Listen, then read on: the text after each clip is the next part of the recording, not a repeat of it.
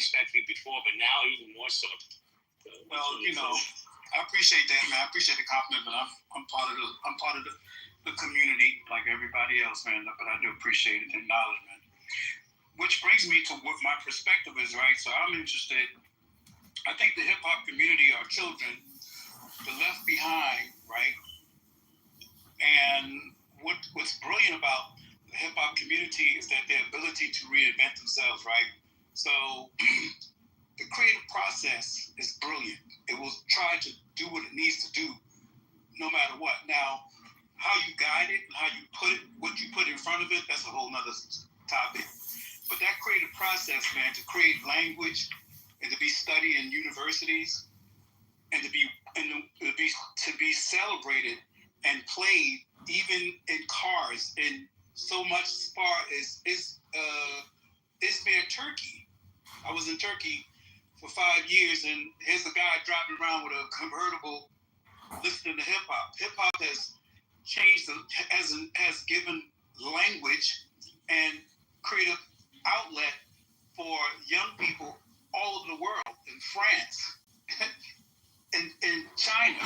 I think that's pretty brilliant of the power of the human spirit. And I'm gonna land with this. I don't condone, deplorable behavior from any culture. But when I saw the movie Sinners, right, the thing about the movie Sinner is that the guitar player, he needed a community where his passion could be celebrated in a positive way, right? Somehow the church community just wasn't enough for him to really express his passion. It wasn't allowing for him to express that. So the only place that allowed him to express his passion was in the Sinners Club. He never gave it up, but he still was able to hold on to that. I think that's very powerful about the hip-hop community, is that they show you the power of the creative spirit and how it tries to live. But if you feed it right, then it'll heal. I have a question for you, and I'm being sincere. Is there a difference between hip hop and rap? From what I understand, hip hop is a culture and rap is the language. Rap is the dictionary. Rap is the way they communicate. Now I don't know for sure, but that's what I think it is. I lived in New York, so I've heard people say, "Man, they're trying to change hip hop culture." They never just put hip hop without culture. So I'm assuming hip hop is about a culture, a way of life, a subculture within a culture. And I think rap it has nuance. It changes. It started off one way and now it's being used another way. So I think, James Brown talked about rap. We used to say, let's rap back in the 70s. Rap, the word rap, when I first heard it came out of the 70s, man, let's rap about it. You know what I'm saying? So Gil Scott-Heron rapped. You know what I'm saying? So I think it's a language and a culture. If I could answer that difference between hip hop and stuff as I could. Please. So hip hop is a culture that has 4 elements: breakdancing, DJing, MCing, and graffiti writing. So it encompasses all types of being able to speak, dance, draw, all this different kinds of things. MCing is more controlling the crowd, microphone control. So that is where you get the early kind of, even before Curtis Blow and those type of raps, like it was everybody saying, "Oh," they were just the party, like the entertainment for the DJs. So it used to be that the DJs were the most important thing, and that they would allow different people to get on the mic, and those people would say, "Hey, we got DJ here. Everybody say hey, everybody say ho," and then it started to get a little more complicated about, "Now I'm over here on the mic and I'm moving the big, everybody," and then they started to become rappers and almost lyricists. Then when the corporate element got into it, they said, "Oh, well, we don't need the DJ. We don't need to pay both of you. We'll just put a drum machine." Then you start getting the rise of these rappers who are not MCs. They're not there to maintain the culture where there's all different types of dancers, artists, poets, poetesses, all encompassed in the same culture. It's let's get the rapper for the entertainment. Then it's now let's control the rapper's message, and then we can feed them more of what they want and what they like. Because I'm a DJ, and I started DJing in '99.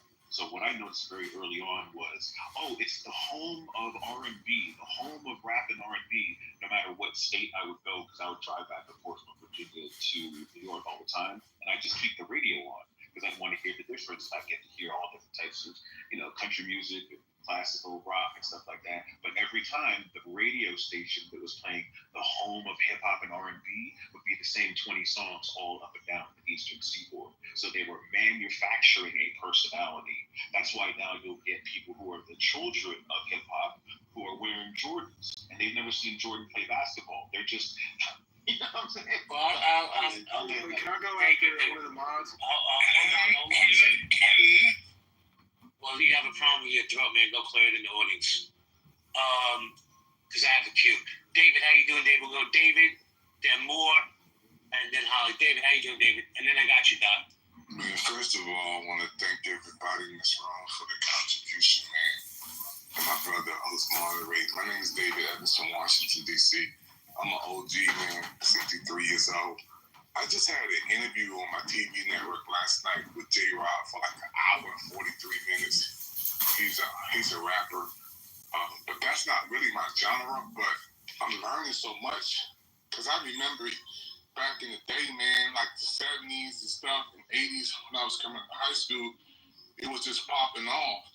And but I never really studied the history of it and flowed with it, like you guys are going, man. But I'm learning so much in this room, and I would love it.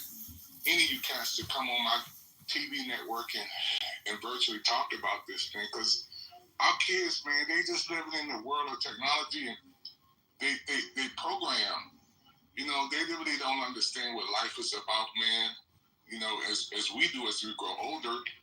So, man, I'm just in the learning mode, man. Thank you guys, man. And check out that interview I had with J-Rock. If you can, I can put it in the chat. Yeah, put the link in the chat. I'm sure some people will be interested in that. Thank you, David, for your share. Univer, your voice good? You clear your throat? I apologize for it. As soon as I pressed the mic, I was like, damn, he threw me off the stage. I just did that to kind of break up the monotony, but I apologize. It's all good, bro. No, you good, man. What impact has rap/hip-hop had on our children in society? For sure. One thing that I noticed, with a little bit of studying I did with the effects of music on the brain. See, when you listen to music, about 60 seconds in, your left brain, which is the logical side, in your frontal lobe, kind of dials down a smidget. And so your right brain is just absorbing everything that's being said, even if you don't know that it's being said. So it's bouncing around in the subconscious mind.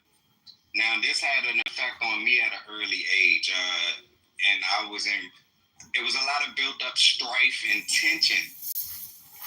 And we're intelligent beings, but not all of us are smart, as we're coming to find out about humanity. And so we can put two and two together. A cricket is intelligent, So, but as far as us supposedly having dominion over this realm or whatever, and not to get too esoteric or to the left. We stop paying attention to the small things, and this is the spiritual warfare that's going on in our society. So things like strife, there's always strife in these rooms. And the subtle things, someone could be speaking with microaggressions, and if you're not clear or sober-minded, your body will just pick up on it, but you just won't be aware of it. And that tension will build up over time, and all of a sudden, there's a shootout. All of a sudden, there's a fight. All of a sudden, all the things that's been happening since I've been here and been happening before me, but now it's worse more now than ever because we are becoming a watered-down society. And we're not paying attention to the small things. So music, I believe, has a huge effect because of the chanting that's involved in it. You chanting the same thing over and over again, and it could be a positive influence on you, or it can be a negative influence on you. I love hip hop, but I had to change the lyrics that I was listening to. All I used to listen to was 3 6 Mafia. Now, mind you, I grew up in the hood, jumped plenty of times, left for dead. There's so many different things that I'm just now liberating myself from mentally. I've been I stayed under the radar and haven't been caught, but I should be in jail. And a lot of people, and the reason I speak on that is because there's a lot of strife build up that a lot of people want to get something off their chest, and there's an assertive way and a positive way we can go about doing that, especially as men and women. So it has an effect on us. And I'll land the plane here. I agree with everything God said as well. Shout out to KRS-One. And also, one more thing. Our ancestors, when they used to chant and do their ceremonies and rituals and this, that, and the third, which we don't have to do anymore. Which we don't have to do anymore. They snatched away the drums and our music for a reason, and they wanted to have power over that. When I say them, I mean the rulers in the high places. Thank you, Univer. Thank you. See, did you want to chime in? Yeah, I just wanted to add. I've heard bits and pieces of it, so pardon me if I missed somebody and somebody made these points, but really great conversation as usual. I think it was Nye. I would love to hear that Stetsasonic interview. If you want to post it in the chat and you say you get an interview with them, man, please post it. Stetsasonic. People would sleep on Stetsasonic. They were legendary. I don't know if you know Nikita Massenberg, who kind of founded the D'Angelo, Neo Soul, Erykah Badu movement, and ended up becoming the president of Motown. He was the manager, director of that whole Stetsasonic thing, with them kids coming out of New York and turning up way back in the day. So, man, love for that. Just want to say a couple of points if I can add to the conversation. We're really having the classic conversation of does art reflect life, or does life reflect art? And it's both a continuous cycle of both of these things impacting each other. And so I think, as you would imagine, this is what the plea deal is for. All right? So they don't have to come out the pocket to spend money on your motherfucking ass, claiming that you know the laws and thinking that, everything is on your side, man. Look, I told people from the jump, just wait till the facts come out. Quit jumping to conclusions and quit jumping into goddamn a faction thinking that you know what the fuck happened and you don't know shit. Right? Because I guarantee you, when the facts come out, it's going to make a lot of people, whether you black or white, it's going to make you look stupid as fuck. Stupid as fuck on this fucking trial. It is a lot of different factors that is going to come into play when it comes to how much time they trying to offer this nigga, what the trial looks like, and what is going to be the social ramifications or the fallout of this shit is going to be. All of that shit is going to be taken into account. Because right now, this case is being tried in the court of public opinion.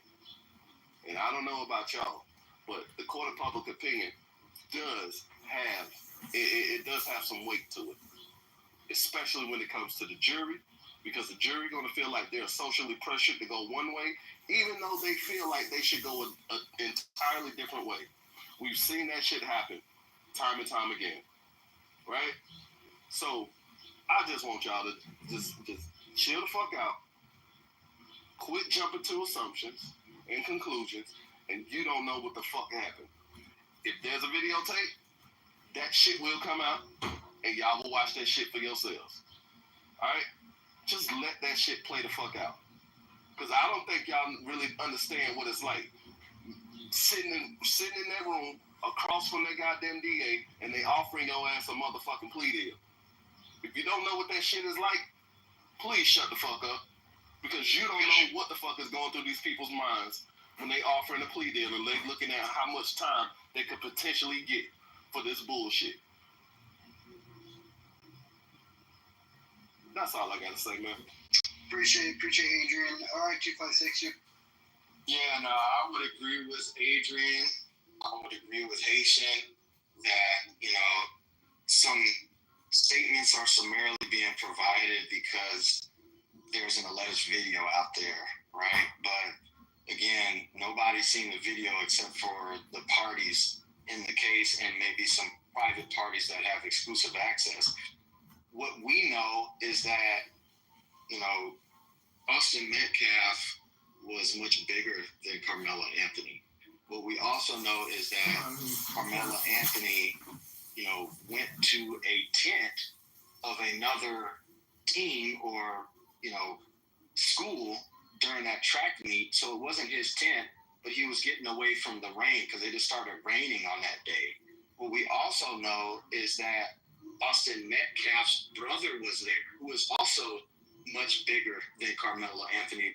What his proximity was when the homicide or the killing happened to Carmelo and Austin, the brother, we don't know, right? But the bottom line is going to come down to the question of self-defense and whether or not, Carmelo initiated the confrontation.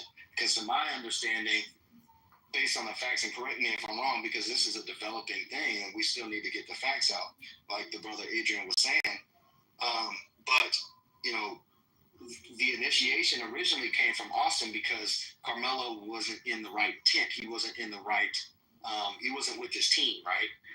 And so he initiated that confrontation. What happened from there? We don't know because we're speculating about a video that may or may not exist. Somebody talked about, race doesn't matter in a courtroom. And I would beg to differ because I think it does. When you're talking about voir dire and you're talking about selecting jurors that'll ultimately make a decision about this young man's guilt, you want to know if these people have bias or not towards, let's say, black people, or bias towards people that, are defending themselves in situations where they believe that they're in imminent harm of bodily injury, right? But it's going to come back to whether the use of force was justified, whether it was reasonable, whether or not he initiated the confrontation, whether Austin initiated the confrontation, and whether he had the right to defend himself. And in Texas, I understand that you are entitled to that defense. So it is a developing story, like the brother Adrian was saying. Let's just let the facts play out, but let's not jump too quick to assumptions about things that we don't know. Can I ask you a question? So I'm personally not one of the people who's rushed to judgment to say, I really don't know the facts. We haven't heard any bad information about either of the boys. None of them, haven't heard anything bad about them academically, about them getting in trouble. So, all I know is from what was in the police report. But what I did notice is that there were a whole lot of people, particularly from the African American community, that were so quick to say it was self-defense. Basically, doing what a lot of you guys might think the other side is doing, saying it, just saying, oh no, we know for a fact it was murder. But I do see, that kind of pisses me off because I see so many people, just because the boy is black, they want to say, oh, it was self-defense. And then they're just going to stand up for him no matter what. When they can't possibly know that. It could have been a cold-blooded murder. We don't know. But do you think do you think it's wrong for people to prematurely declare it to be self-defense and to stand up for Carmelo? It's not just because I'm sorry, first off, I just want you to address that because I live here, like literally in the metro, and I wanna give you a high five for that, but you gotta realize the people who jumped to conclusions first was the other side. You have to realize that you had people reporting this boy skipped school. You had people reporting he comes from a broken home. He was trying to steal out of their bags. You got people reporting that he was put out of school. He wasn't even supposed to be at that event there that day. I could go on and on and on about all of the assumptions that were made just off race when they realized kid and all this stuff had gone on, right? And so neither side is innocent of assumptions, which was why I came in here with Ms. Lopez earlier, because people are getting off, they're getting rewarded for putting out misinformation. The way social media is run, clickbait, spreading false narratives. And I'm here to tell you that the first narrative was not run by the quote unquote blacks that you're talking about. It very much was whites. I'm going to just put a name on it. And they used everything against this boy's race, right, in terms of statistics that they felt like were accurate. And it was a bunch of lies. And then when it came out that none of that was true. He comes from a 2-parent household, no blended family. Right, nuclear family. The boy has a 3.7 GPA. He plays sports all year, and I'm just going with the facts. There's no bias here, right? I mean, disprove what you just said in terms of you viewing it from the black community. When you point a finger, you got 3 more pointing back at you, babe. So no, I'm not going to let you sit here and say that. That's not true. White people spread false narratives far more than black people did. But neither side is innocent of that kind of thing. Well, that's my point. Is that like I don't think it's fair for either side to do it. To be honest. Wait, can I say this? Let me respond. I'll let Tori go. Hold on, I'll let Tori go. But I was off the mic first. Let me say this to Pepe. It's not. I'm not even gonna do what Tori did and make it a both sides thing. I'm not gonna let you off the hook like that, Pepe. When you say you know all these blacks assuming just because he's black, you're making these statements just because he's black they're defending. No. See, you're diminishing black wisdom to understand that it's not black folks saying that because they're black and he's black. That's not what, just like Tori broke down. It's the facts and it's the situation of all of what was being said and what drew so much by these white folks that was saying what they were saying and then trying to, what black folks do understand. Nobody was there. But what black folks definitely understand is being painted in a negative light. When black folks have been painted in a negative light. That is all everybody is doing until the jury gets on the situation and starts, deliberating on the actual facts that they get a chance to see. All of this energy, ever since they started making social media and media in general and all that, this intention from white folks is where black folks said, hold up, we've seen this rodeo before. And so it was a matter of what was being said, like Tori just brought out. Why is clever? Yeah, clever. Well, I actually respect. Hold on. Let me just finish because she cut me off. Let me just finish this thought. So the point is the actual facts and the facts of self-defense. The point is, I was gonna find the cutest girl in here and send her fucking $20 on cash. Come on, man. It's very unclever. Let me say this. So the reality of, again, this non-rushing to judgment and then everything. Like my cute girls, DM me. Yeah. Put her in the garage. Yeah, she gotta go.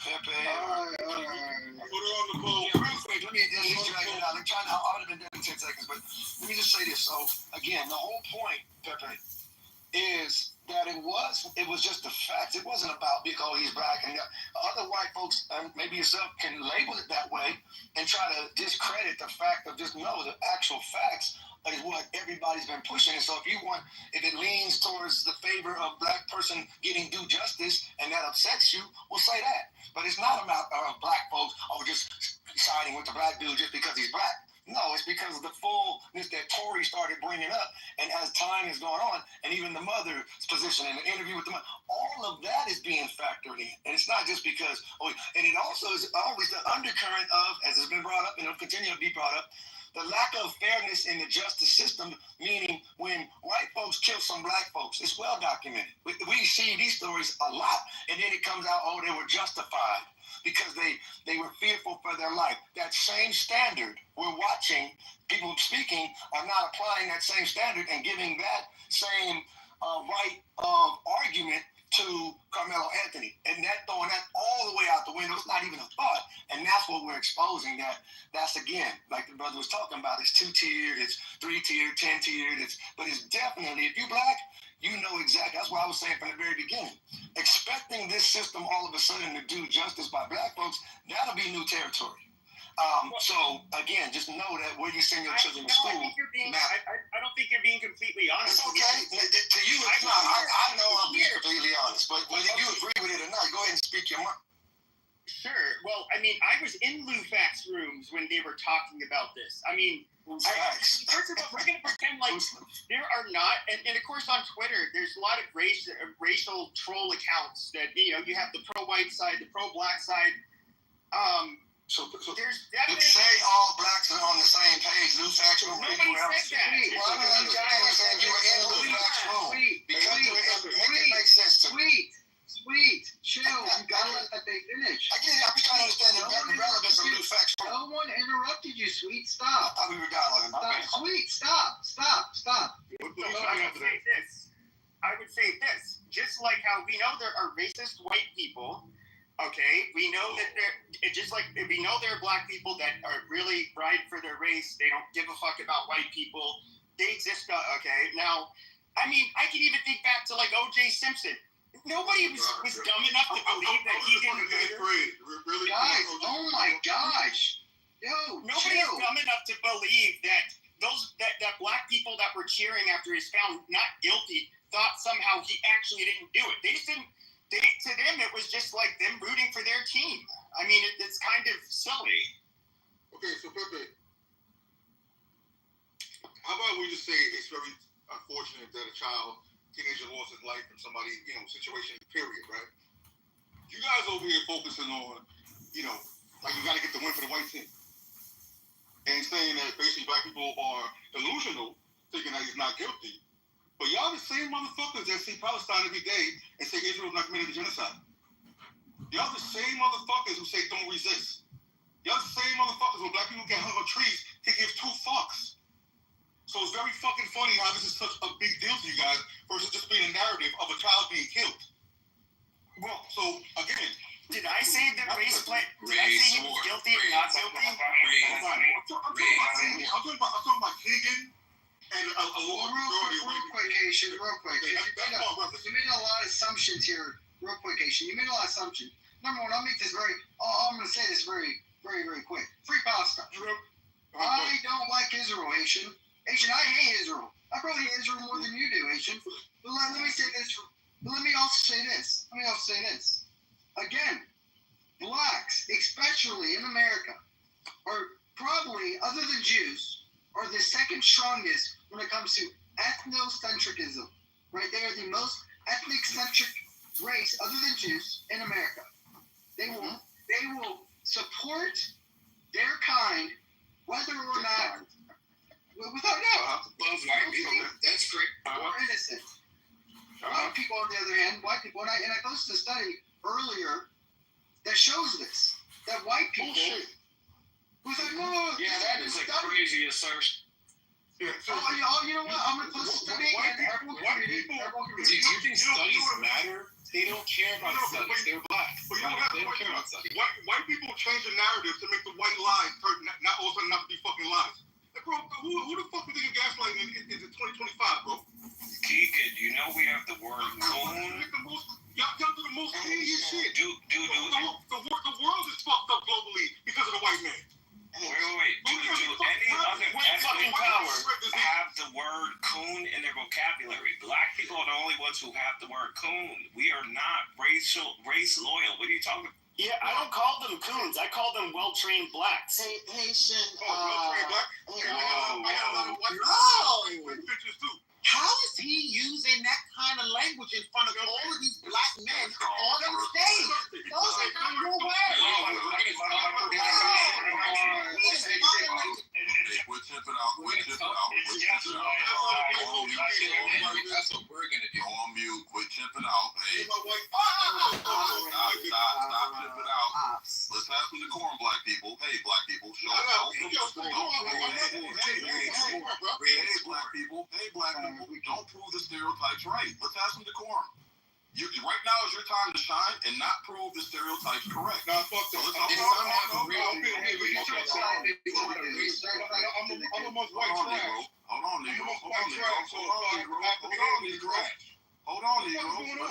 Negro. Relax. So to answer your question, how are these people able to use such language? It's called the First Amendment here in America, and people have free speech. So there are people on the stage who have actually fought for the First Amendment, and we understand that. So if you haven't fought for the First Amendment, I'd advise you probably be best to shut the fuck up and allow people to speak and not get too emotionally triggered. Actually, I have fought for the First Amendment, number one. Please and thank you. I have fought for the First Amendment. Hold on, sir. Relax. You're not dying. You don't have no bruises. Some of us have fought for the First Amendment, but that does not change the fact. Number one, not words, ma'am, to you. Unless, of course, your mom sounds like I do, you need to stop. Sir. You don't tell me what I need to do. You need to stop being so emotionally triggered. Look at your body. You have no cuts, bruises, or scars from anything that's been said on the stage. So let's act like it and be mature. What you said doesn't apply. Real quick, everyone. I just wanted to correct. Real quick. I'm gonna open the stage up. I promise. All right, but we gotta have a little bit of decorum. People on both sides will say offensive things. Haitian came on, was talking about male monkeys, and very quickly was being racist. Right. So let's just be clear here. Let's have a little bit of decorum. And I hate that black woman didn't leave because I was gonna tell her I was gonna give her the space. Sid, just so you know, this is Black Queen Friday for me, so we are allowing Black Queens to speak. I do love my independent Black Queens. All right, we're gonna open up the stage again. I know that there's a lot of opinions being wanted to be shared here, so go ahead. I just wanted to correct. We're gonna go King, then 256, and then we'll open. Abner. I'll go after Let's do Nerd, because Nerd hasn't spoken yet. Then we'll go King, and we'll go 256. Okay, so I'll keep this quick. I have credible information from a second cousin down there that said the Metcalf brothers had done some odd and strange things to black women. They had made some comments at, house parties in reference to wanting to smut out black women. They had also had some bullying altercations. Now, 2 black women are currently being interviewed, and they're not allowed to speak. They are on, what is it called, a hush order from the whatever prosecution and the judge or the DA. So hopefully it will come out in the next. I hope it doesn't take too damn long because from what I heard, their statements are pretty clear that the Metcalf brothers have a history of being belligerent to black people. So there's your motive right there. I guess we'll see with this video. Again, that has to be taken into account, the history of the people involved. That's all I got to say. So, with somebody before me, I'm going to keep it shorter. King, I didn't know if King was there. Go ahead, 256. I'll go after you. The first point, Sig was talking about First Amendment protections, and First Amendment protections your freedom of speech. There's no implication of First Amendment if it's a private citizen that you're claiming that's precluding you from making whatever speech that you're claiming is you're not being allowed to say. So if it's a government actor acting in their official capacity, then you can say there's a First Amendment violation. But if it's just a private citizen or just these people on stage, the First Amendment doesn't apply. I'll say that first. The second point is we know that black people aren't entitled to the same presumption of innocence as people of other races do. We know that for a fact, and it's supported by statistics. Black people are 8 times more likely to be wrongfully convicted than white folks. And 80% of the wrongful convictions in which people were later exonerated and those convictions were overturned are of black people. So we know that we're not entitled to the same presumption of innocence, right? And did you guys see when the Metcalf boy's dad came to a press conference of the Carmelo Anthony family? What do y'all think would have happened if the shoe was on the other foot and Carmelo Anthony's dad came to the Metcalf family's press conference? He would have got lynched. How do y'all think that would have He would have got lynched for sure.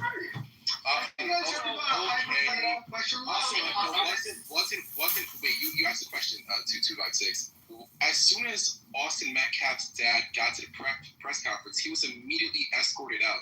And then after that press conference, when the White Lives Matter people tried to use Austin Metcalf's face as a way to stoke the race war that you guys love so much, his dad fleeced him. His dad didn't even know that, because the way that the White Lives Matter calls Austin Metcalf's dad, he didn't even know he was on speaker. He didn't know the media was listening.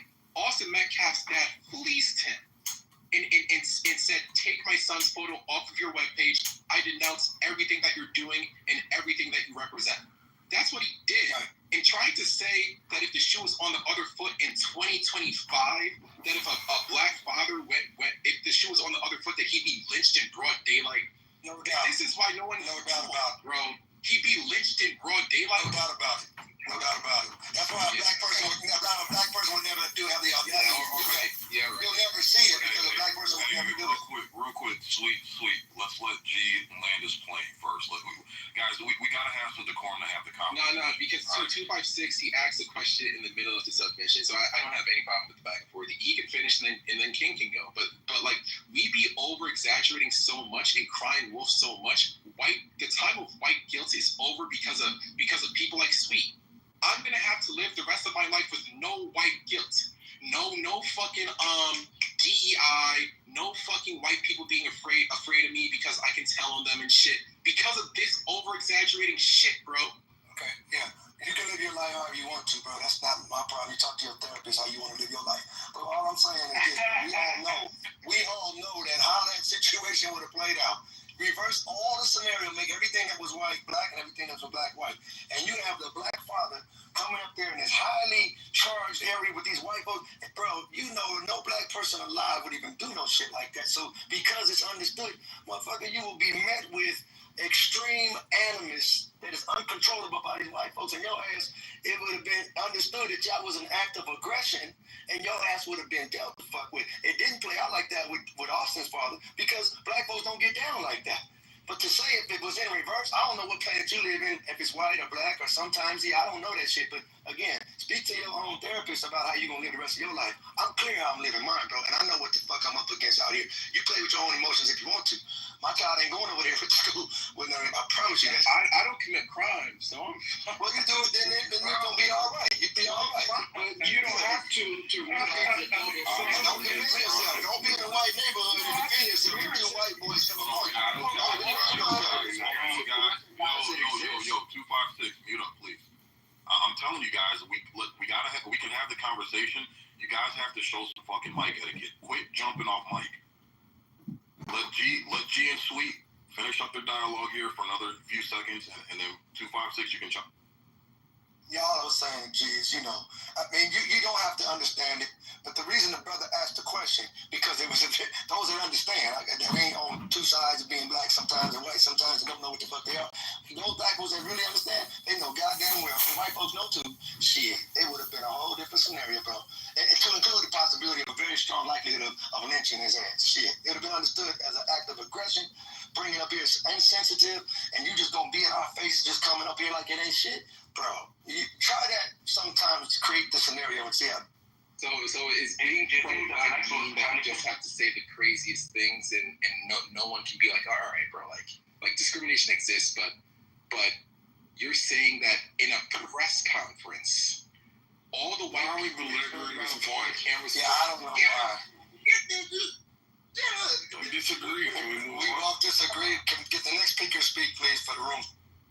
All right, so 256, 256. Somebody else can go. No, I think Sweet was flushed out my point well. Somebody else can have the mic. All right, King, if you want to go, you have the mic. Yeah, I want to push back on this notion of white guilt that G keeps speaking about.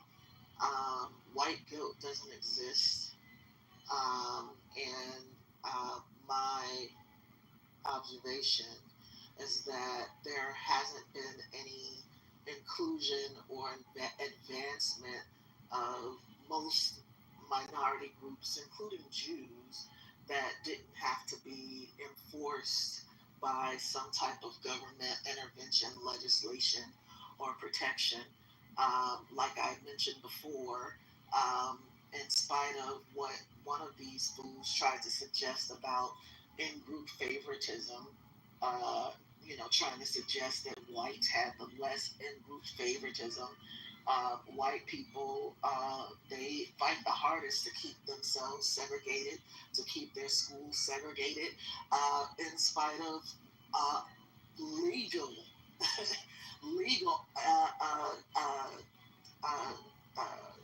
legislations, trying to integrate the society to make us all equal and make us less likely to believe bullshit about one another. We know that the private school movement, the Christian school movement, was actually it originated after the Civil Rights Act, and that was because people, the churches in the South, they established these Christian schools so that people wouldn't have to send their children to school, to integrated schools. That's how Christian schools got started. It became a racial issue. This is how, you guys really need to do your history, like seriously. So this whole shit about white guilt, like, I don't know what the fuck you say it, but it just doesn't hit for me. But King, what did I say? Hold on. And one more thing, and just I want you to keep in mind that the whole, first of all, whiteness is a construct. White people are quote unquote white people are different, right? There's always been Quakers and abolitionists and people who had the intelligence enough to know that individuals are individuals, that don't believe in race science and all this other motherfucking bullshit.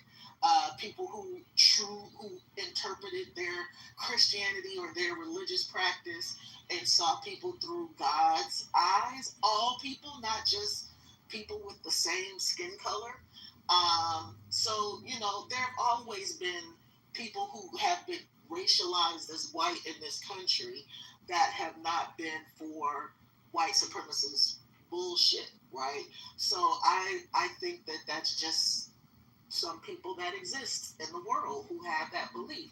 But I don't believe in this notion of white guilt. I don't think it exists. And maybe you can, I think that white fear is a thing, and maybe that people are fearful to say the quiet parts out loud because they fear sanction, because it's illegal, right? We have EEOC, or up until about a few months ago, we had legal protections, so we wouldn't have to be harassed and discriminated against at work and have to be abused at work, right?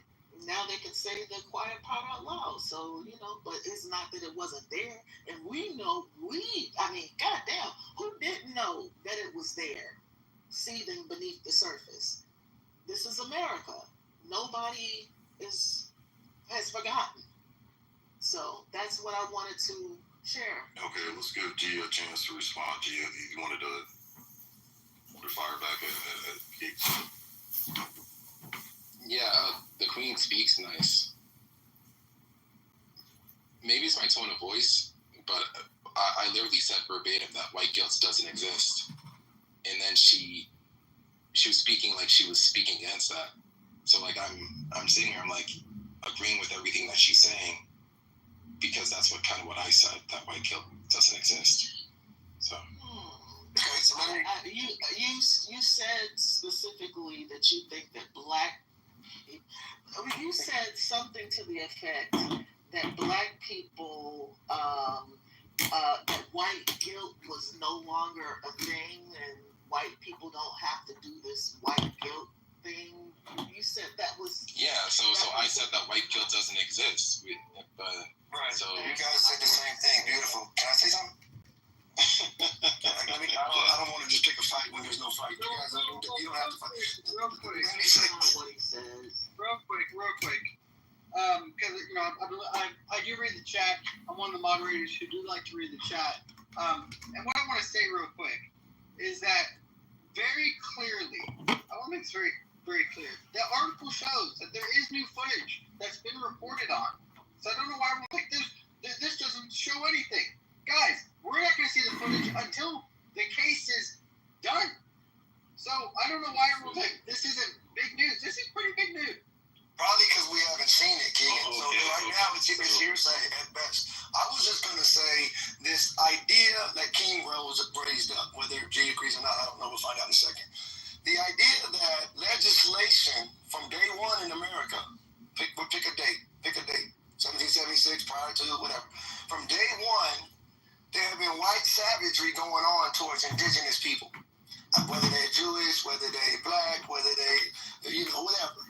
And so this idea of trying to put legislation to rein that savagery in and say, hold up, man, in this just society, we can't just do that shit. All that racist white supremacist shit and just hang them up. We're not doing that no more. We're putting laws in to try to rein those asses in. Look, goddammit, we're trying to build a society here to live up to these words in this Constitution. We said 3/5 and shit, but we're trying to change that. But we got to start making some laws to, thou shalt not sleep with your neighbor's wife type shit. Like, don't do that no more. Thou shalt not kill these motherfuckers, okay? So that's against the law now. Wasn't always that way, but now from this point on, you can't just do that to Jewish people and shit, okay? You can't just do that to black folks. You have to do things with justice. No, it's difficult, but that's the whole point of a lot of the legalities of it, to try to rein in some savagery. Let's just be clear about that. And then when we see, no matter what, certain neighborhoods, it's not going to rein it in, like, well, okay, fuck it, well, I don't know. We tried type shit. Okay, I just find it real quick, I just find it really convenient how they're not releasing this footage. Yeah, the Trayvon Martin incident, the phone calls were released, the footage for George Floyd was released. Seems like whenever it fits the narrative that a black person is being oppressed or murdered or killed, the evidence just comes out, to give the public opinion. To give the court of public opinion that leverage to lean towards a certain narrative. But in this case, if they're reporting that, hey, there was no altercation, and it contradicts this black man being targeted by two racist Southern Texas white boys, all of a sudden we don't want to release the footage. I just noticed. I mean, exactly. I said this earlier about the court of public opinion. This case has already been tried and adjudicated in the court of public opinion already. They're just going through the fucking formalities of taking this shit. People already have their minds made up. People already are situated on which side of the fence they want to be on, right? And there's no amount of evidence or video footage that is going to sway people's minds. They already got that shit made the fuck up. And it's evident, listening to this conversation, that a lot of people in here have their minds made up. There's no swaying. So I don't even understand what the fuck is being debated here, because we know how this shit goes. Like you said, Sig, good point about the whole Trayvon Martin shit. I'll take it a step further. Kyle Rittenhouse, right? It's people, believe it or not, it's people on this app that still believe he killed black people. He shot black people. I bullshit you not.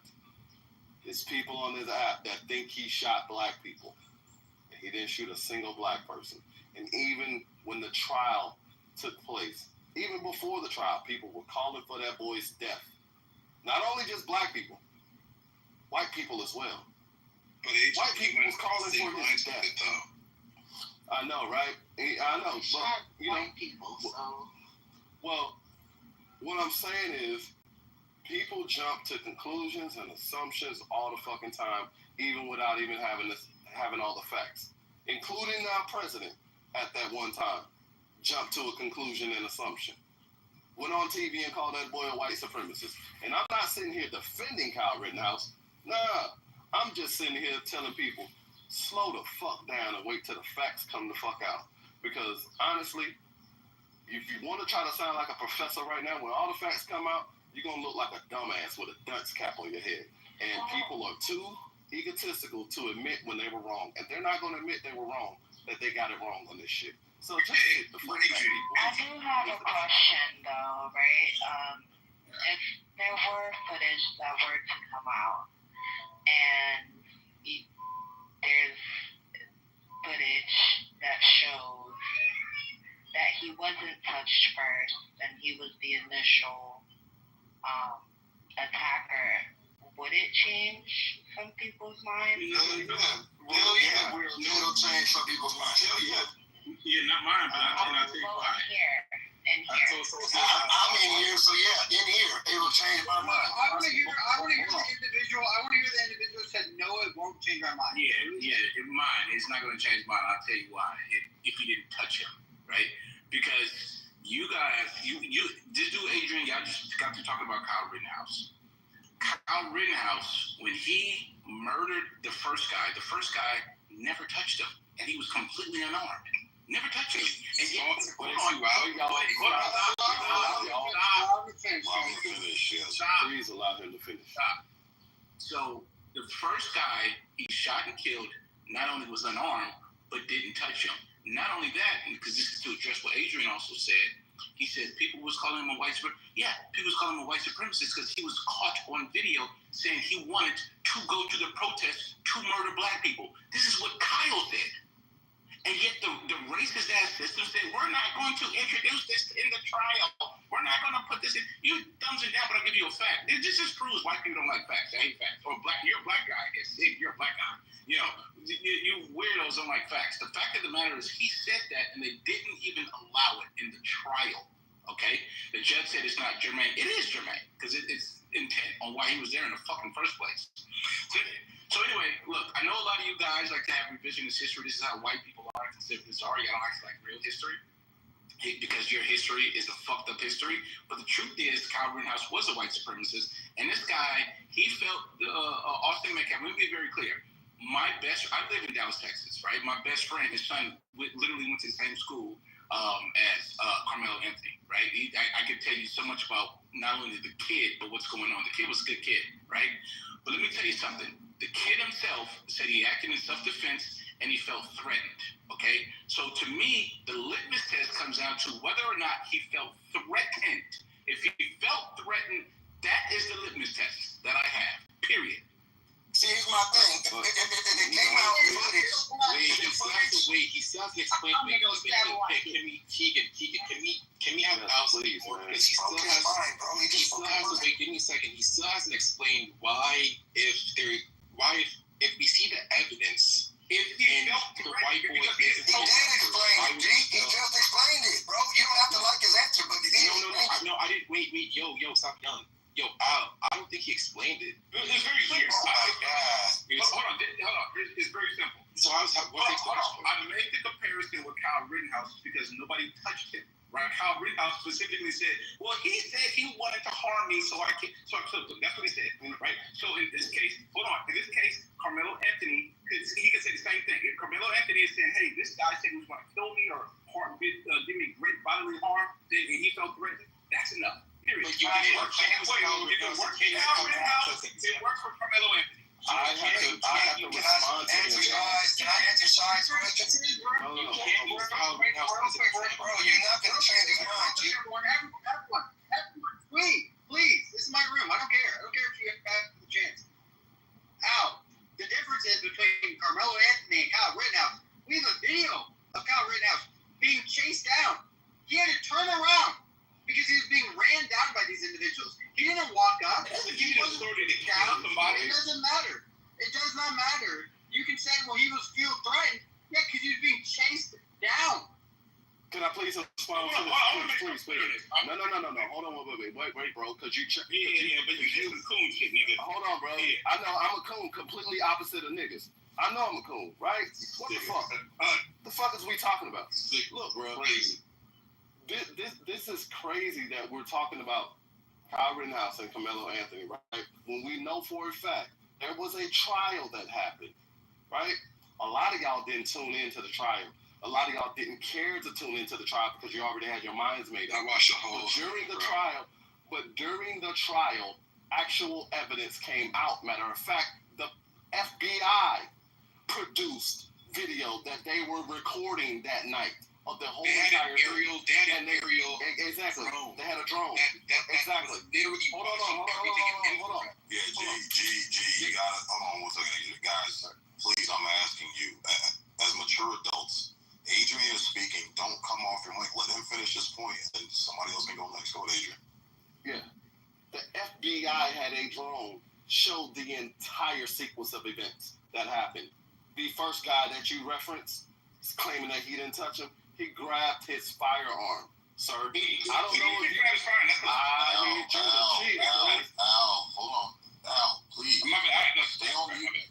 Look, we didn't allow anybody to interrupt you. My bad. It was factually incorrect, but we're going to let you have a chance to respond, Adrian. Yeah. He grabbed his firearm. Anyone who's been around firearms and handle firearms regularly and know about firearm safety and the self-defense, once you try to grab someone's firearm and try to disarm them, you are essentially a threat at that point. And I have every right to blast your motherfucking ass, right? I don't care if you disagree or agree with me on this. This is a fact, right? Please learn what self-defense means and what the duties is of a person claiming self-defense is. Kyle Rittenhouse fled for his fucking life because people tried to shoot him, right? And they actually tried to goddamn assault him and take his firearm. He had every right to blast their ass. Regardless of the fact, if you said there is video of him, and I highly doubt there is video until you prove it, that he said he was going to the protest to shoot black people, he didn't shoot any black people.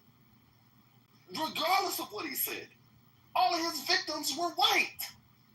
Every single one of them. And the black man that tried to kick him in the face, he didn't shoot him. Didn't do a fucking thing to him. So it's irrelevant that you bring up a video that you just referenced. I highly doubt it exists, right? To make your point and push a narrative that he was a white supremacist, it don't hold water, bro. Okay. So I encourage you. We get back to what Sean I need you to eat your pudding cup. Your blood sugar low. Guys, hold on. Sweet, I'm going to ask you again. You're not moderating or on the room. Please show some decorum. You're not controlling anything that's wrong. Okay, yes, sir. Let's give Al. Let me know when I can talk. Roger that. Thank you. Al, let's give Al a chance to respond. Go ahead. Yeah, so first of all, this is what I mean. This dude Adrian just lied. First of all, the dude never grabbed. The fact that you said he grabbed the pistol when the footage that you're talking about shows he lunged at him. That's what it shows. He never grabbed the pistol. He just lied. That's not. He didn't have the pistol. Hold on. Just relax. The second. Give me 1 second. I'm gonna let you. G, if you come off on mic, anybody that comes off mic, you're getting just dropped down automatically. We're not gonna do this shit, guys.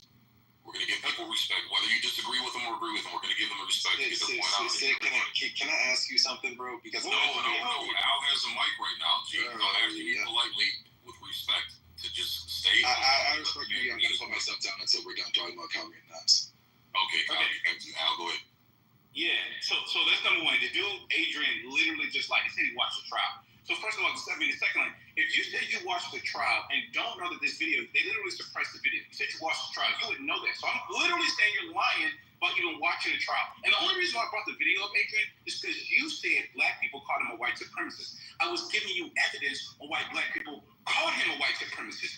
You did this false narrative, Adrian, by saying people said he was a white supremacist because of what he did to black people. No, people called him a white supremacist because of what he said out of his own fucking mouth. I was addressing your claim, Adrian. So again, you just don't know what the fuck you're talking about, or you're just lying. You're just a liar. And the last point I'll make on this, right, when it comes to the Kyle Rittenhouse case, if you believe if it's okay to literally have an AR-15 and point it at people, because you pointed it at the guy that you're talking about, and the guy has no ability to do anything, if you just kill him, then okay, then I stand by my statement that Carmelo Anthony has every right. If this white dude, 40 pounds, Carmelo Anthony, 160 pounds, if this white dude, two of them, come over to him, threatening him, he had every single right to stab him. This is clear evidence of the analogy of two screens, one movie, right? We're clearly watching two different screens here. I watched the Kyle Rittenhouse footage, and you watched it backwards. That boy ran for his life, and he defended himself, right? Like, what the fuck are we talking about here, man? All right, so Sweet, yeah, if you want to go Sweet. All right. What we talking about is what Shy asked a question about Carmelo. So whatever that psychosis just is that has us to run over there and answer a totally different issue somehow. I don't know what that is, but I'm going to address you, Shasha.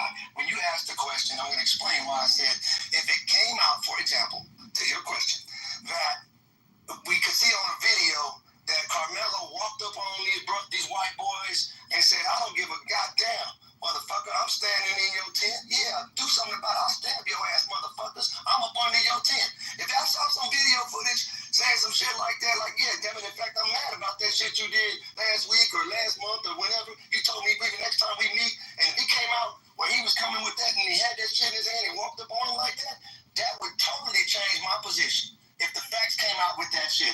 You understand what I mean, Shasha? Yeah. Yeah, thank you for answering. Yeah, and just to be clear, Shasha, now, Sweet, so I hear what you're saying, Sweet, but that's actually not her. I don't know what's going to come out, bro. I'm not a crystal ball Nostradamus. All I'm saying is, to her question, if that footage came out, I'm open enough to not be already locked in that, oh, shit, that didn't have that. That's very condemning, and all the videos that's played show that. Oh, shit. I have enough sense to tell you. Now, whether I think that's ever going to happen, hell no. But if it does happen like that, my brain ain't so locked in that I can't say, oh, shit, man. I was preconceived in my mind. But now that I see these facts coming out, I'm adjusting.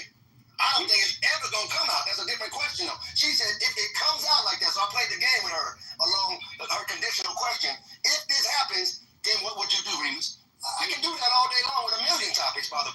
I would love to reverse the question as well. Like if it were to come out that the opposite, that he was just, standing there innocently and these kids came up to him, fucked with him, and pushed him or shoved him, hit him, whatever first, would it change the minds of those who believe he should be in jail for life?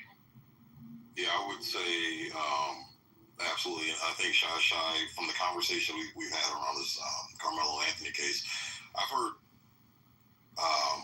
overwhelmingly, especially when it came out that it was thought that Metcalf put hands on Carmelo first. I heard a lot of people say, you know what, I don't condone Carmelo resorting to deadly force because of that, but we can at least understand that, hey, if someone put hands on first, they toppled that first domino, and then the rest of the dominoes fell after that, after that situation. So me, myself, if evidence came out and showed, Metcalf put him in a situation where, it was reasonable for him to be in fear of his life to use deadly force, absolutely. The truth is the most important.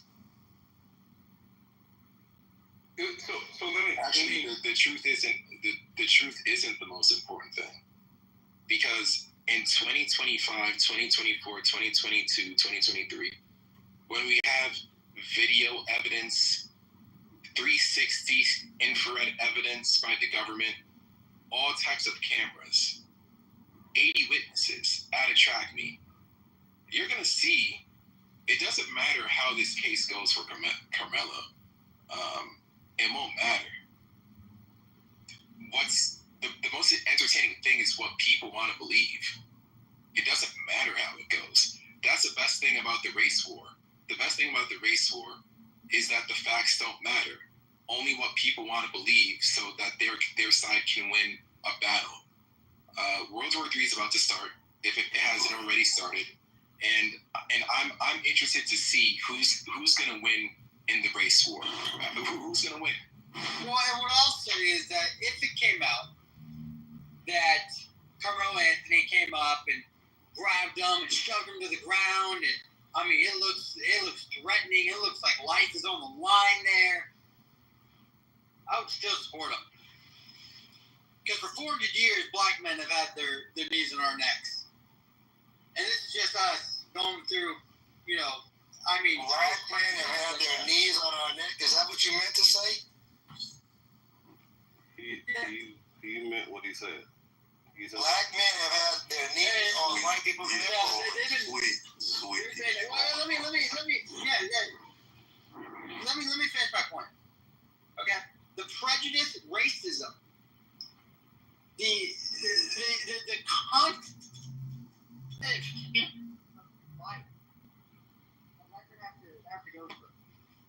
The reaction that Hey, Keegan, you're coming in low, bro. I don't know, something happened with your Bluetooth or whatever, but yeah, you're coming in low. You know what? This is about they're trying to. Of course, when a white man starts speaking, Now you're clear now, bro. You're loud and clear. No, well, Isaac just came on stage. Isaac, I know he's gonna have a great opinion on this. Isaac, what do you think? I didn't see the video, but I'm just gonna ask. It shows him actually stabbing him. I'm going to assume, right? The video hasn't come out yet. The article, if you click the link at the top, you're gonna see that supposedly the video was given. I think a few media outlets got to saw the video, about 2 of them, and those media outlets who saw the video said that it showed something else. If you click on the Twitter link, you're going to see. But there's no video yet, so it's still hearsay. And in my opinion, I don't think it matters if the video comes out just because of how... What did they say it showed?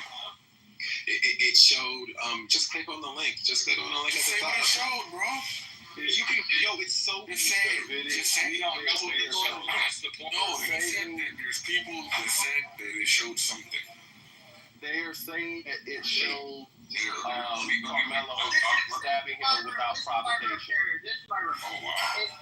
It says, this is based on the Daily News, who saw the video and reported on it. They say that it shows the lack of evidence of obvious physical altercation that happened. So they said there is no obvious physical altercation based off of the footage that they were allowed to review. This is the footage that they have. They don't have anything else. They confiscated all those phones. They couldn't find any footage on this. Yeah, that's consistent with what people said. I just read it. He threatened me. I got it. It says no physical confrontation, quote unquote. That's exactly what I clicked on the link and it said. I got it. I heard it. My opinion is we all still have to wait until we have full evidence and a better view of the full story, because me personally, I haven't been paying a whole lot of attention to this. I'm not gonna lie, more important things to focus on, but the actual issue is we need to wait for the full report. I mean, this only happened a couple of months ago, and it's in the state of Texas. If anyone knows about Texas, these guys process a lot of deaths and a lot of crimes. So this particular thing, going through all the proper procedure, is going to take maybe maybe another month, maybe another 2 months before we get anything that's actually substantial and verified. So to be quite honest, anyone that thinks that, oh, you should be on the side because it says that they're lying about, no, I'm on the side of what is the full story. Like all of these sensational big cases that for some reason has been popping up every 3 to 6 months nonstop for the past 7 years. I really don't understand where this whole thing, black and white, is coming from, because we need to be quite honest. I remember one day where we're all Americans, and if anyone wants to go about, oh, look at the black man getting punished by the white racial justice system, no, he stabbed a guy. Okay, whether it was self-defense or not, that's what happened. So until we have the full story, and until the police corroborate the full story, guess what that means? We are going to wait until all the evidence comes out. Then we can make a decision. Screaming about racism 24/7, yeah, Keegan's right. That's going to get tiresome for everyone. So please don't do it. Well, Keegan, I'll say congratulations on creating a title that drew everybody in, because I thought there might have been a smoking gun. But when I saw the article that you put up the top there, it says there was no physical confrontation, quote unquote. But let me say this, for those that don't know, there's been many reported situations where people have stood their ground, where prior to that, there was absolutely no physical contact at all, let alone a confrontation. So defining physical confrontation, it doesn't change any calculus at all. We still got to wait and see what it shows. But again, if your bent is leaning a certain way, oh, he's guilty, oh, the smoking gun, oh, it's blood is on his hands. To say that based off saying, okay, there's no physical to my mind, So I'm open to the facts. There can be no physical confrontation prior to, but it could have been a whole lot of fear still present inside of Carmelo Anthony, and it could have been a touch. It could have been putting hands on Carmelo, and that might not be raised to the level of a physical confrontation prior to, but it very well could have been that boy, man, Carmelo Anthony feared for his life. So I'm waiting to see the facts myself. But again, Keegan, good job at creating a title in the hallways of clubhouse to get folks coming in, and people probably thinking they're gonna see some footage that corroborates, oh, he's guilty. That new footage shows he's guilty. I think that's a stretch. Yeah, it is a little bit of clickbaity, but at the same time, even after hearing your response, I mean, I used to run track, and I guess the only way that a person can, sometimes people help you stretch. I mean, if he was being touched by Austin and it wasn't a confrontation, maybe Austin was helping him stretch his hamstrings. I don't know, like stretch his quads. Maybe Austin was giving him a back massage. Or if he wasn't touching him at all, I mean, the only time I've seen a person get off on self-defense for killing a person and they weren't the person being touched is if the person that they killed is posing a grave threat to another person.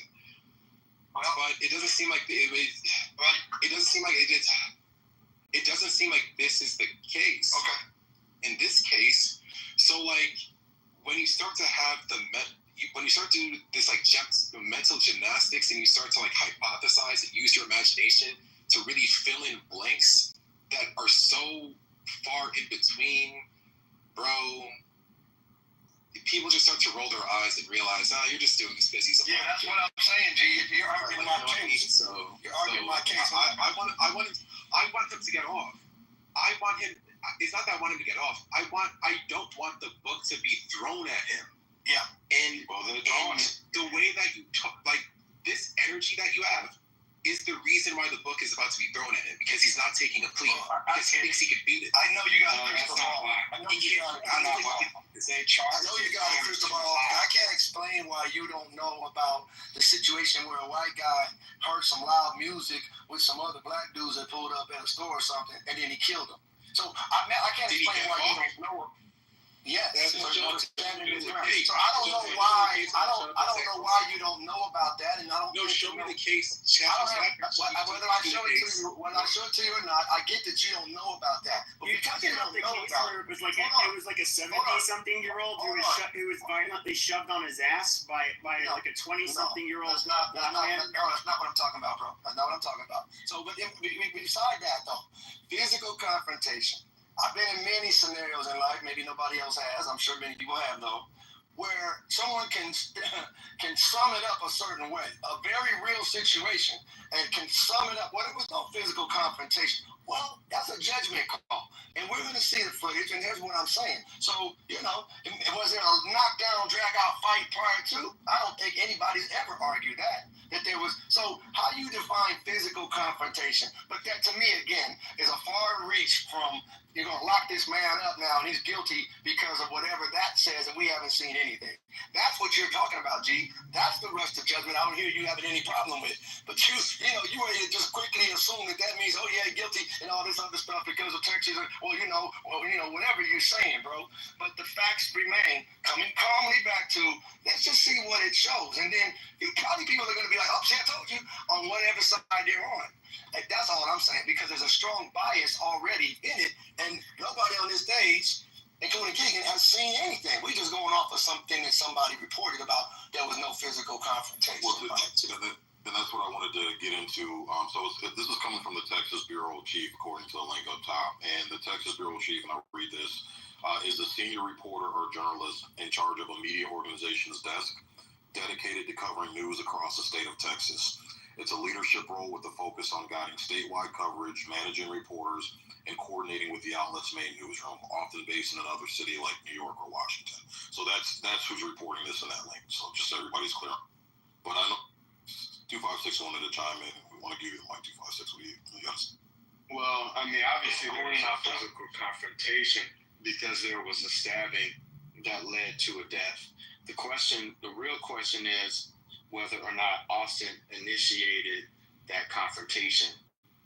And I think they're throwing the book at him because he is black. Let's be honest. Because they could have charged this case is charged as a first-degree murder. That's akin to capital murder in Texas. That's as high as it gets. This was more of a negligent type of situation, if anything, or a lesser type of homicide. This is not, the facts do not comport with a first-degree murder. They just don't. How not? I think it just has to be premeditated, and that can be within a matter of instances. Well, a lot of people get it. Just for shooting somebody in an argument, you generally get premeditated murder. You thought about it beforehand. Yeah, that's fine, but it wasn't premeditated. But plunging a knife in someone's chest, I mean, just like firing a handgun, any reasonable person would think, and that's why he's going to trial, would think that is a deadly, you're using deadly force at that point. Well, no. Yeah. This is the evidence we do What have. they would use as premeditation is the fact that he brought the knife to begin with. So that's not premeditated. That's not premeditated. So typically, second-degree murder. Yeah, and I have to agree with 256 on this one. Usually, when it's in they call it a crime of passion or in the heat of the moment, that's second degree. So imagine if this had been a husband and a wife, a domestic situation, right? And the wife and husband got into an argument, and the wife decided, you know what, fuck this motherfucker. I'm pissed off right now, fuck him.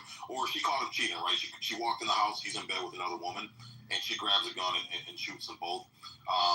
Premeditated murder would be overkill, and most likely would not be the charge that would stick. It would have to be second-degree murder. And in this situation, in order for the state to prove that this was first degree, they would have to prove that there was some conspiracy that ahead of time Carmelo Anthony planned on coming to this event solely for the purpose of killing Austin Metcalf. But it seems like there was an altercation.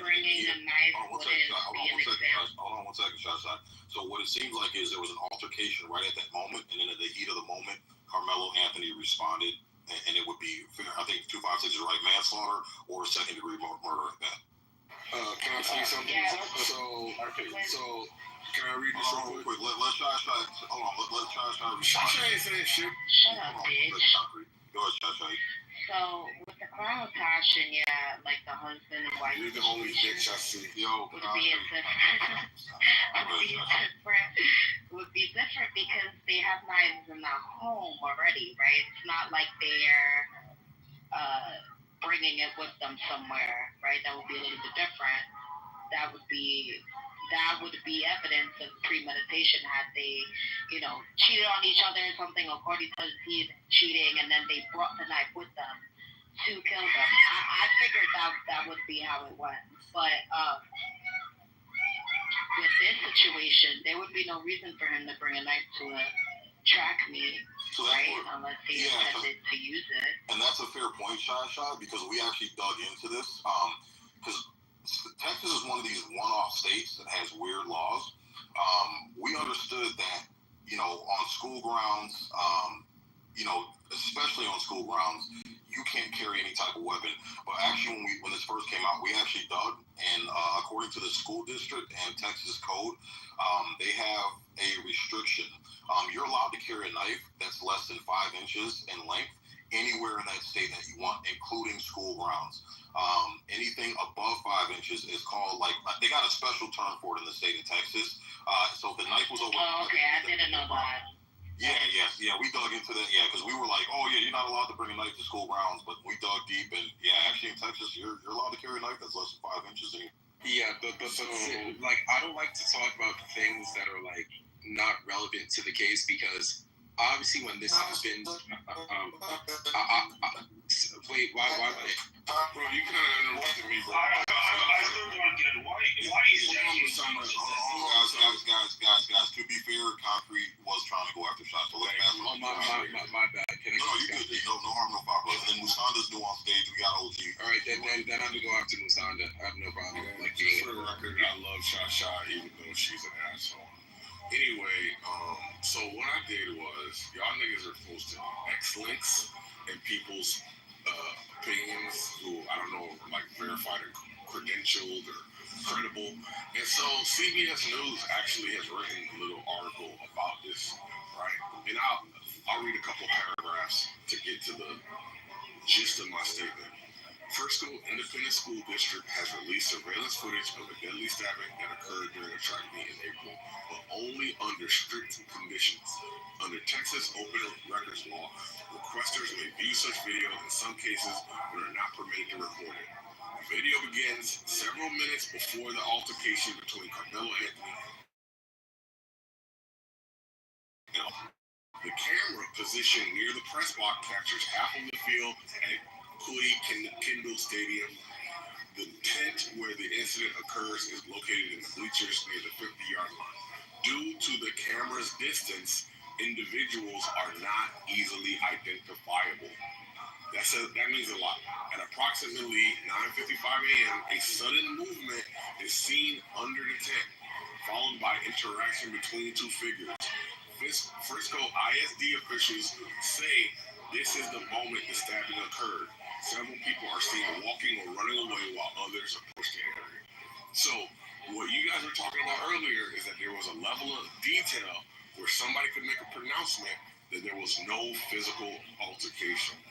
And obviously, based on what CBS is reporting, this isn't easily identifiable. You can't even see who the people are. That has to tell you that they're at some distance, because we understand that one is black and one is white, where it should be easily identifiable who is who, right? But since it's the case that this is reported that they're not easily, I can read it again if anybody is doubting this, but I would suggest you go to CBS News before you go to X for your information. Funny enough, I was going to reference that. My question now was to, I guess, the blacks. Is if there is more video footage that shows that Kamalo is at fault, are you gonna start not siding with him anymore and side with the white guy? That's what Shai already asked that question. Oh, I didn't know. I just came back. Oh yeah.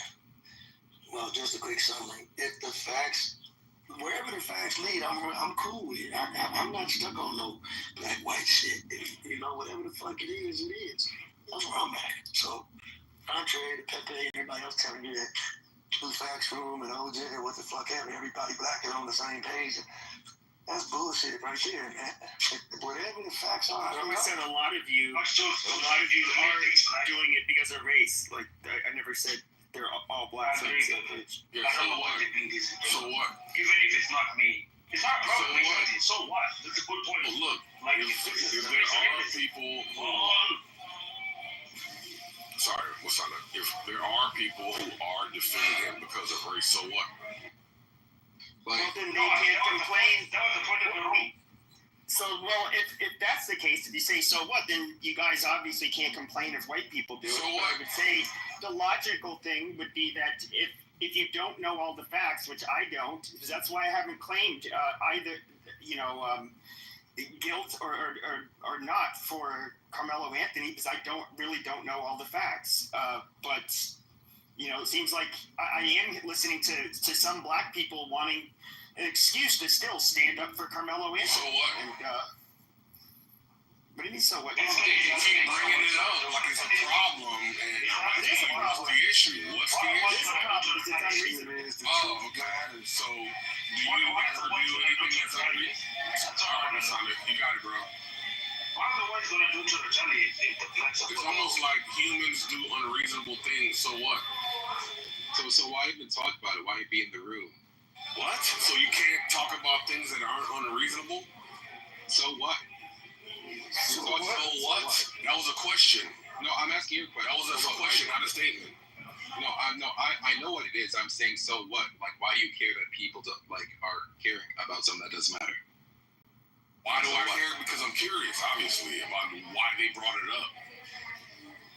Yeah, but your curiosity, so what? What you mean, so what?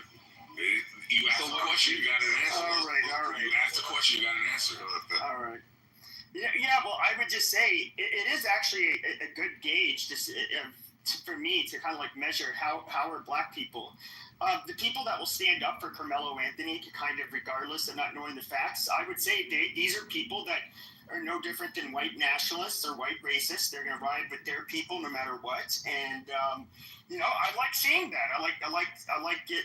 Even though they won't flat out say it, I mean, it says a lot to me. And I know that a lot of, at least when it comes to getting along with black people or thinking that you can reason with them, it kind of shows me that with a lot of you, we can't. You guys are just, and there's no reason we should extend any courtesy to be reasonable.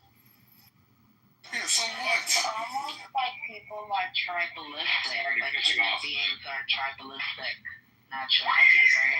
What do you think the whites are going to retaliate to do? That's what we want to hear. What do you think the whites are going to do? Just like to keep supporting the country, regardless of what is the issue. Well, I think blacks are, if they keep on performing how they've been performing for the last, 60 fucking years, no matter who's a majority, Hispanics, Asians, they're going to still be doing poorly.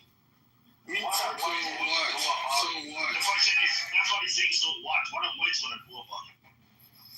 I don't think whites will do anything in particular, but I do think society as a whole in America, they no matter the color, they're gonna. If anything, they'll just. What can they do? If black people fail, they fail. So why do you care if they fail? So what? If black people continue to lose, no matter who's the dominant culture, so what? We're gonna keep losing. So what? Yeah, right? What's the response to that? Yeah, like so what? Who cares? What's the response to that? No, nothing. I mean, I think that. Why'd you bring it up? Shut the fuck up. Why'd you bring Concrete. It up? Okay, it's getting annoying.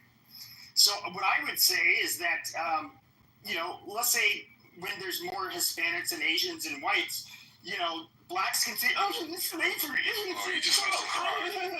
But then, they have sob stories of their own, and they're really not going to give a shit about black people's sob stories. So what? And that will be a good thing for you dumb fucking idiots. I mean, you're so in there. Do you think black people need white people's sympathy to progress in life? Oh yeah, they like even like this whole FBA thing. It's like a pathetic nationalism. It's parasitic. These people, they like to brag about how they were foundational. They weren't even the ones who fought in the fucking Revolutionary War. They're not the ones who even earned the fucking freedom. I mean, but they parasitically claim to achieve it from white people. Are you gonna let this turn into a Pepe Cry session? Okay, do you want to get? I thought we were talking about the topic. Shut the fuck up. Black community. Pepe's only topic. Concrete. Chill, man. Chill. Go ahead. Yeah, no, I mean, I just think it's pathetic. So he's hijacking the conversation to cry. Okay. He's talking about hijacking. He can hijack. He asked me a question. All right. You're defending him crying. Okay, that's bad. No, I'm defending hierarchy and respect.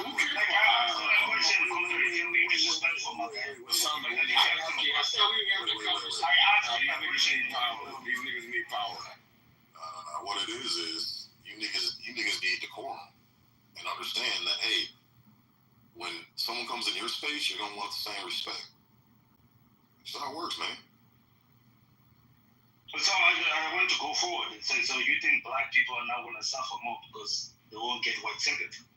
Yes, that's precisely. I think whites are becoming less sympathetic, and I know the Hispanics aren't going to deal with their shit, and who's becoming a larger percentage of the population. Yeah, nobody's going to want to deal with it. I mean, just look what they do to black people in places like Brazil. You go to a prison, in the 70s and 80s, it was almost all black. The favelas were all black. They just shoot those fucking turds once they left the favelas because they were looked at as a fucking problem. What? Like, people don't want to deal with them. No, it's not crying. In Latin America, black people are shot like fucking dogs. Hold on, let me ask. It's no TV. Let me ask you a question. Do you like hearing Pepe cry? The conversation was interesting up until that point. I don't give a fuck what I like or don't like hearing. I'm interested in hearing where people are coming from and understanding where they're coming from. Well, Concrete, you're still here. I don't so you want us to start crying? Hold on. Shut the fuck up, Concrete. Yes. Hold on, bro. Don't talk to you. I do, bitch, bro. Well, nigga, I'm gonna talk to you how the fuck I want to talk to you. You on that whole shit. Right now. You on that whole shit. So what I'm saying is, Concrete, get the fuck out of here. Go change your little fucking tampon. What a whiny. But yeah, I know. But again, I don't give a fuck what someone says. You know, as far as getting emotionally charged and triggered, I remove my emotions from the conversation so that way I can understand where they're coming from and then have the conversation. And then if I don't agree with them, oh fucking well. But I'll have respect for them if they're able to articulate their point, so at least I'm able to understand it. That's just as good. But Holly, welcome to the stage, Yasser, OG. Any of you guys want to grab the mic?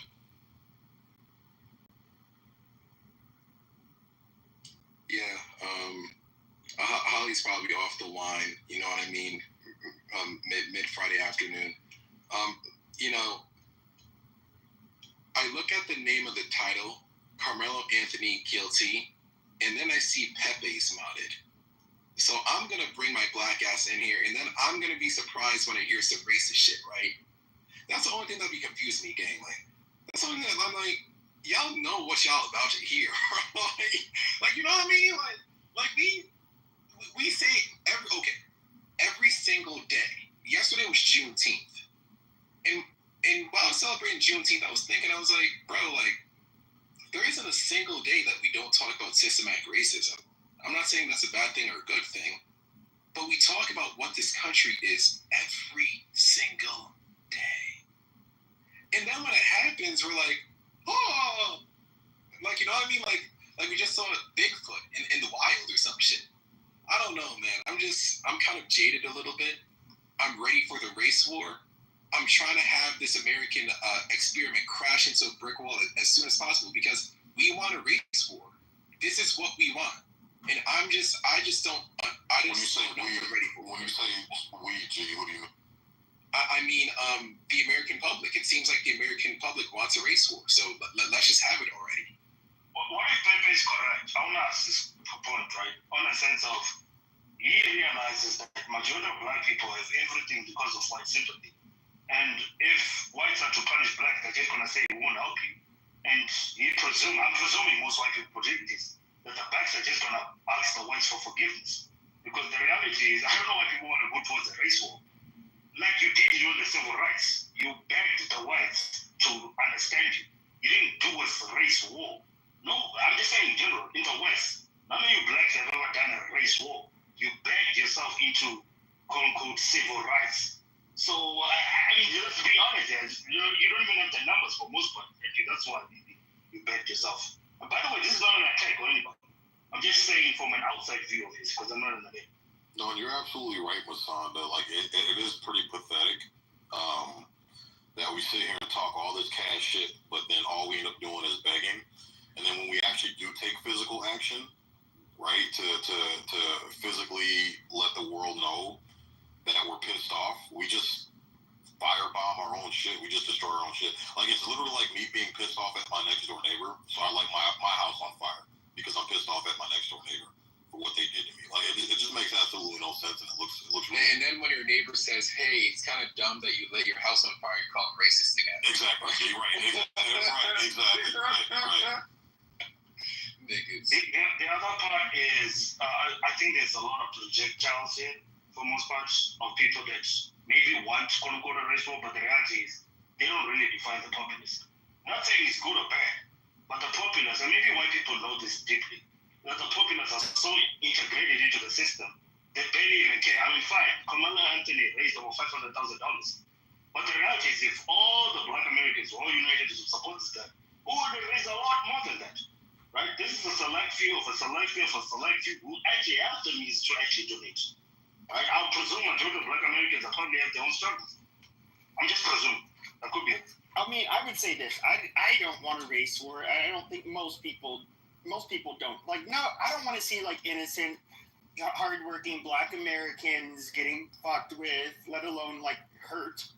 I just want, in a magical world, I can wave a wand and black people would a whole bunch of them would stop being that 6-letter word, and I think the country would be a lot better. That's miracles can happen, I guess. I don't know.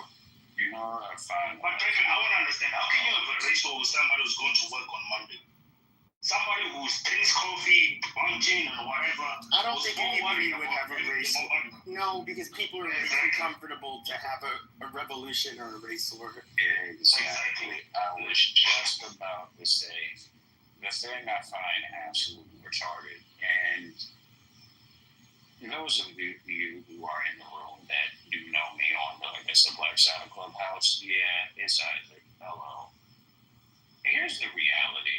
America is way too comfortable to fire a gun. To fire a gun is a bit emotionally taxing once you get accommodated to how just good America is. Like, you don't have to go to trek miles upon miles to hunt food. We still have places like that around the world, by the way. There's a few places, but they exist. You don't have to scrounge through garbage, sewage, and everything else to find edible food. Looks at India, parts of China. And you don't have to have some weirdo cultural system to not be banned from making money because your culture is weird. Looks at Japan entirely.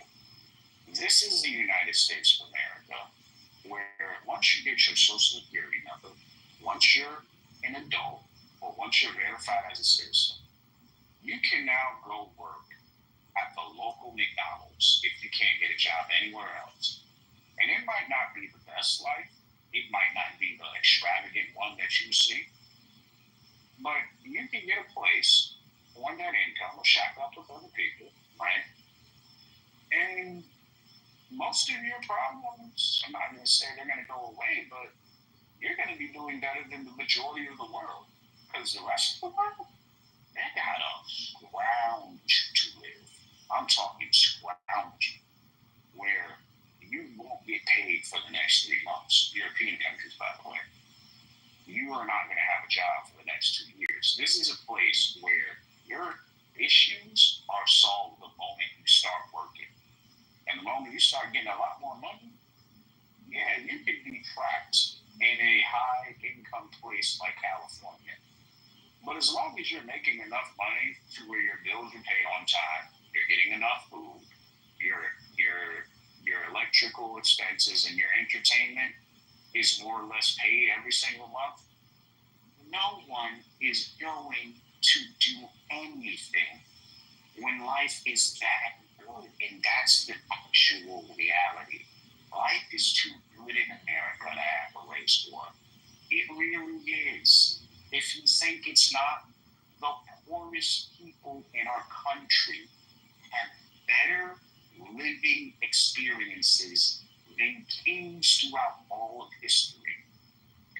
Kings, men that went to war, that has directed entire battle formations or paid someone or hired someone to do so. They live better than these people. They have lived better than Genghis Khan, Alexander the Great, Mansa Musa, one of the richest men in history.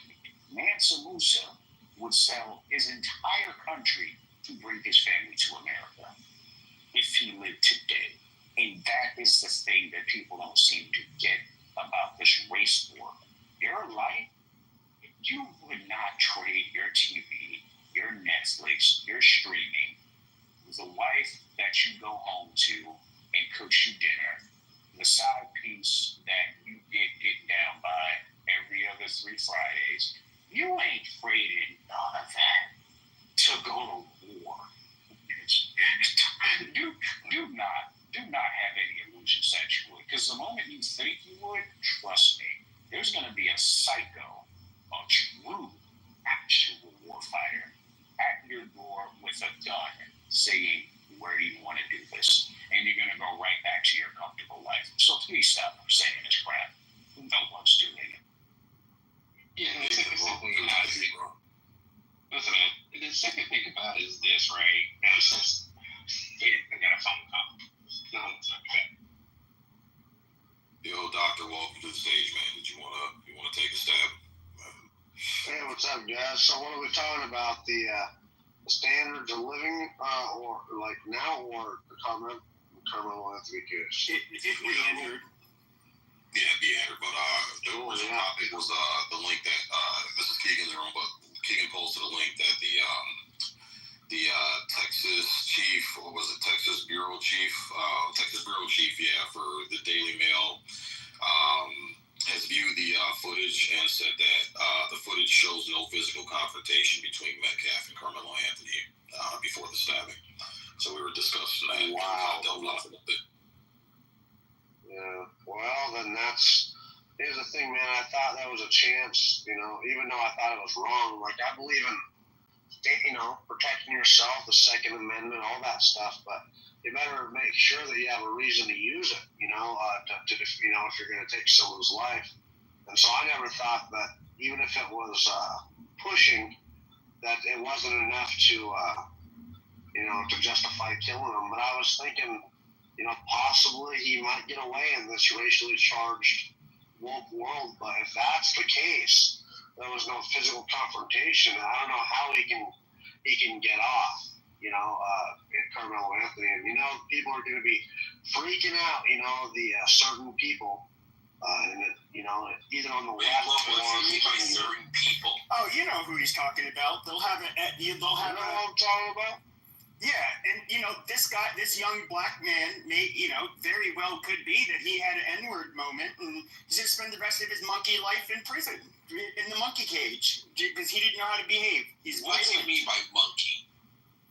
Well, like at a zoo, monkeys are behind bars. They can't behave. You talking about Carmelo? Are you going to let a chimpanzee out in the public? It can rip your face off. I'm bad. And he'll stab people in the chest. Let me explain it. This type of white-black relationship that you think, I'm going to pause for a second. Yeah, it's not, black men and white men, from an outsider coming from Mexico, right? Your grandfather and stuff wasn't here. We don't have this type of cynical, deep hatred. Like, we have issues, right? But it's not to that degree what you think. All white men is not going to be like, one day wake up in the morning time and be like, oh yeah, Pepe said let's kill all black people, right? When did I say that? No. When did I say that? When did I say that? I said I'm against violence. I said violent people need to go in the monkey cage. I'm against violence. So a race war that we look at Ukraine, right? Russia has about 1.2 million soldiers. Ukraine has about 600,000, right? And look at the destruction. If some type of civil war, right, with 44 million black people happen, right, in this nation, it's going to collapse the nation, and our enemies will come in to capitalize on it, and it won't be in America. Yeah, I'm against the race war. Somebody just asked me that question. I said I'm against the race war. All right, perfect. I want a civil war. I think most people are against the race war, but a lot of people are for the race war. And I think the people who are for the race war should just get it back in blood. Like, there's a lot of people who are for it. There's a lot of black people who, what they want to do is they want to do to the white man what the white man did onto them. An eye for an eye. They can't win, though, bro. They can't win. You tell them that. Because I think a civil war would be more likely and stuff, but for a race war is so silly. And you don't see, black people aren't a monolith, even though they do vote a lot of the same. But I mean, because of a limited population, that's just not enough. If you had even a little bit of divide among your community, it's just not quite enough, bro. It wouldn't work out for you. I'm going to explain to a lot of these people that think, oh, we don't win the race war because blah, blah, blah, we can physically overpower white people and all this other crap that they say. Okay, let's just give that off for a second. Let's say you're right. You know how many black people are going to sign up for the United States government when they say, hey, go kill all of the people that probably killed your friends when you were children, and we're going to pay you to do it? Dude, that would be the quickest draft in history. You would have multiple amounts of black men saying, wait, you're gonna pay us to go into these places while you quarantine to put every single one of these people down that's on this, and we get benefits for it. Yeah, that's how the U.S. government works. It's not gonna send a wave of people at you. It's gonna say, okay, we're sending these people at you, and they will use other black people if any sort of race war pops up to go and fight other black people. They do this in other countries. They literally use other countries to fight that country. What do you think is going to happen here, where they have all your communications, where they have all your logistics, where they have everything they need to win, and you're basically a sitting duck? Well, this is why I've always thought like talk of a race war is stupid, but to the people, the black people in particular, who think that somehow like you could feasibly win. I mean, white people have the majority of the guns. When it comes to the people that actually use their guns and have any kind of marksmanship, it's going to be weighted very heavily, particularly on Midwesterners and Northwestern too, and Southern white Americans. New York City probably doesn't have any white people that really know how to shoot, but then think of who has all the fucking money, who has control just logistically, who can ship ammunition places, like whatever supplies you need. Like, how the fuck would that work out? Like, it's just, you guys are so vastly outnumbered. Like, I'm somebody who's against a race war, and I'm saying, like, you guys should, I mean, for your own good, like, it's not a viable option for you guys. I mean, it's just silly.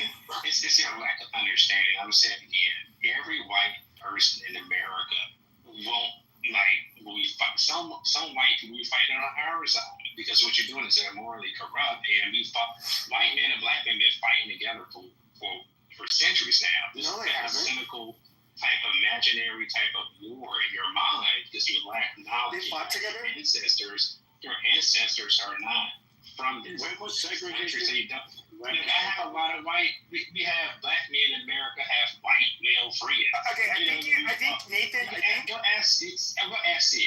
Nathan, I think you. Yes, I know. No, Nathan, I think you caught me like trolling. People like to say I'm not white, and I'm a Mexican white from Arizona. So I've been trolling like the people like in the room last night. Yeah, they know I'm not a Mexican. But actually, the person, with my last name came to this country in 1605. So I am a white American with long ties back here, at least on one side of the family. Now, I'm not, nobody's, a race war is like a hypothetical, and it's just so fucking stupid and animalistic. I'm not saying it's likely. It's just like people started bringing it up. I think it was G that brought it up. I'm just saying it's stupid. I think it was a movie I watched, and the situation, what I'm trying to explain is this. Yeah, we might lose, right? But I think when the battle was, I forgot what movie it was, whatever, the one side won. And then the invaders came in. You know what I mean? It's like America would be weakened. I mean, we have enemies around, and they don't give a fuck if you're black or white. As long as you're American, that's it. They want to wipe us out, right? So people just got to really. Did you reference movies too during COVID? Is that what you thought it was going to be? Hold on, I just want to know something. Hold on. Could this be why we're not mentioned in the Bible? Like America is maybe not going to get taken out by. Well, they're just going to become. There's either going to be a race war or a civil war that breaks us up. And it makes us like not powerful as we know it, and that's why we're not mentioned in the Bible. I don't know. I'm too strong. I'm trying to think about it, man. Like maybe America will break up and just be not America as we know it, and that's why there's nothing. America has been founded for whites of good character. Right now, bro. What did the first Congress of the United States say about citizens? What did they want? I don't know. Tell us. Whites of good character. Yeah, very first Congress. Men of good character. Very first Immigration Act. White nation. So I'm saying, could it be a race war or a civil war that breaks us up? The only way to defeat your enemy I think we'll have a class war. I think we'll have a class war before we have a race war. Well, There'll be a class war. There'll be a class war. So a civil war. Civil war. I think it's left against the right. The war's not going to happen in the same way. It's not going to be as organized as the first Civil War. It's going to be in different pockets across the country. It's going to be more sporadic, more chaotic. But I don't think that's going to split up the Union. I think that's towards the end of the movie. I think what's going to split up the Union is us overextending our empire in World War III. That's just literally just started. Russia said that if the United States or the West does anything to fuck with Iran, they're gonna. If we do anything major, Russia said they're staying out. It's done. It's done already. Russia said they were staying out. Russia can't do shit, bro. Russia just publicly stated that they're not getting involved in the conflict between Israel, the United States, and Iran. No, they said the opposite. They said that the United States does anything tactical to stop the program, because what the Russians did is the Russians put their own scientists inside of they use a tactical nuke. It's not just a tactical they would use one against Ukraine. It's bigger than a tactical nuke, because if we try to destroy their nuclear facilities, we're going to be killing Russian scientists as well, and then they're going to loop themselves into the conflict. Nathan, what are you talking about right now?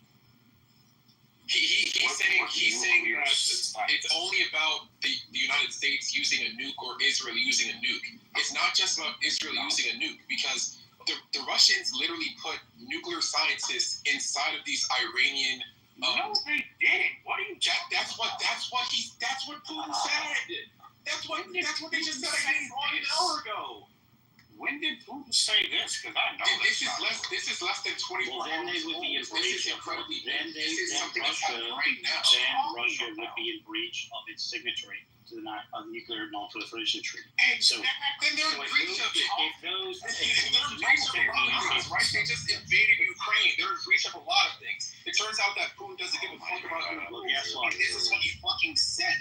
Do you think that if someone is killed in these wars, are you naive enough to believe that if someone or a couple people, do you realize like Turkey shot down a Russian fighter jet in like 2016, 2017, and nothing happened? They killed the pilot. Just because there's a death doesn't mean it's guaranteed that another I'm not saying guaranteed. Why did Turkey, listen, Turkey's a NATO member.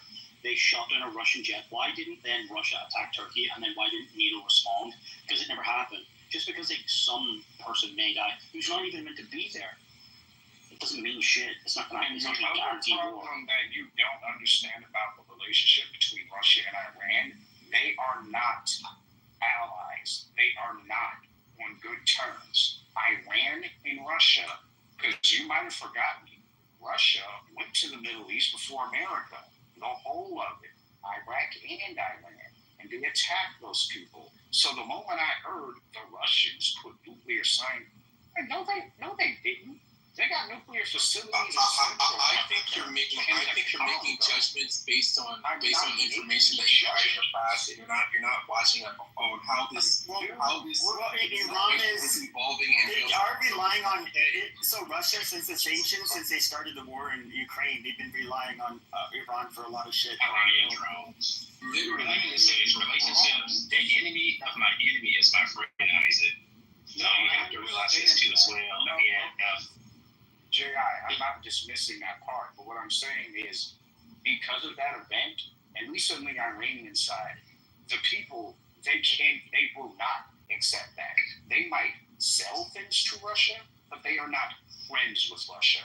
Russia would put nuclear facilities in Africa, and they have nuclear facilities in Africa before Iran. Because they do not Isaac, that is your political opinion, and that opinion is being countered by current facts right now that you can just look up. You can just look it up. It's not me saying it. This is something that has emerged in the last 24 hours. So and if you think about it, at all, none of these countries are friends. Europe isn't even our friend. It's about an alignment of interest. You know what? I think that's what it's about. The conversation. At this time, the interests of China, Russia, and Iran are aligned. Yes, just like how the Soviet Union in one of the world's wars was our ally. You guys, I want to say this. I want to ask. The Nazis went away. They were enemies. So friends and enemies always change in these things, and it's changed. All right. Changed a long time. All right, G, hold on a second, everybody. Hold on a second. So, I know this isn't the room. Keegan, do you want to change it? Like, since I want to hear so we can start World War III because we can do like America first. Will not die for Israel or some shit. Oh, I can change it, Pepe. Yeah, right. Change it. Yeah, we're not dying. So we don't need to. That way we don't. Us blacks and whites. We can. Us blacks and whites can now be on the same side as Americans, and we can talk about not dying for foreign interests. Exactly, because one thing that people need to understand: just because Russia does business with you does not mean Russia is going to protect you. So someone saying Putin's just does this, I highly doubt that. Because Russian policy with other countries is not to protect them. It is to protect Didn't stop Syria from falling. Syria was able to fall and Russia didn't intervene. They were able to stop it. You're missing the point. It's really about China.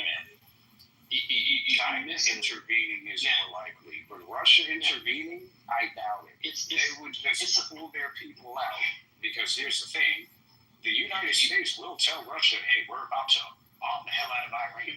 They will do that. We have enough ammunition to that will happen.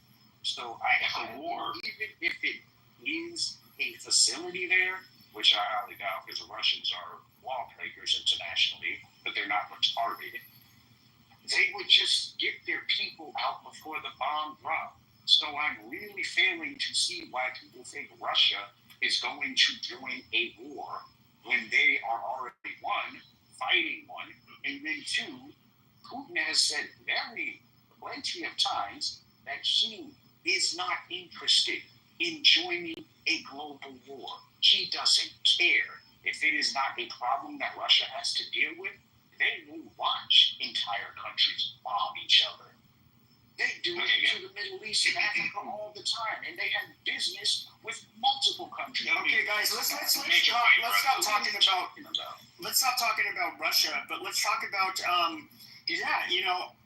what's going on. And God damn it, Nathan, did you have something to say about the new topic, or do you want to chime in about the old one? Let him land. Trying to redirect. Yo, Pepe, let him finish up the last point, and then. Oh my God! All right, hurry up, Nathan. Do shit. Yeah, my bad. Everybody been cutting me out like 15, long went cutting me off, and I'm trying to make the point is that we don't give a fuck about Iran with nuclear bombs. Israel don't give a fuck about that.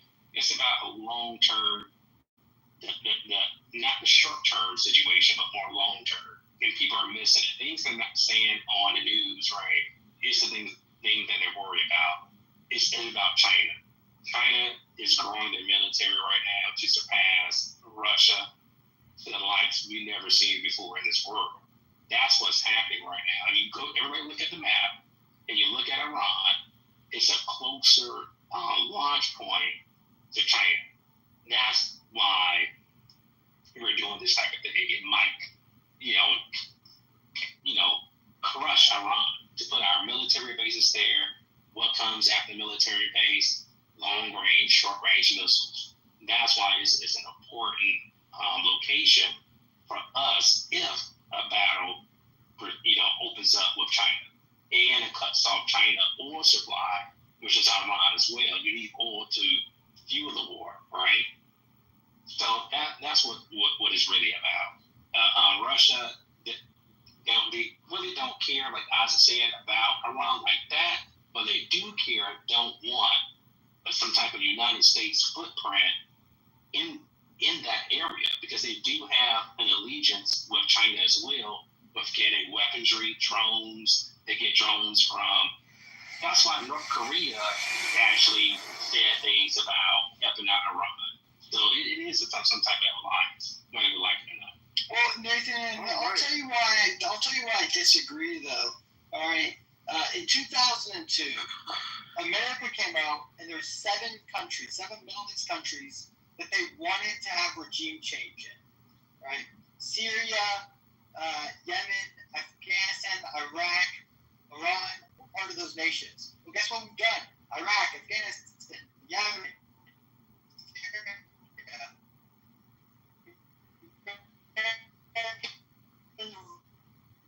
We haven't got Iraq yet.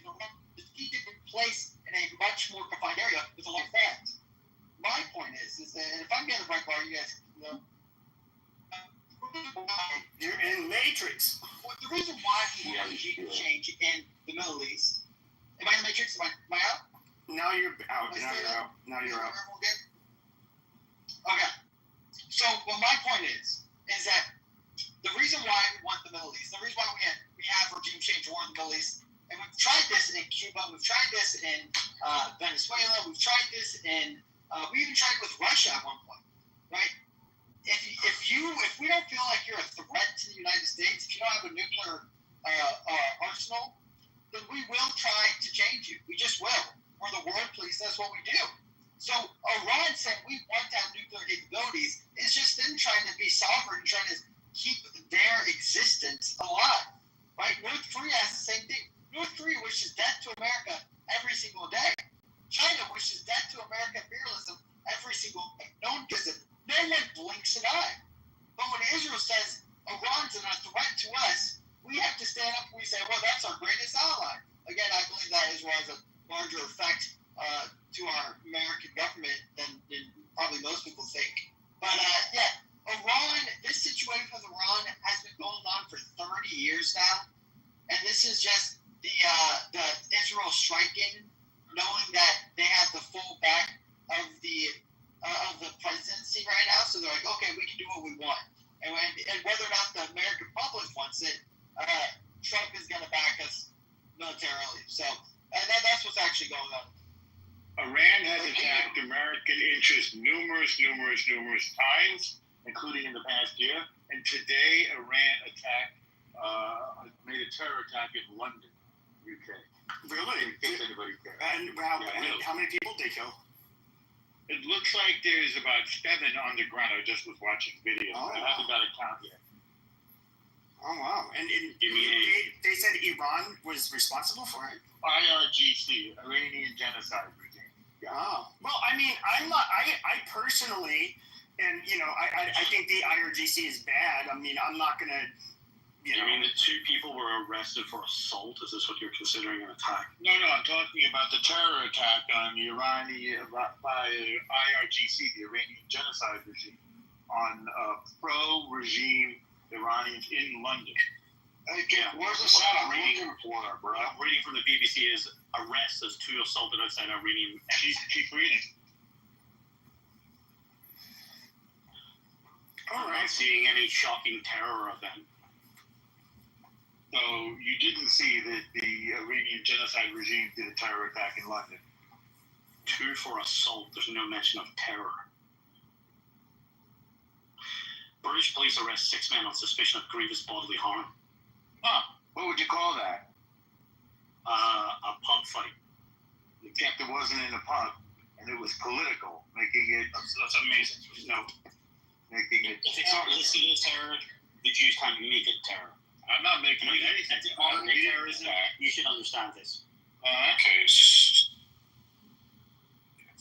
Yeah, I'm not really seeing it, even on Twitter. Weird. I know, but don't get in the way. Don't let the truth get in the way. All right, well, let's before this London attack, Norma, you did make the case that Iran has attacked American interests in the past year. In the past year, 170 times. American servicemen all over the Middle East, men and women. And not to mention our commercial ships. I thought this was Israel's fight, and they didn't need nobody. Well, to be fair, that is why that forget who it is who got Jinsu bladed. in Iran. I mean, there are a lot of American troops that got traumatic brain injuries, and some were killed because they were constantly firing those rockets at military bases with the American troops in Iraq in the past. So, well, yeah. What about the shape charges that they were given to to these militants that were attacking American soldiers? Sure. Iranian soldiers, yeah. But the like when we went into Iraq, the civil war basically broke out largely between Shia and Sunnis, and the Shias, obviously Iran ended up sending in a lot of people, or a lot of Iranians came in to fight with the Shias, on the side of the Shias, I should say, and a lot of them received training from the Iranian government, got weapons from them, and so Iran, was, they were attacking U.S. Bases. I mean, the IRGC does suck. I'm not gonna. Well, again, I think that the point that a lot of America First individuals will make against El Normo of why Iran has been attacking and why we've had this conflict in the Middle East is, again, because we've decided to allyship ourselves with a country like Israel. I believe that if we weren't involved with Israel, I believe if we weren't involved in the Middle East, that we would have safe communication through trade, just like we do with Saudi Arabia, just like we do with the UAE. So, remember, just like I don't agree with that at all. I don't agree with that at all. Remember when they took over the embassy in 1979? Just like Iran. Well, again, in what year did the Middle East start having an issue with the United States? So in 1979, guys, why did they have our embassy? Please, oh my gosh, guys, please, let me finish my point. That, sure, even in 1979, but 1948, I'm saying this goes all the way back. We started backing Israel for a long time. I'm saying that we probably could have the same type of clear trade talks that China has with Iran to buy their crude oil, because guess what? Money talks at the end of the day. And we have backed the wrong people. That's just it. We backed the wrong people. Why did they take over our embassy in 79? Had nothing to do with Israel. What year did the terrorism begin? Keegan, it's just that simple. That's just it. We just backed the wrong people. It would be so peaceful. In what year did this Middle East terrorism begin against the United States? I don't know. Would it coincide with the creation of Israel? I can tell you in 1979, would it coincide with our embassy? Killed about. Hang on. Would it coincide with the creation of Israel? Hang on. Maybe Israel show that problem. Well, maybe you should tell us when. Why don't you try to find the answer to your question? When did the terror attack? Okay, man. So why did they take over? Hang on. Why did they take over? Demolished from the heights. All right. Now we can continue. Why did they take our hostages in 1979? American hostages. Why did they kill our Marines in the Marine barracks in 1983? Maybe because they allied with a fucking terror regime? Well, that's not what they said. Oh, really? Is that what you say that they said? Really? Why don't you go find out then? Why, when they say death to a Forgive me for not trusting what a Jew says about other people. Well, I don't trust what a schmuck says, but you're still talking. I don't listen to Jewish words. I don't listen to another word? Have you another word for that one? Find the room that says schmuck. It's down the hall. It's all for you. You can talk to your heart's control. Keep your Yiddish bullshit to yourself. Again.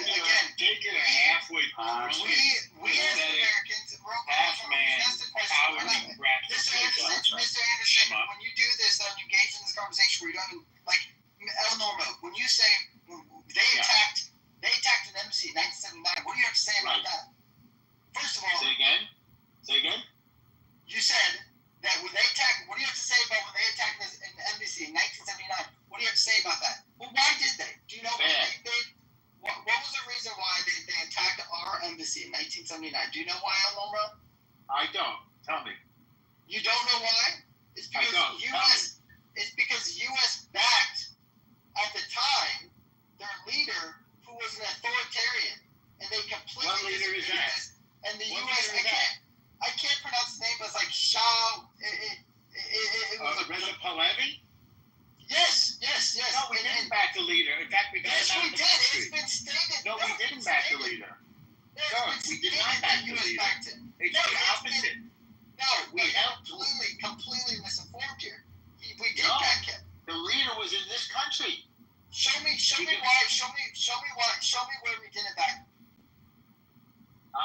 have to show. You want me to show you where we did? You have to show me where show me where we did it back in. We did largely support him up until President Carter, who basically said, "Oh, we'll just let the people decide," and then he basically had to leave. The guy was actually. We literally supported him. We supported him for. Well, so I'm looking here. The first terrorist attack on us was 1920. It was a Wall Street bombing. So it was actually domestic terrorism. Like, I don't know, man. It's disruptive. When did Islamic terrorism start? I don't know. But it doesn't matter. I mean, for them to say, though, that because we're aligned with Israel, You went to the Shah for decades, including him to return to power after the CIA backed a coup in 1953 that overthrew a democratically elected prime minister. No, but you're incorrect about that. Eyewitness too. You're incorrect. Okay, you're incorrect about that. First of all, second of all, it has nothing to do with Israel, and third of all, we got the Shah out of the country so that they could take over. We facilitated that takeover by the Iranian Revolutionary Genocide regime and the mullahs and Shah. And Ayatollah. Again, more regime change war. Why is it We didn't do regime change. The mullahs did. No, you just said we got them out. Yeah, we let them come here for cancer treatment, and they took over. That's what happened. Read it. It's just so funny that again, it's literally stated by the first Islamic terrorist attack in America was 1992. So I'm failing to see whoever's saying that because we align ourselves with Israel that we're getting attacked more. That's fucking crazy. Well, it is partially true. America anyway. It is partially true. I mean, if you were to look at like Osama bin Laden, when he declared war against the United States, he first did it on television in like 1996, and when he wrote his manifesto, the number one reason was our support of Israel. That was Wait, back at it being that we're also Christian too. Wait. The number one reason was our base in Saudi Arabia, because they thought no foreign warriors should be on Islamic soil. That was the number one. Yes, but when in his TV appearance in 1996, he mentioned Israel first. Years before he mentioned Israel, and he said that we tired of U.S. imperialism, usurping resources from Muslim lands, military coups, dictators, and all that. When did we ever do that? When did we seize a Muslim land? U.S. has been involved. Of course, our government. When did we seize a Sorry. What Muslim land did the United States? Sorry, I've been patient listening. Just don't interrupt, please. What Muslim land? Don't interrupt, please. Don't interrupt, please. I'm not interrupting. I'm asking a question. You're interrupting. Can you stop? Yeah, hold on, Norm. Let him finish. You can ask him when he's done. Yeah, No, he gets to finish, and then you can ask. All right, have some courtesy. Look, I didn't interrupt you. All right, stop whining like Israel's been dragging the U.S. for decades to fight wars on its behalf. There's a gentleman here who mentioned 7 countries in 5 years. Wesley Clark mentioned that these are the countries Israel wants attacked. He drummed up a weapons of mass destruction. Hold on. Just look at this, guys. This character is evident for everybody to see. What Muslim land did the hold on. So Israel, here, particularly Iran, has been drumming for war for over 2 decades. Iran's on the verge of having a nuclear weapon in months, a matter of years. He said that 26 years ago. Every few years, hold on, don't interrupt. Just chill. I'm going to add to my time. All right, you're interrupting every 10 seconds.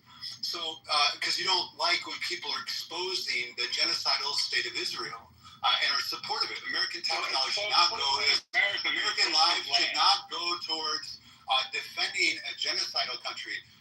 Iran hasn't fired any weapon over the Atlantic Ocean. Like Iran. And that never fired at Iran, and they've actually allowed inspectors to inspect their facilities. Stringent criteria. They signed a deal with the Obama administration when Trump rescinded.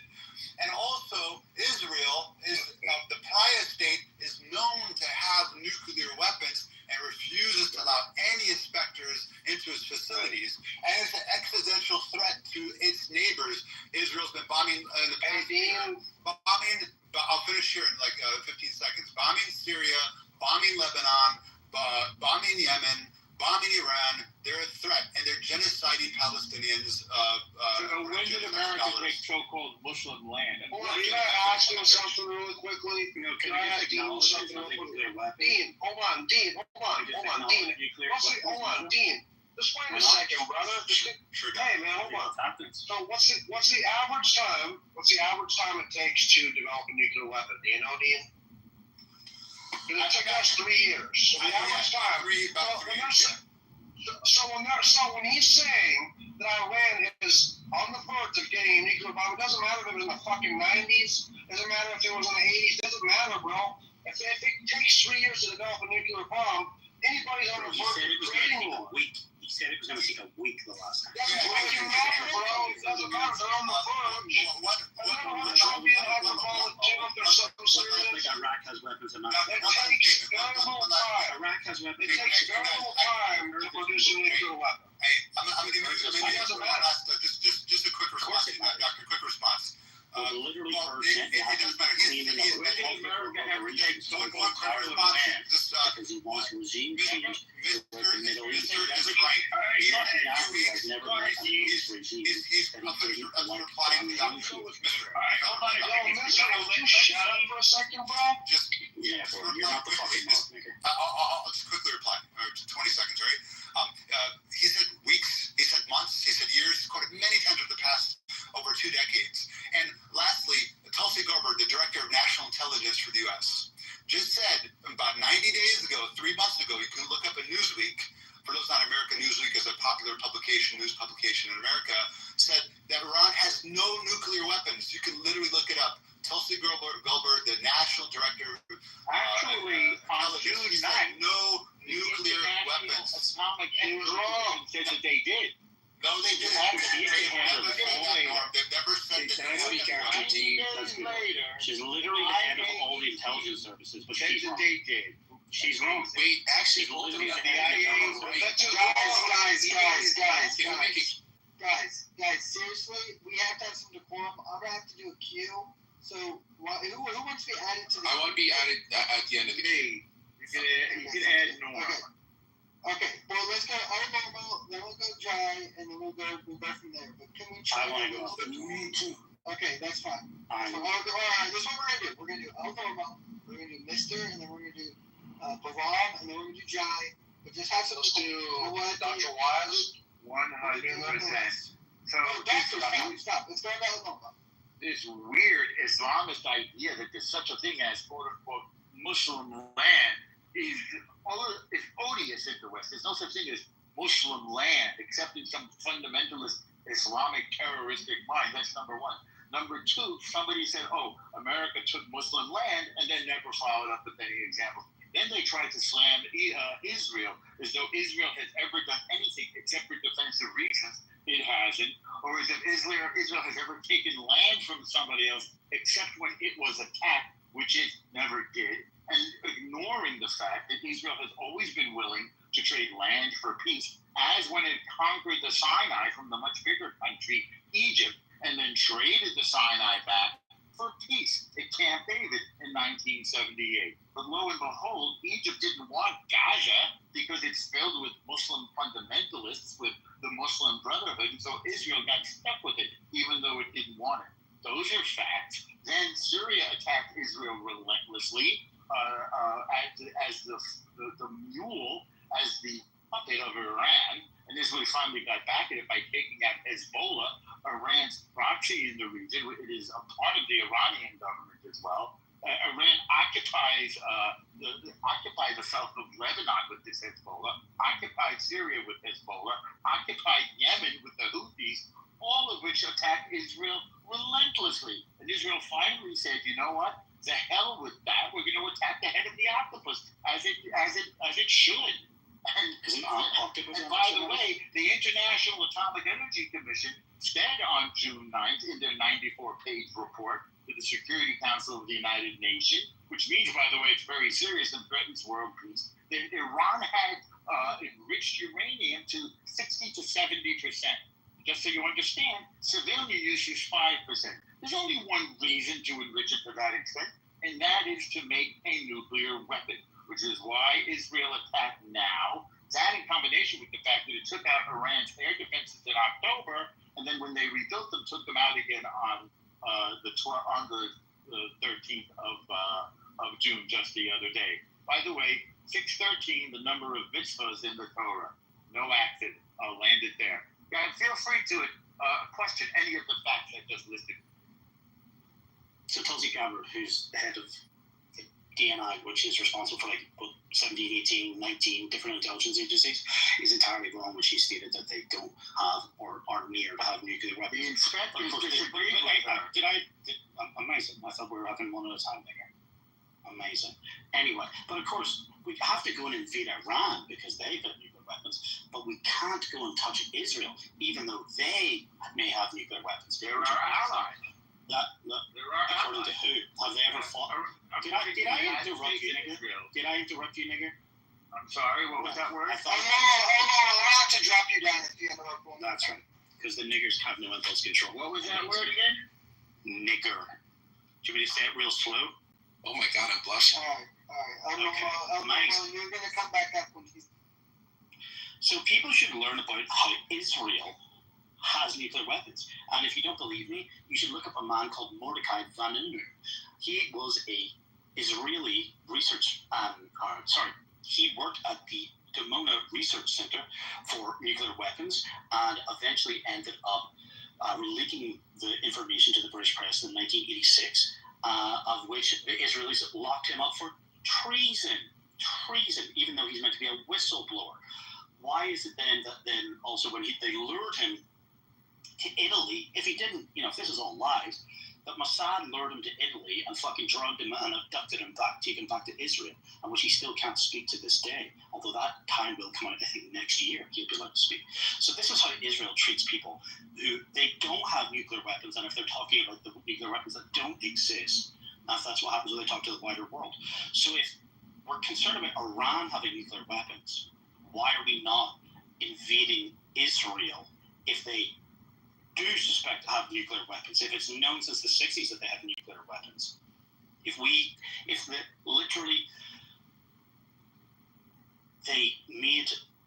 JFK made Ben Gurion resign. Ben Gurion, the then sitting prime minister, for threats made because of the fact that JFK did not want Israel at that point in 1963 to have the nuclear bomb.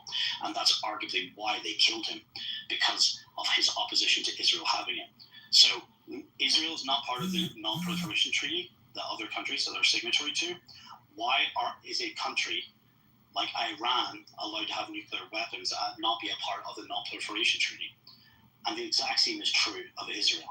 Israel should be invaded and allow, at a minimum, independent UN weapons inspectors. But no one wants to talk about this.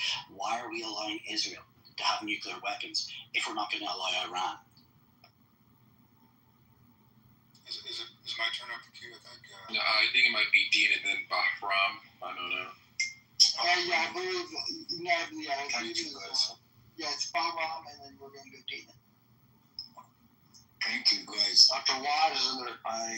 I'm not going to get involved in what Netanyahu did or does inside Israel. Thank God we have freedom of expression in Western countries, and in Israel itself, those who are pro-war or against this war, they can talk freely in Israel. I'm from Iran.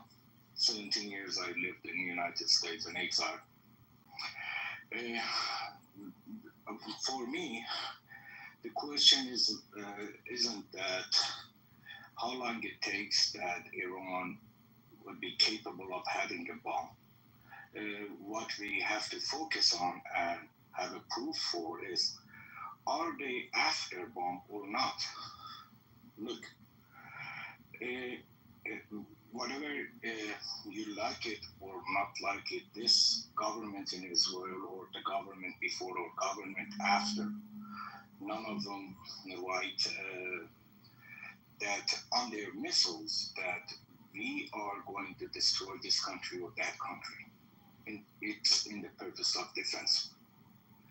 But if you look at what founder of Islamic Republic Khomeini said, long before we had this problem, he was referring to Saudi Arabia 1400 years ago, that what happened to a Jewish tribe in Saudi Arabia when Muslims attacked it. They named that castle, name of that ancient castle, on their missiles, Khaybar. Most of you may not know the ideological point of Islamic Republic better than I do. Finding moral ground for me as someone who lived in Iran is really hard, because if you don't have freedom in Iran, basically you don't have homeland. And when my American friends and colleagues asked about my feeling, I live a really hard complexity, because at the end of the day, those who live in Iran, they're human beings, and I'm really sad. But on the other hand, this regime created 2 wars, if not 3. One of them was against the people from the get-go. From 1979 to this day, women's rights, journalists, freedom of expression, freedom of having political parties, all of them torturing, killing political prisoners, and even going after opposition leaders in Western countries, by which in many cases you would be surprised that countries like Germany and France did nothing about it when Iran's regime was killing leader of opposition in Western countries. They did nothing, basically. They're doing their own business. Second war, first war was against people from the get-go, which continues. Second war was a war with Iraq, because Khomeini was thinking Iraq has 60% population of Shiites, and many of this Imam's grave or whatever is their land, and they started creating covert operations. Rob, I'm going to give you about 30 more seconds, okay? I just want Okay. 1 minute, please.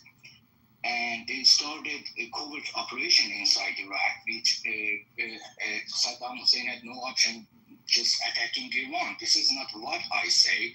The ambassador of Iran in Iraq said it in his writing. It's a fact that Iran attacked Iraq way before, and they created 8 years war, which I lost many friends. And third war is this new war that we are going to wipe down Israel. My question is not Iran next week or 2 weeks after is going to have bomb. The question basically is, are they after bomb or not? Can I respond? Yeah, I think it's my turn now. Yeah, we're gonna let Dean go. I didn't know there was Yeah. No, I'll put you. Yeah, so the answer to your question, Bahram, is quite simple. And Eagle posted a link in the chat from Fox News from today. I believe today is June 20th, right? For many people. The title says, UN nuclear chief. It just says Iran has material to build bombs, but no plan to do so. There's no plan to do so. There's material. Material can be used for energy, which many countries of the world use uranium for nuclear energy, essentially nuclear substances for energy, but has no plan to do so. All right, we have confirmed that. That's a technical question. I'm asking about. We're wrong. Stop. The whole premise for this illegal attack by Israel was nuclear weapons, right? And our national intelligence here in America said Iran has nuclear weapons. The International Atomic Energy Agency said they have no plan to do so. And so they have no evidence that there's nuclear weapons, according to the U.S. and the leading authority on the matter in the world, the IAEA. All right. So that's something I just want to clarify. I'm not much have to go, but this there's no evidence of it. We're being drawn in, just like Iraq. That wasn't my question. Hold on one second. Hold on a second. I gotta go. We're drawn into war. Hold on, please, 1 second. Please. I'll finish. So Iraq, remember, Iraq had no weapons of mass destruction. It was all a lie, fabricated, and we fought a war, and tens of thousands of American lives have been lost. Many of them survived without limbs, can't walk, or amputees, have traumatic brain injuries. It's okay, enough. You're off topic. No, hold on. You're off topic. Stop that normal stuff, man. Yeah, just providing facts. These are facts. Off topic. These are facts. No, this is very on topic. You just have some patience. That everybody should fact check Norm whenever he says something. You're off topic. We just proved it. No, listen to what I have to say. It's very relevant, and everybody will understand when I finish my sentence. Is that thanks for moving them down? Oh, it's very relevant because Iraq had no weapons of mass destruction, so we cost billions, hundreds of billions of dollars, U.S. dollars, over years to fight a war on behalf of Israel, because Netanyahu was pushing with all his might, with all his heart, to fight Iraq, but there was no weapons of mass destruction. It was all a lie. Colin Powell had regretted it, and he's the one who was pushing on behalf of the U.S. For the UN. And this is the same thing. It's not off topic. We're being drawn into war for Israel based on lies. Israel's this propaganda, their lies. They don't have nuclear weapons. That's the official position of the U.S. Director of National Intelligence, the U.S. official position, the IEA, and we don't want our taxpayers going for a genocidal, terroristic state to fight their war that Netanyahu has been pushing for decades for no proof. Okay. Man, I just want to say very quickly. I just want to respond quickly. They has lied to everyone. Norm. Wait, can I speak? No. There's a cue. You spoke right over the actual version. No, but Norm, why can't you just respect the maybe the next person who's gonna speak me is gonna say something that your Zionist ass likes. Just chill, right? Okay. So I understand the sentiment, and this is a problem with lying to citizens. The problem with lying to citizens is that when you start telling them the truth, they can't distinguish between the truth and the lie. Let's talk about Tulsi Gabbard and her saying that there aren't any nukes right now in Iran. She's right.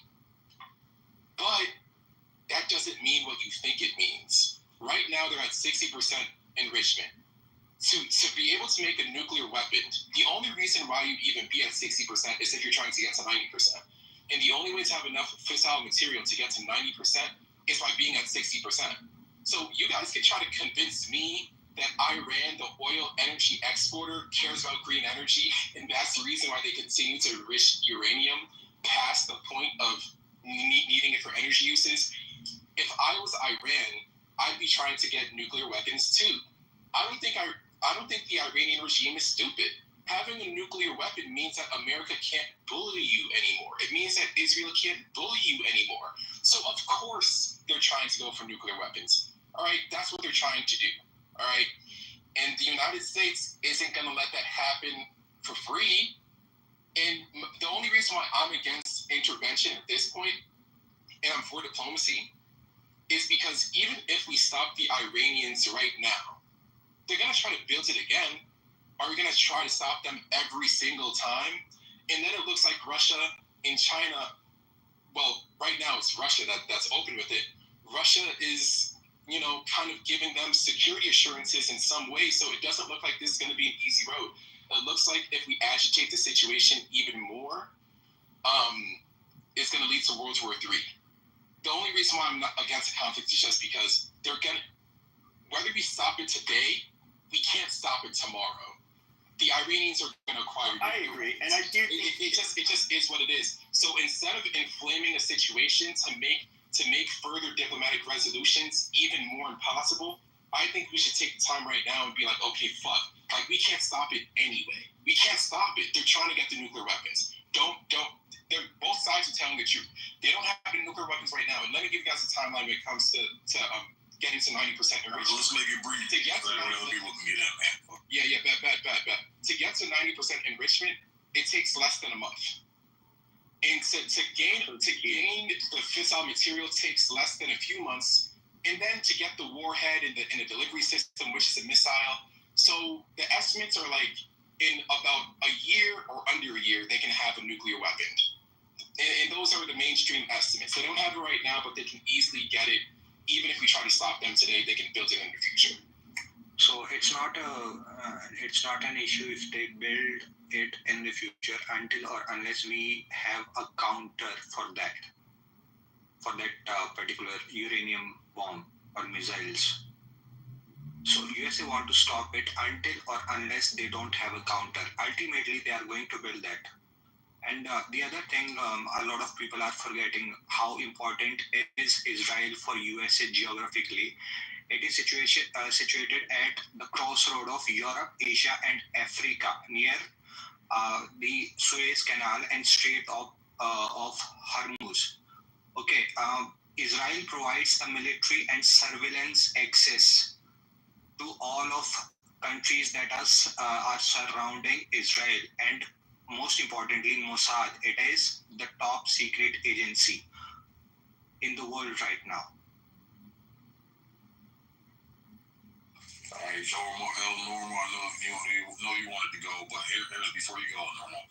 Yo, you gotta chill and respect people talking, man. Just like you're gonna get the same respect. Yo, I'm gonna get in there one of these days, yo. Thank you, Sig. So I appreciate it. No. We said doctor. Thank you, Sig. Oh, we said doctor. Okay, I'm sorry. Yeah, no, Keegan said doctor. We're gonna respect Keegan's room. He said doctor, then Normal. But Normal, understand. Gotcha. You get dropped down so many times, then we lose invites to bring you back. So you just gotta chill, man. Okay, thank you, doctor. You go, and then Norm's next. Yeah, I agree about the military-industrial complex wars. I don't like them. I really don't, man. I was pretty young when we went to Iraq. Afghanistan ended up being bullshit. It was probably our government that knocked those buildings down. We have the Gulf of Tonkin incident, which is where we said that a Vietnamese ship attacked our ship. And so that was a pretext to get into the Vietnam War. There's many reasons why, why we're getting involved in these wars. I think the Ukraine thing is the same thing, but I think there's a different situation here where Israel is such a small country that they can't possibly sustain a nuclear bomb.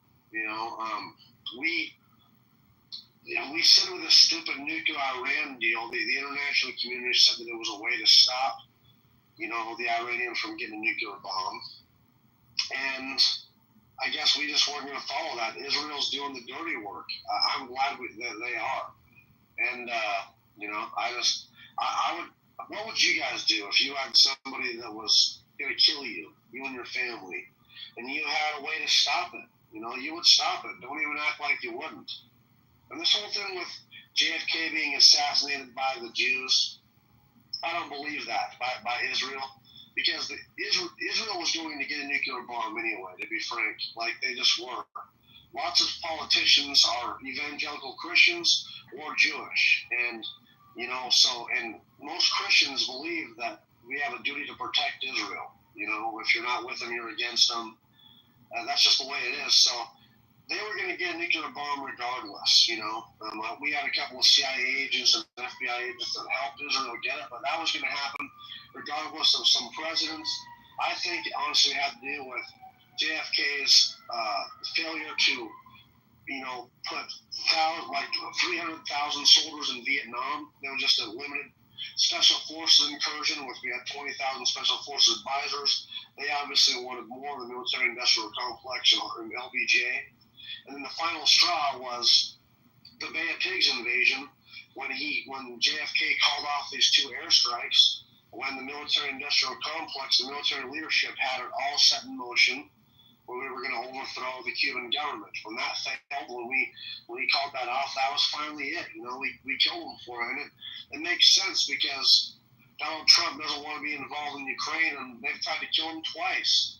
I don't know, man. I just think I can explain that. But with this whole thing with Israel, I think it's a different thing. Israel has not said that they're going to, wipe out other countries and shit. But what country has been North Korea, Unfortunately, that's just too big of a problem to deal with, and the humanitarian issue would be horrible. And then we got Iran. In Iran, we can stop these people. We can stop them from getting this bomb, you know. And I'm afraid of them maybe not attacking Israel, even though I think they will.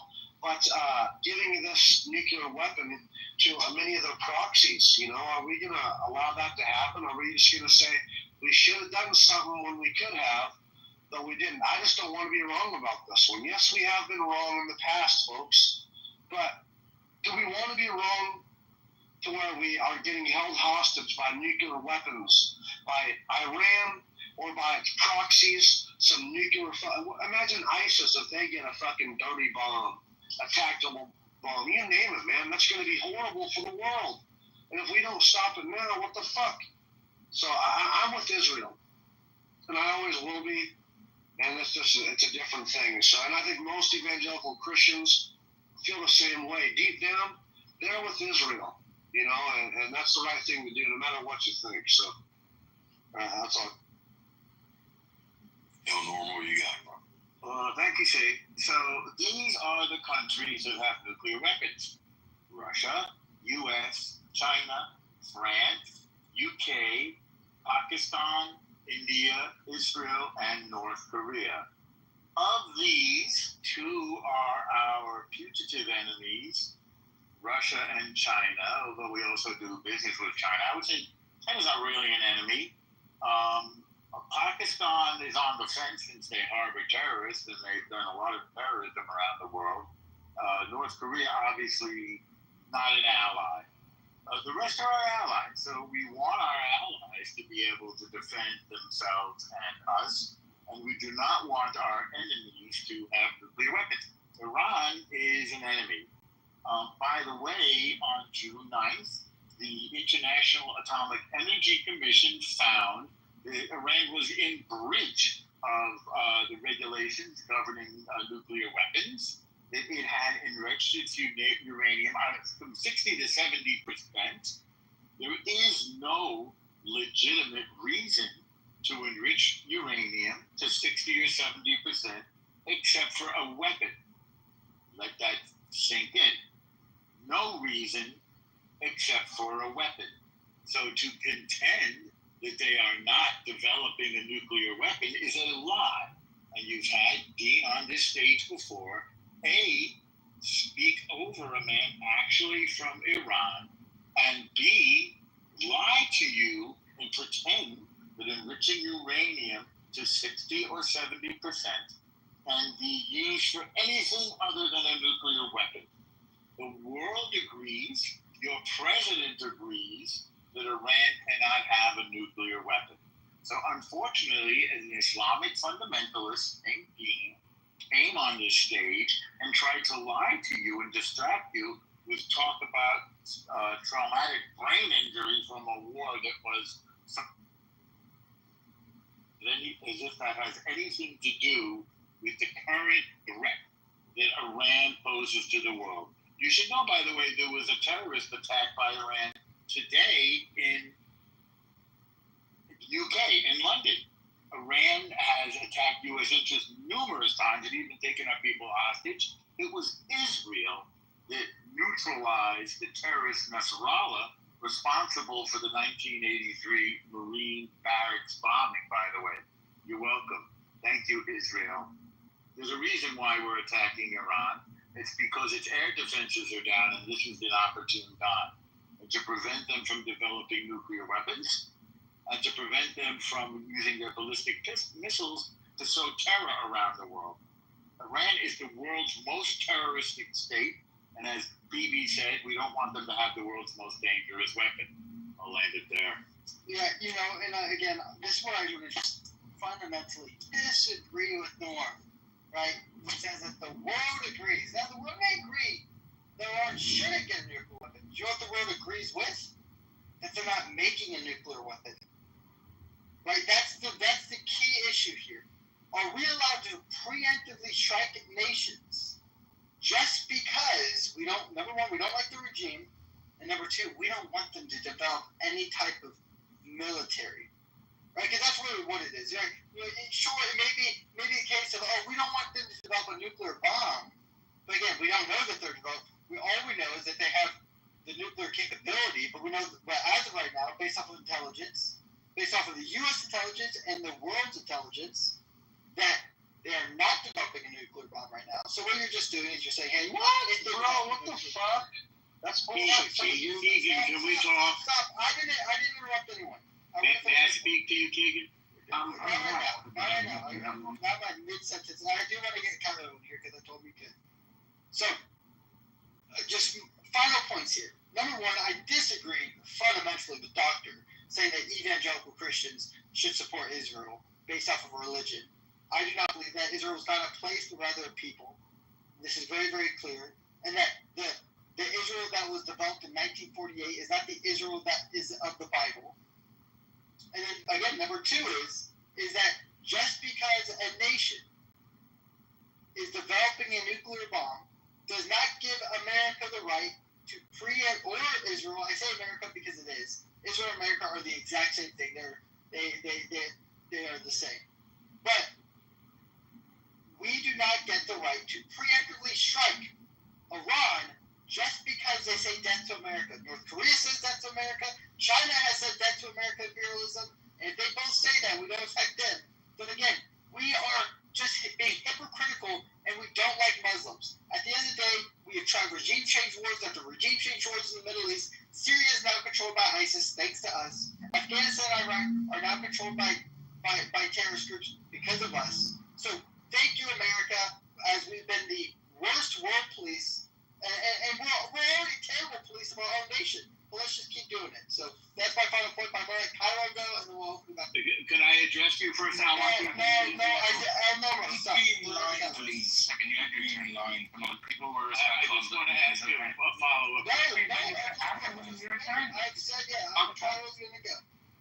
Come on, guys. We listen to you guys lie and spread propaganda. At least let me talk. Name the lie.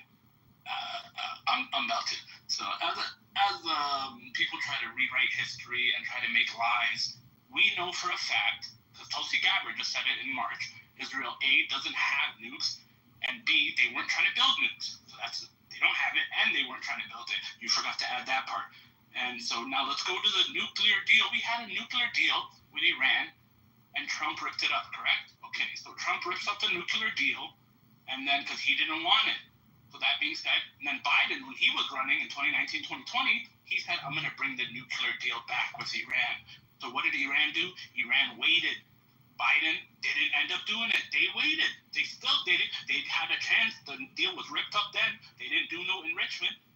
Why? Because they wanted to go back into the deal. That's what Iran wanted, is the reality. I know people don't like it.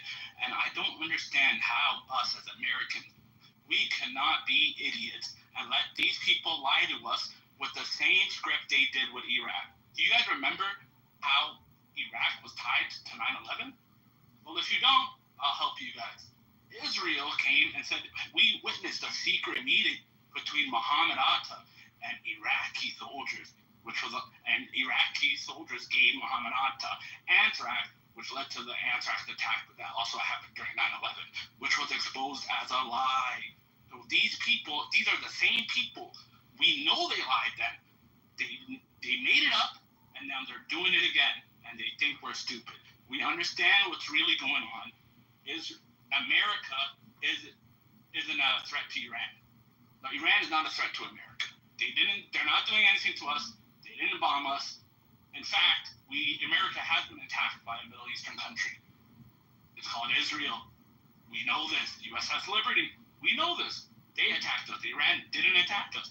If you hate Muslims, just say, hey, we want to go, and we're going to go waste more trillions to go bomb some more Muslims. I would accept that more. I would respect you as a man, other than being a liar. Yeah, so what was the lie? Can I talk? I'm waiting for the lie. By the way, 44% said that Iraq had weapons of mass destruction. What was the lie? I was waiting. One second. Just wanted to say a couple of things about Iran attacking the United States. The mass destruction. I say this again. Do you know what our intelligence agency said? that there was a secret office in the Pentagon where they were ignoring our intel and taking intel from the secret office that was making up lies, saying Iraq has where was it from? Some African country. They have uranium. They're getting uranium The from yellow African cake? country. Yellow cake uranium. Yeah, We don't want to see a mushroom. There were 44 intelligence agencies around the world. They hit us with the same line. There were 44 intelligence agencies besides Israel. You see a mushroom cloud. That's it. And now There were 44 intelligence agencies besides Israel. Was it a that lie? said that Iraq had weapons of mass Was it a lie, destruction. I believe it was a mistake, not a lie, sir. No, it was a lie. I believe it was a mistake. That's the shit, though. How many fucking times? How many One times? for intelligence agencies. Allow me to link a couple of things. Well, hold on, let Blake speak. Blake. He said Iran never attacked the United States, which is totally wrong. From the get-go, this regime started with hostage taking. Israelis and Zionists. No, he is correct. Hold on. Hostage taking. Right from the get-go, hostage taking. Attacking a U.S. Marine base in Lebanon. Siding with Al-Qaeda. Many leaders of Al-Qaeda now live in Iran. Siding with Taliban in Afghanistan war. Destabilizing Iraq after U.S. tried so hard to do nation building. Listen. Iran, from the get-go, attacking the United States. They are ideological regime. They have nothing to do with Muslim or non-Muslim. First of all. Second of all, we have, listen, we have lots of Jewish people who lived in Iran, Christians lived in Iran. Iran is not a Muslim country. This has nothing to do with fucking Islam, okay? You have an ideological system. Don't say you brought up Jews being attacked in Saudi Arabia. Listen, it has nothing to do with Islam. Don't collude it with Why Islam. should we need our money, dude? Passenger planes from Iran with money of, listen, passenger planes, they took the seats of passenger planes. They sent 120,000 rockets to Lebanon. Hold on, Cairo, he's not Israeli, obviously. I'm Iranian. Okay? They took seats of passenger plane, and for a decade, they sent 120,000 rockets to Lebanon. He's They're sending rockets to Houthis. They're sending rockets to Houthis. 60% of Iranian people live in full poverty. And you fucking idiots are still supporting the regime and equalizing it with Iran. Iran is Iranian people. So what? 100% of the guys are living in poverty. Resistance, we have a queue. Resistance, we have a queue. This is not Islamic Republic from the get-go said United States is biggest evil in the world, and that hasn't been changed until this day. This is what they say, what they said, and what they did. Actually, they're not saying. That's why I'm focusing on. Talk about this ideology is after bomb or not. If we be clear about that, then we can talk about timeline, how many days it will take. And some people forget that Mossad, during the last head of Mossad, made lots of covert operation and caused lots of delay. Mossad is working on that program for the last 20 years. Meir Dagan always said that head of Mossad also supported Obama. And sorry, Obama, but he never said that Iran is not after bomb. Islamic Republic of Iran was after bomb, is after bomb, and they do whatever to make bomb. I appreciate it. I appreciate it. I saw Blake wanted to go. Blake, go ahead. Yeah, I'll try to make it quick. I was just appalled by it was a mistake comment. It's like, how many fucking times are we going to spend trillions of dollars on governments and budgets to do a job that they can't fucking do? Like seriously, mistake after fucking mistake. You thought COVID was this, but it was that. Yeah, you thought 9/11 was this. You thought it was fucking WMDs. You can't find out who actually fucking put a van in the bottom of the World Trade Centers back in the early 90s. Like, dude, you train the fucking Taliban and then you turn around and fucking, support Syria's government. Like, come on, man. How many fucking mistakes are you going to let these spooks keep getting away with, and yet you still don't even know who actually off JFK? Like, bro, wake up. This Judeo-Christian value shit, like, this shit is over with, bro. This is America. We don't give a fuck about Iran. We don't give a fuck about China. We don't give a fuck about Jews, like the Jewish government. Like it is what it is, dude. You want to come to America, you come here legally, you do what you got to do. We fucking support our military to defend our borders, but all this like spook operation shit, bro, we're tired of it. All that Lindsey Graham like fucking shit, like come on, man. Like get off Fox News, bro. Stop watching Fox and CNN, bro.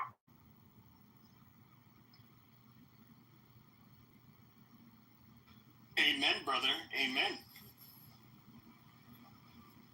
See, I look at Israel like I'm a Zionist. I support Israel existing and defending themselves. And I know there's some of the Muslims here might be like, oh, well, you're a shitty person. Well, fuck you people too. I mean, you guys aren't exactly the best characters. I mean, I'm just saying. If I had to live around you guys, I'd probably want to do a lot worse than what Israel's doing, just to be fair. But with that being said, Israel they are a thorn in the ass of the United States. I mean, they're just constantly begging for more, billions and billions of fucking dollars every fucking year. How many billions have you given them this year? And, and when it comes to them being involved in just like the lobbying, I mean, look at that cuck Senator Ted Cruz. Like, what a disgusting faggot. He was like basically sucking Israel's dick. He was using biblical justification, which doesn't even fucking exist. It's in the Bible or Christian. We don't believe that. Well, maybe there's evangelicals that do, but we don't look at Israel as even a group of people. We look at it as the church. It's not a land, and it sure as fuck isn't a modern government. But they're not our 51st state. They're not our closest ally. I just don't agree with that because Jesus is supposed to rule in Jerusalem. Well, I'm a Catholic. You're evangelical, though. Like, we have a fundamental... Yeah, I know, but why do they keep saying, though, that Israel is just an idea when he's literally supposed to go through these gates of Jerusalem and rule in Jerusalem? Well, I don't understand why we don't get that. Yeah, that's not... Yeah, that's not how we look at it. So basically, the new covenant after the destruction of the second temple and the crucifixion of Jesus, the new covenant is with the people that are baptized and are basically Christian, and it's so the new covenant is with us. We're now the ones that are chosen with God to have this covenant. Where is Jesus supposed to rule, though? Who? Jerusalem. I don't. Why do you keep saying we? The Bible says that. Okay, yeah, the Catholics do not believe that the Jews have to be in Israel. Respond to what they were saying, man. Like we don't believe the Jews have to be in Israel, and then they have to be fighting wars all over the fucking world, and then we're gonna have the return, or Jesus will return. That's not something. I've only heard this from evangelicals. No, bro. Like that's crazy. Jesus is supposed to come back. He's supposed to go to these gates in Jerusalem, and that's where he's supposed to rule. Like it's important, man. That's the place where we're supposed to protect. You guys can hate that, but that's just what the Bible says. Yeah, but doctor. So I mean, for you guys to deny that is just that's your own interpretation. That's wrong. Yeah, but doctor. And it's almost like Dude, dispensationalism is that something that we just don't have. Well, your interpretation will be also wrong because those are not even the Jews that they're talking about in the scripture. Doctor, so what you just said, you understand there's a lot of Jews and a lot of rabbis who actually disagree with Yeah, they don't believe in Jesus in general. I mean, I understand. No, that's not. They believe in him, but they don't believe in him. Doctor. That's not what the fuck I was gonna say. Just chill, relax. What I'm saying is, you have a lot of rabbis, you have a lot of Jews who say, "Hey, Israel shouldn't be a nation yet because it says that they're not supposed to go back and take that land until Jesus returns." So you got a lot of Jews that say, "Hey, Israel is right." Jesus. Whatever. But they're even protesting, saying, "Hey, Israel's 100% wrong because they're not supposed to occupy that land until the Messiah comes back." Okay, well, they're interpreting it wrong, I think, too. Or maybe you're interpreting it wrong, and your people. I mean, I'm not questioning. Look, I don't even want to make this about religion, but I just realize I do understand that there are the Christians that, because of their beliefs, they really strongly support Israel. That's fine. I mean, I support them too. I think they should exist and be able to defend themselves. But I do think that they're just way too involved in our foreign policy. They've definitely encouraged us to make a lot of very stupid decisions. Like when it came to, they made a lot of very stupid recommendations to try to get us entangled in foreign wars that were absolutely not only cost us a fucking fortune, but it had deleterious effects. We can look at, I mean, fuck. I don't think ISIS would have ever been a thing if we never fucking went to Iraq. I don't think we would have had, of course, then the Syrian refugee crisis. I don't even know if Libya would have Gaddafi would have been toppled. And yeah, I don't know. I mean, it's just like most of us, the fact that they're put front and center, like it politically here in the United States is kind of like disgusting in a way. They're not our greatest allies. They have next to nothing they have no shared history with us. They're a new country. We have much older allies that have fought and died in the same fucking wars along the United. Hold on. That have fought along with the men in the United States in foreign wars, and just culturally, we have way more in fucking common with Australia, New Zealand, the UK, and Canada. Yeah, but then why are these fucking people need to get out of our politics? Let me answer this for you here. Maybe you can chew on it. Maybe you can finally get your answer. Wait. I'm trying to answer this real quickly. Pepe, okay? This is just the truth. I know you don't like it. This is just the fucking truth. Our politicians, most of them are religious. They're Christian. So wouldn't it make sense that most of these people who are in the place of power, in the position of power, would make these decisions that maybe you, who doesn't feel that strongly about it, wouldn't do?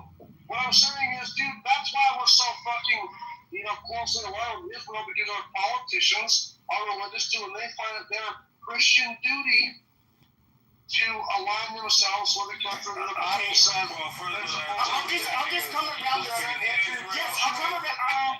Sure, I'll come around. Hold on. No, we don't. It does have something to do with evangelicals. It's not me resistance. I'm talking to the room. All right, I'm not talking to you. I'm in the room.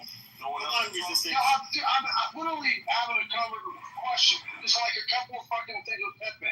All right? Why do you have to unmute yourself when I'm trying to talk to the moderator about something? You can just wait for a second, brother. All right, sorry. Go ahead, Pepe. Well, I would say when it comes to evangelical Christians, I'm going to be honest with you. I think it's, and I don't want, I usually try not to bash, like, I'm not that religious of a person, and so you guys usually don't hear me talking about it, but I do think it's kind of like a evangelical Christianity seems kind of death cultish to me, and it does rub me the wrong way, and perhaps it's because of this thing involving Israel that we did not, like growing up Catholic, this was never a thing for us. And yes, when I have people like Ted Cruz who, it's hard to, I think he's a grifter personally. I doubt it's because he's a Christian. Sitting here and pucking for Israel, yeah, I think it's fucking gross. If you have a religious belief that's going to make it so that you are you're going to give Israel like a bunch of leeway to just do whatever the fuck they want, and to have that much influence over the United States, then yeah, I have a real problem with it. And they're you can't blame Israel. They're taking advantage of it. And I just want it to stop. You're just not being religious, man. You know, as religious, you just have the inability to see why it's happening, and it's pretty clear to me. A lot of these Christians, a lot of these people like Ted Cruz, a lot of these people feel a Christian duty. Like me, if I was in that position, you're damn right, man, I would be protecting Israel if I had the ability to. Because it's my religion, man, and you know what religion is. I know you maybe don't like it, but it's like a part of me, bro. It's that important. So that maybe can answer your question a little bit of why we're so heavily involved with Israel, because it's literally a lot of these people's duty they feel like, man. Agree or not agree, but that's just probably why it's Real quick. Doctor, I'm an evangelical as well, and we get a lot of slack for being these like ultra pro Zionists. And I messaged you personally, and I want you to go watch from another evangelical pastor historian. But just so you know, and I don't want to be like on the throne of scripture, but like I don't like being the guy over there because this is not this room is about America first. It's not about evangelicals. But if we're gonna play the God game, Romans 9:6 very, very clearly states, "For they are not all Israel who are Israel, nor are they children because they are the seed of Abraham. But in Isaac your seed shall be called, that is, those who are the children of flesh. These are not the children of God, but the children of the promise are counted as seed." Right? Paul has clearly stated throughout Romans, through Galatians as well. You can read Galatians as well. Galatians 3 will also tell you that there's neither Jew nor Greek now, or slave nor free, that you're circumcised through the heart, not by flesh. Israel is not a place. It is a people group. Israel is the people that struggle with God. And this is the evangelical days. I don't know. I believe that since probably the 1940s, the evangelicals have been taken down this path of Zionism, that Israel does not treat Christians well. They just don't. I know that Muslims don't treat us well either. I got make that very clear. But Israel does not treat Christians well. The only people who treat Christians well are Christians. And we just have to acknowledge that. So, but let's move on. This is an American First room. I'm going to get some new speakers. Let's say you go first. Yeah, I was going to say real quick, and that is so true. Netanyahu just stopped legislation. Legislation was drafted up by an Israeli official to prevent Christians from proselytizing in Israel. And Netanyahu just shut it down. So, I mean, that's what I don't understand with the Christians, a lot of Christians being in support of Israel. Like, I mean, I've seen videos, and again, this is just my anecdotal, just what I've seen on the internet. So you can criticize me all you want, and that's fair. But I've seen so many videos of Jews spitting on Christians, physically attacking them, assaulting them. So it's just kind of weird to me, like, why a lot of Christians have this blind loyalty and allegiance to Israel when they don't respect. You know what's funny is that a lot of Israelis will say, like, oh, that doesn't really happen. That's just anecdotal. But then they actually had an undercover Israeli team, like, go there dressed up as, like, I don't know, openly as Christians walking around in Jerusalem, and they got spat at no less than 5 times in the hour that they were doing it. This shit was so... Go ahead, Blake.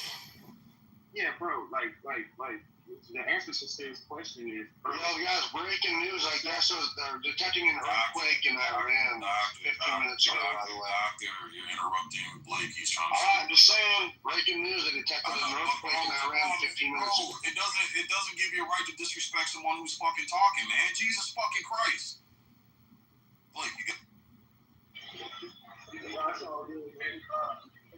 I'm saying, like, the answer to Steve's question is, like, it's not that evangelicals in America, truly know what they believe in. Dude, we've been convinced that's our Judeo-Christian values. That's what I've been fucking told the moment I came into conservatism back in early 2000s, right after fucking 9/11, bro. We were preached this Judeo-Christian value, bro. And I'm like, dude, we don't even coincide.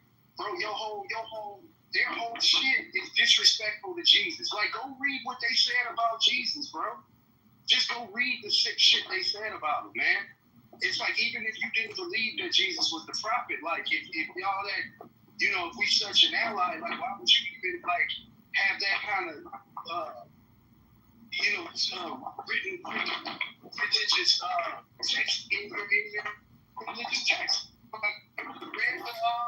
Well, to be fair, Talmud, the secret book. It was to be fair, that was in the Talmud, and all the Talmud is a bunch of rabbis giving opinions and like arguing about like rabbinical law, and it was like one of the there was a rabbi at one point who said that's what he thought of Jesus. It's not something to be interpreted religiously by them, and like there's. Basically, you have rabbis who like disagree with each other. So like the Talmud is like literally like a bookcase worth of books. Like it's a lot of volumes, and it's just a bunch of fucking rabbis arguing about rabbinical law. So I wouldn't take that as like a personal insult. I think the Talmud is really gross.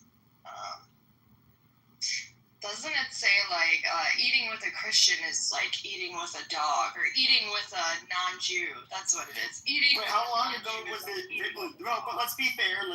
How long ago was it written? And we can look at the Vatican's justification for mistreating Jews and doing really bad shit to them too. I mean, a lot of this goes.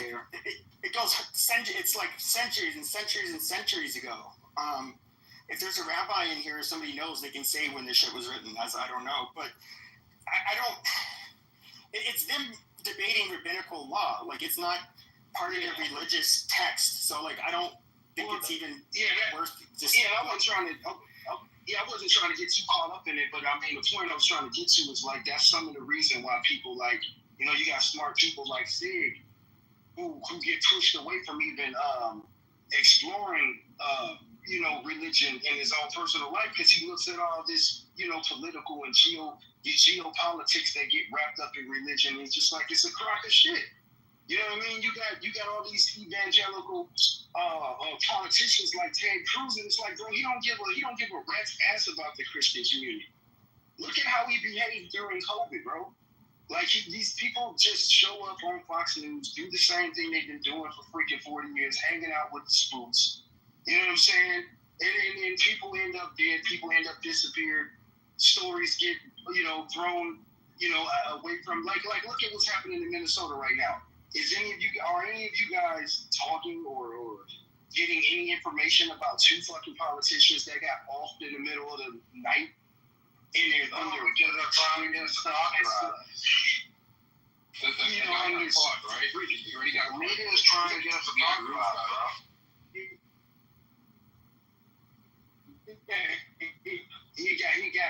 He got caught, but all of the circumstances said within 40 hours that he was on the run. Bro, 1995 police tactics would have captured this guy. You don't get out and you don't get into a whole shootout with the police and then get to go complete your mission. He was a person who owned a PWC, and me myself, I thought that they were never going to catch him just because of his history. But they caught him in less than a week. They got the guy. So what you're saying isn't. I understand the sentiment of what you're saying, but can we see past our face just for a little bit, bro? Like, this isn't about. And by the way, if you're like doing this Christian Zionism thing, then when the jihadis do their fucking Allah Akbar shit, then you can't fucking complain. If you're going to support Israel out of Christian Zionism, when you get Allah Akbar, don't fucking complain. See, I'm not supporting Zionism because of any religious reasons.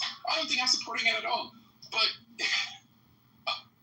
Israel is America's cousin. It's America's little project. And my thing is, it seems like the Iranians are trying to get nuclear weapons. They are. I mean, they are trying to get nuclear weapons. And I don't know if going to war is going to be the best way to solve it, because what's going to end up happening is we're going to spend trillions of dollars, and then they're going to get the nukes anyway. The only way that I see it makes sense to go to war at this time is if we can stop their nuclear proliferation forever. And since I don't think we're going to be able to do it, I think we need to try to sue for some type of diplomacy and some type of agreement that Obama had in the past. So, like, I think that was a mistake that Trump made, ripping up that agreement, because I don't think we have the military leverage to keep Iran under our foot for the rest of the time. But G, when you say let's look at the timeline here. But G, when you say timeline. This has been something built on for over the last 10 years. If you haven't been paying it's attention, been longer than that, man.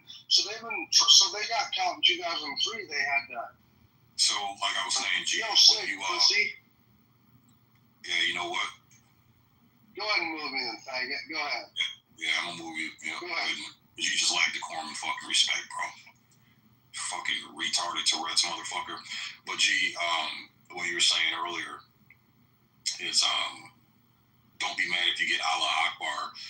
But I mean, this is the narrative that's been pushed, and just this is from my perspective. And we had this conversation when we were in the Middle East, in the military. This is where a lot of our views change, is dealing with the locals and the nationals there. We didn't run into any of that Allah Akbar hostility. And that's what a lot of our discussion revolved around, because the narrative we were pushed is when you go to the Middle East, they hate Americans, they hate you. It is an Allah Akbar, blow America up, death to America. But we went over there and dealt with those people. We didn't have any of that hostility or resistance. And we're kind of like, well, wait a minute. Like, what we're actually experiencing is different from the narrative that was pushed. So, I don't know, man. When I heard you say that, man, it just kind of brought you have to look at the totality, and I understand why you have the response, but you have to look at the totality of what I'm saying. I'm coming at this from a pragmatic point of view, because as you can even see haven't we learned by now that messaging from leaders is completely different than public sentiment, and that's the same for every single country on the face of the planet? So we even see Iranians trying to overthrow their own regime. This isn't about good or bad. This is about political interest, and this is a very serious situation. When people hear World War III, they're thinking of an apocalyptic scenario. When people hear World War III, they're thinking of trenches. They don't understand that warfare's changed. World War III can start, and it's not going to look like what you think it's going to look like. It's going to look like something very different, because nuclear weapons exist, and we can't have the same type of total war that we've had in the past. So this is a type of shit where your grandchildren are going to ask you about this, if you have grandchildren, given the declining birth rates. But this is a time in history. Do not be fooled by propaganda. But the Iranians, they are building nuclear weapons, and I don't blame them, and America won't stand for it. Let's see what happens.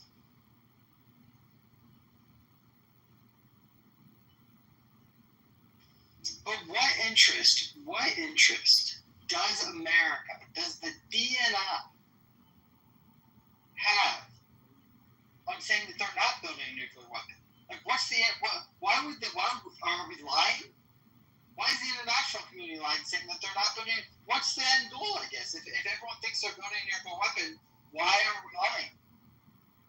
Wait, who's lying?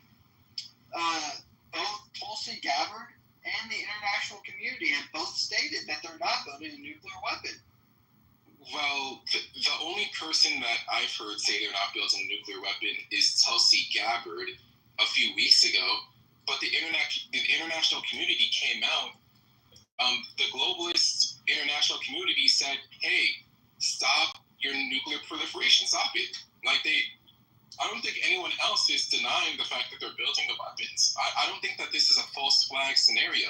And by the way, if you remember when October 7th first happened, the mainstream media was saying there's no evidence that Iran was behind the attacks or Iran helped plan the attacks. Now they're letting you know that Iran was definitely behind the attacks, and without Iranian backing, October 7th would have never happened. From what I see, and I look at the mainstream media as a tool to manufacture consent in the citizens. And I think that the military-industrial complex wanted to feed itself from the war in Ukraine. They just used the war in Ukraine as almost like a good brunch, a good meal to feed themselves. I don't think they want this war. I don't think they want this war in the Persian Gulf. I think it fucks up with the oil. I think it fucks up with their money. And I think that they know that once they start this, they can't stop it, and they're going to be blamed again for another fucking Middle Eastern campaign that's not going to gain America anything. I don't think they want this war, actually. I think they're trying to do their best to prevent this war and prevent Israel from going apeshit. But if Iran is getting a nuclear weapon, which they've been trying to stop for over 10 years, this is my thing. Let me be quick about this inland. Okay, Keegan.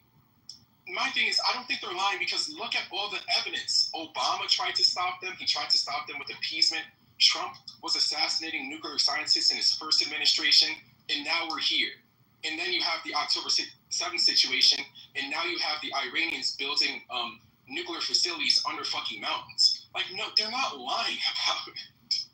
They're not lying about it. And all of the circumstantial evidence that I've seen is pointing to they're going to go into this reluctantly, but once it starts, it's not going to end, bro. And it's not going to be fun for anybody.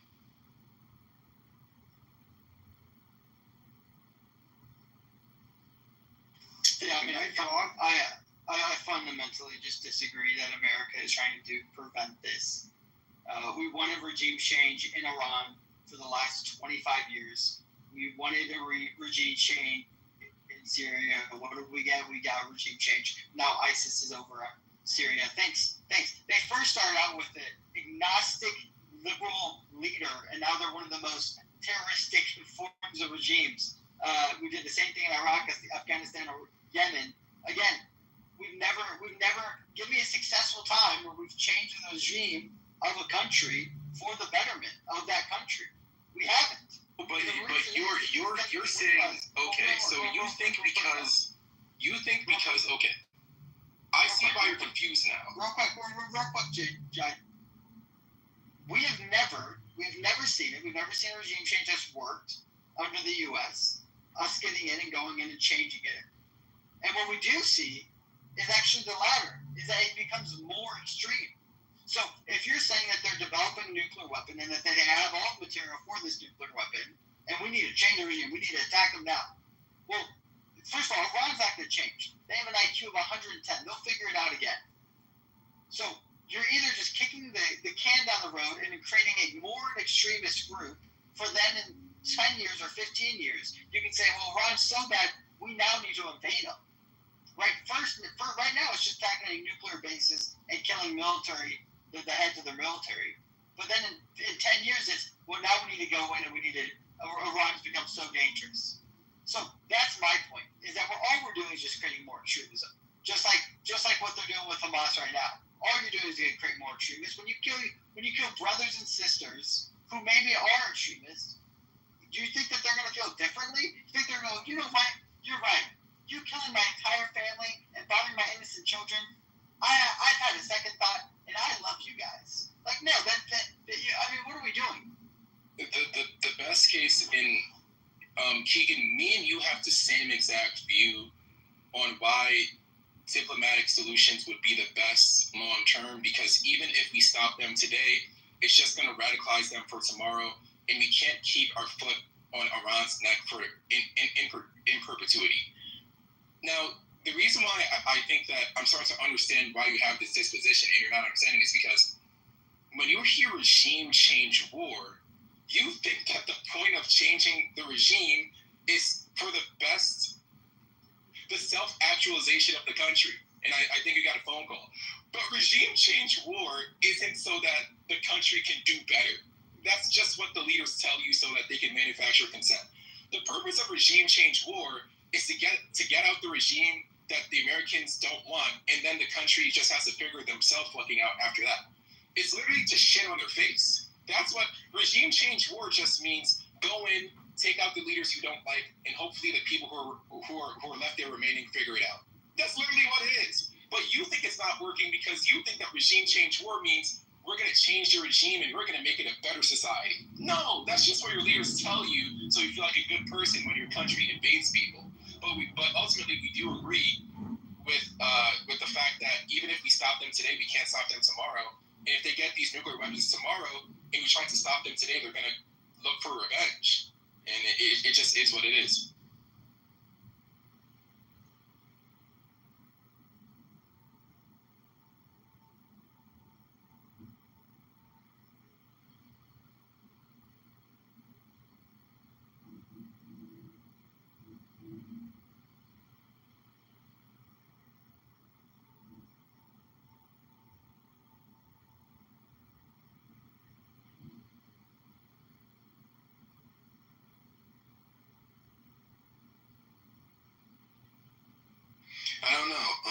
looking at April's comment, I think the best case scenario because even though I think diplomacy would be the best thing for the world and the United States in the long run, that's not what our leaders do.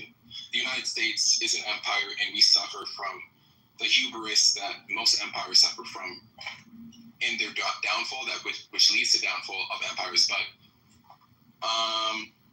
the best case scenario, given what the United States will most likely do, which is go to war, because that's probably what we're going to do, is regime change and then implants a new regime that's friendly to the United States. That's the best case scenario. But I don't know if the Russians are going to let us do that easily. But I don't see a situation where we use diplomacy. I hope they're smart, bro. But these are American politicians we're talking about. Can I make some comment? Yeah, go ahead. What I think about it as an American, I think I agree with many of you guys that there shouldn't be any boots on ground. And the experience of Iraq and Afghanistan taught us that nation building in Middle East, where you have lots of divisions in terms of religious, ethnic background, is, if it's not impossible, it's really, really hard. What I think is like U.S. foreign policy after World War II addicted to the picture that the U.S. had from itself when it comes to Japan and Germany. But those nations were different, and I disagree with Keegan that there was no time that regime change didn't have good result. Germany and Japan are really, really great examples of that. But Middle East is a mix of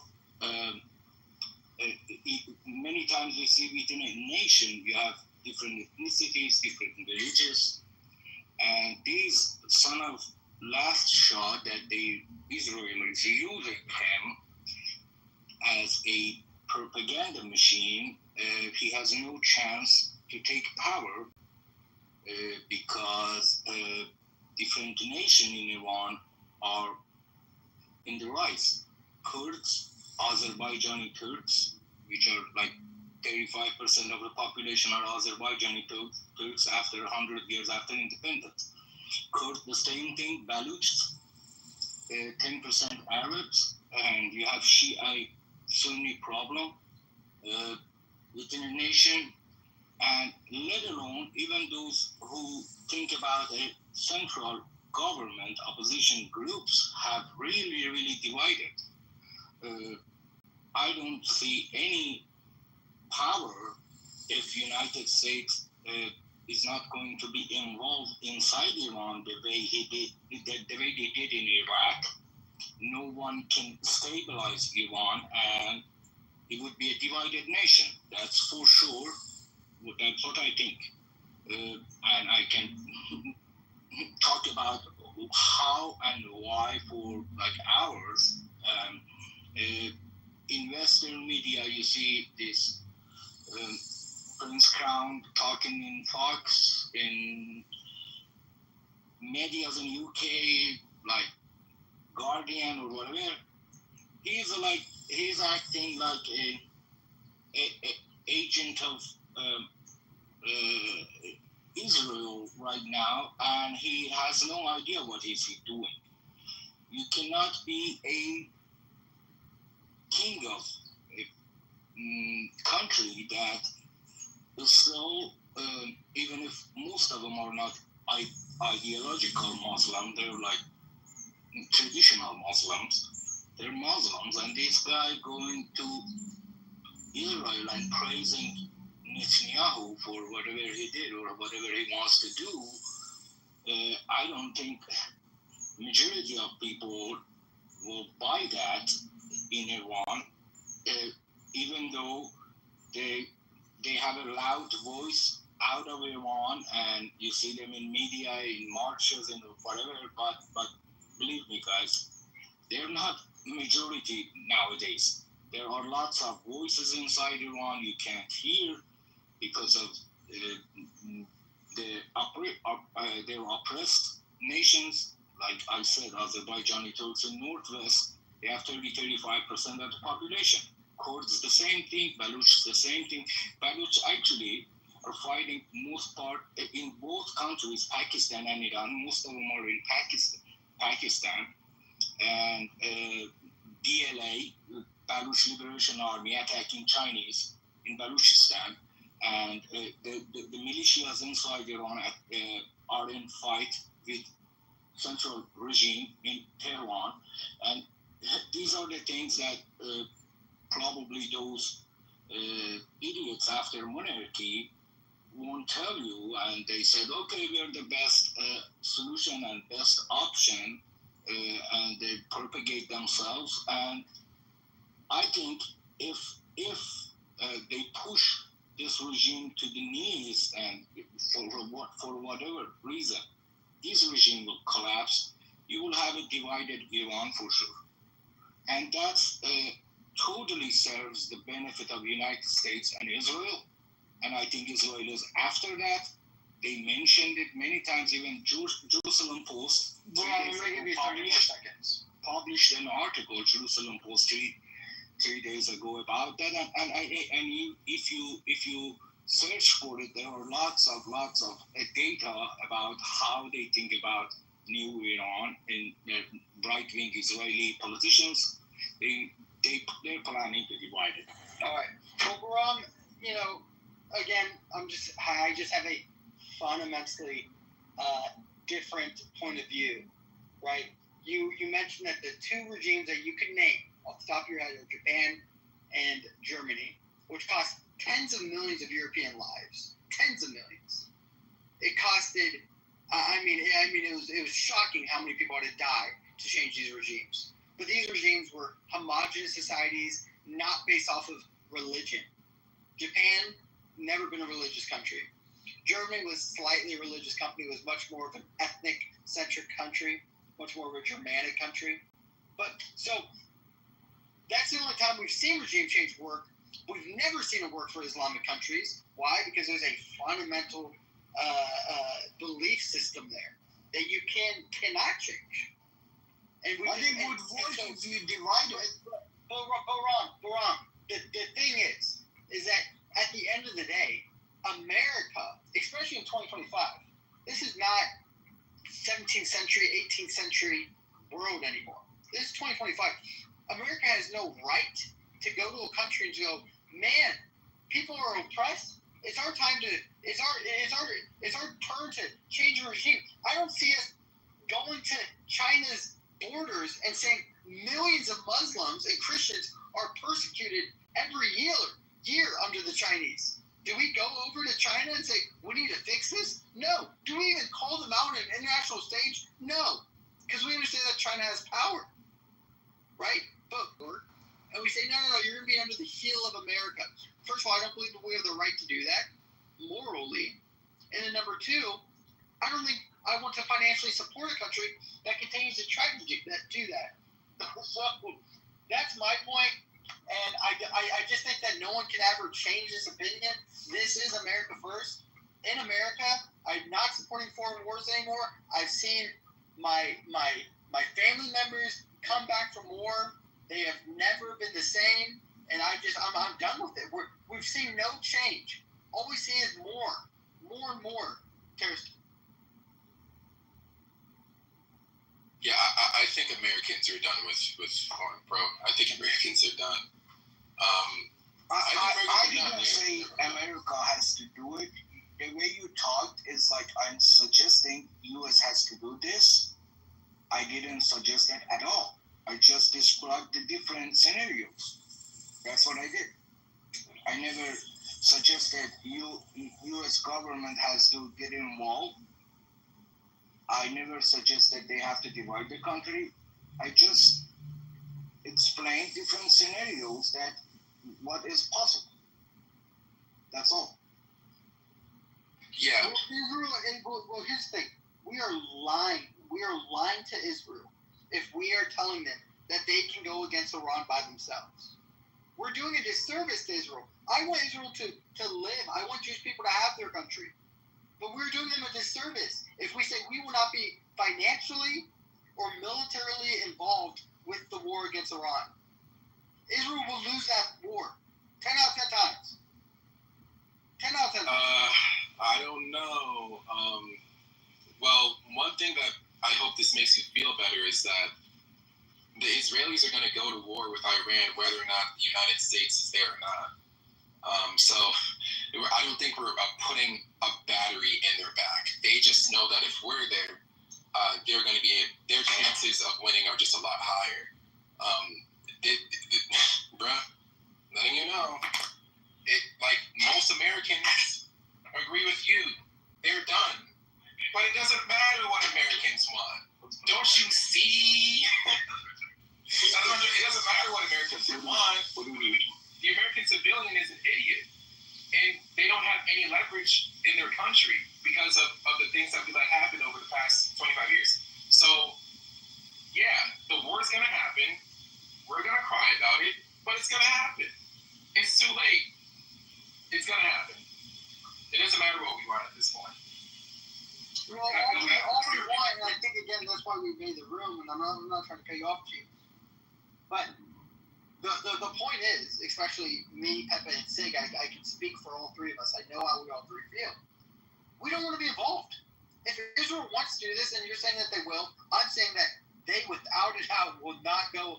They will not go the way that they're going to attack Iran, because at the end of the day, I don't believe America's going to listen to the public. Trump's going to do what he's going to do. He's going to support Israel. He could care less about his supporting bases. I mean, I don't know if you guys see his approval ratings. It's abysmal. It's so bad right now because both conservatives and liberals don't want to support Israel. We're just done. It's not just supporting Israel. It's that we don't want to support a Middle East conflict again. We've seen it over and over again for the last 25 years, and last 30 years, and we're just done. We're done with it. That's America first. It's not isolationist because, again, if this wasn't the Middle East, it'd be just a different situation. Like, if World War II happened again, and that type of situation was going on, I would probably want to be somewhat involved as an American. But this type of conflict, no. You go against I don't expect the UK to come help fund America if we went up against Mexico. I expect us to handle our business. I think that Americans don't like the empire anymore because the empire used to support the working class. So when the empire used to support the working class, we had no problem with it. Now that they changed the plebeian from a worker to a consumer, and it's kind of changed the dynamics. You're not guaranteed a job. The education system is shit. Everything is expensive. Everyone's gonna own nothing and be happy. That's the reason why Americans aren't really excited about this, because we know that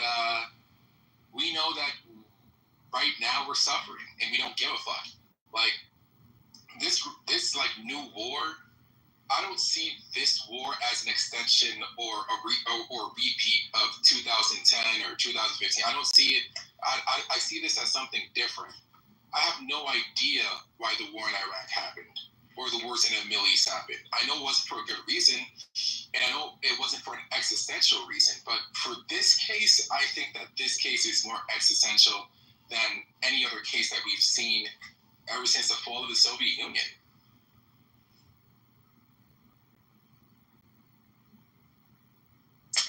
So, just wanted to add one more point, is that the world ultimately revolves around the power, and the United States sees Iran as a significant threat due to its alliance with Russia and China. So, US, it is natural that they'll oppose the regime that is extreme and where people lack democratic freedom. But they are rigid and very aggressive in their ideology, and that ideology tends to be successful. So Iran in particular follows a path which is religious extremism, and if it is able to acquire the weapon of mass destruction, it could challenge directly the US interest and its security. And this would push America into far more dangerous future than what it is right now. And along with that, India and Israel also share similar concerns. We have seen Pakistan, for example, already possess nuclear weapons, and they have repeatedly acted aggressively towards India by proxy conflicts and terrorism. And this highlights that there is a real risk allowing extremism regimes to gain such power. Thank you. And with 6 points, yeah, we're $36 trillion in debt. Like, we have rapid homelessness, illegal immigration. Still has been solved. 20 million illegal immigrants just in the last 4 years. Right? Undocumented, at least. Maybe not illegal, but most likely illegal. Undocumented, illegal, same shit. Yeah, it is the same thing. Let's be real. Yeah, I agree with you. But did you just ignore the important point that was brought up and just speak over top of it? Dude, I've been a part of this conversation for like hours. Like, don't get triggered. No, I'm not triggered. It was a question. No, I sound triggered. I heard it. I understand the general point you're trying to make. You just skipped over using it more. You just skipped over what the previous talker said. Yo, what's up? We've been talking for Okay. That's just you just ignored the important part that was brought up and spoke over top. But please, I'll let you speak, but please let me finish though. Which is, well, you're just ignoring what was brought up before. You're trying to not have anyone pay attention to that important. You can bring up. Yeah, you can kick me out if you want to, but you just ignore. Wait, don't kick him out. Don't kick him out. Why don't you go? I didn't kick him out. I put him out. Damn it! I want to see what he's gonna say after, but and he can come up and talk about what he wants to talk about. It's my time right now. I want to talk about what I want to talk about, and what I want to talk about is that we can't afford. America is crumbling. It is crumbling. We are a descending superpower. We're not ascending, we're descending. So why are we focused on international problems when nationally we are descending? Guess who's an ascending superpower? That's how it goes. What do you mean that's how it goes? The thing which is born has to die, no? I mean, sure, when something is alive it must die. But I want it to be alive. Yeah, and it will struggle. And it will struggle before it dies. Yeah. So that is a struggle for America right now. No, I hope India and their 1.4 billion people they have keep crapping in the street. That's what I hope. You know what? Okay, you hope whatever you want. They've never ascended. I'll tell you that. We were almost 25%. We were almost 25% of world's economy. The Britishers came, they looted everything from India. Okay, we have already suffered. It's your time to suffer. I knew it.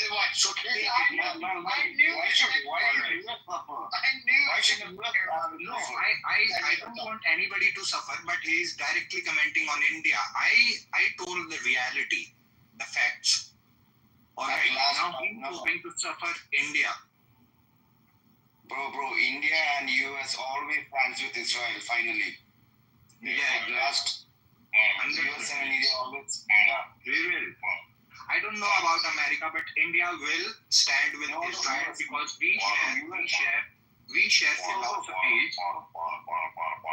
It's not only India.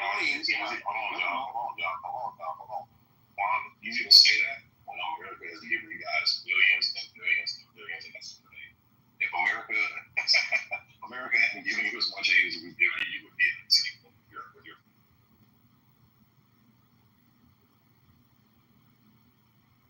But America always stands with Israel, bro. They can't leave Israel. Yeah, but they have more benefits through it. They have geographical benefit. It's not that they do not have an interest there. Bro, and one more thing. It's more business rather than emotional. We have emotional connection with Israel, to be honest. Everybody thinks that America is under Israel. Right? Sorry, Israel is under America. America is under Israel. Yeah, I'm sure. We agree with you. For that. And this is why we don't want to be a part of this. This is why we understand that we are the financial piggy bank for Israel. Why? Listen, John. We are the financial piggy bank for Israel. Without our first of all, as well as our military, we're like the big brother with more money and more strength. And for some reason, the little brother bosses us around. And American people, we're saying we're done. We're tired. We don't want to pay for this. We don't want to back this militarily. If you want to create conflicts and start conflicts, well, guess what? It's your problem now, not mine.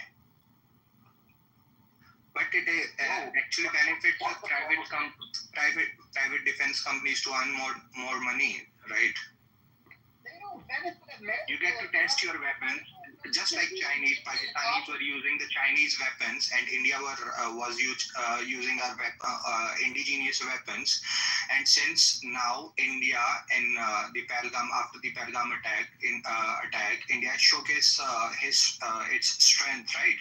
And there is more and more demand for Indian weapons now. So that's how America does. That's why they were in war with the other nations as well, in Afghanistan and Iraq and Syria. No? What a crazy warmongering point of view you have. No, it's not warmongering. I'm just telling you what the reality is. Yes, that's how America governs, right? Well, first of all, that's not. They have tried to change the regime in India as well. They have tried. The money that is improved by our exports is not just militarily. We are the capital.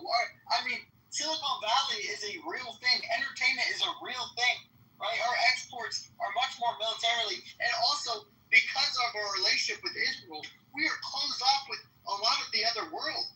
And if we're not closed off, we do it we realize that we're funding these terrorist organizations to begin with. So One minute. Like, all the Islam or Muslim countries are supporting Iran, man. So there's no problem. Israel is getting support from America or from India or from Russia. Bro, no Muslim countries supporting this Iran. No, man. Islam, Palestine was under Iran. Lebanon is under Iran. Syria is under Iran. Iraq is under Iran. They are the most terrorist funded. The Muslims have taken over this room, and I don't really want to kick them out, but I would just rather end the room. Sig, Pepe, I appreciate you guys modding this. This has been a great room, great topic. India, you guys can suck my balls, you dirty country. Fuck off, bro. The end is. Oh shit. No, it's not covered. There's no Jewish religion stuff in the whole play, believe it or not. Well, she basically posted after October 7th on her Instagram channel with a paraglider. So just letting it. It's so hard. I mean, honestly, somebody told me they wanted to go see Rod Stewart. I just saw Rod Stewart calling Israel doing a genocide. I don't want to go. I didn't want to ruin their good time. But, we'll see. I mean, he had a concert announced with Billy Joel, and Billy Joel got sick. So, there you have it. It has to be rescheduled. Billy Joel is faking a brain tumor because he doesn't want to appear with Anthony. Good for him. He's a great him. He'll probably fake his death too, just to avoid doing a concert with the rest. God bless Billy Joel, but if you know a little about him, he really goes out of his way, in my opinion. I mean, he does not identify as Jewish. He claims he's raised. I mean, yes, he's genetically so, but I believe, he doesn't identify as. Or I just remember reading that at some point in the past. Maybe he's changed, but I remember reading. I agree. He does not identify as Jewish. Yeah. So it's an ambivalent one, you know. Bob Dylan. It's okay. I identify enough for both of us. Exactly. And so, you know who else does identify enough for both? It's Bob Dylan.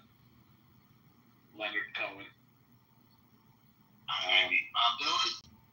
Bob Dylan went to had his photo taken at the Western Wall. And it was Bob Dylan, Bob's Dylan so Jewish he converted twice? Converted once. Well, but, he came back. He did come back. Yeah, no, he's and if I remember right, he's come back twice because he practiced Christianity twice. Well, maybe. I don't know definitively. You know, his son-in-law is Peter Himmelman, who's Orthodox. Nope, didn't know that. Yeah, Himmelman. Yeah, he's a musician in his own right, Peter Himmelman. Dylan's oldest daughter, Maria Dylan, married Peter Himmelman. They've been married a long time. Dylan is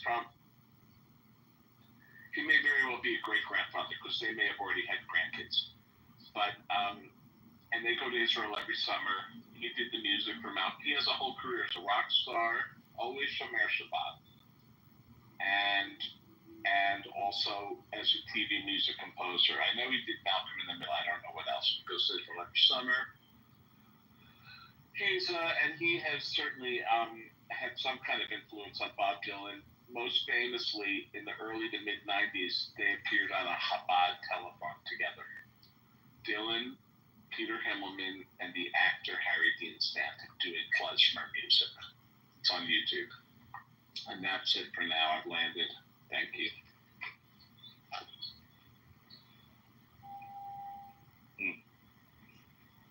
I'll just share a little anecdote also before I stop. And that's my topic on Dylan. The other thing that happened is that I recently redecorated or reorganized my home. And then last night I had some people over. And there's nothing like having other people's perspective on your home. And so today I was like, suddenly I've changed all these things, rearranged things, going shopping, etc. So I'm just saying that's a brand new experience for me because I usually just entertain people for work or close family. But this was other people, and they really saw my apartment, and I saw it through their eyes, and it was a whole new thing. Thanks. So, what did they say? I want to know what they thought. Well, they just commented on this and that, and certainly they were impressed by my TV. They were impressed by the size of my TV. I'll admit it. You okay, see? I almost turned it on, but I didn't turn it on. And that's it. Just little things here and there.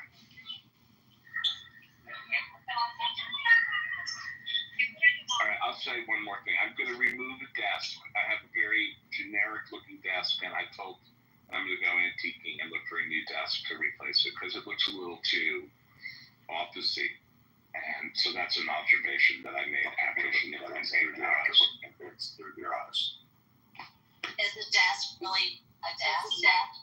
David, your Bluetooth. David, your. Thank you. Please continue. Okay, it's a cut above Office Depot, but it's nothing special, and I really. No, I just didn't know. You know how your desk could, especially in New York, things double as other things sometimes. So, is your desk always your desk? Is what I was asking, or does it become like a bar? That's a good idea. That's a great idea. No, it's straight desks. I have a dining room table, but I also have two straight desks because I work from my home. And I'm going to replace one of them with some kind of antique or something special. I have a desk, but it doesn't really look like a desk. It's in my living room, and it's like the sofa table is behind the sofa. And it actually my mom found it in the garbage in the city, and I now own it. And I use it as a desk, but then when people come, it could either be another table for them to eat at, but I use it to serve off of. Right. So. That's what I'm looking for. Something along those lines. I'll buy yours. Yeah, if only it was still in the city. Yeah. All right. So where do you go for antiquing when you lived in New York? Where would you go for antiquing? I got a lot of stuff like on the street from my old neighbors. Like this is after I moved out of my mom's. With my old neighbors, and I mean, I just had a studio apartment, so I didn't really have that much furniture.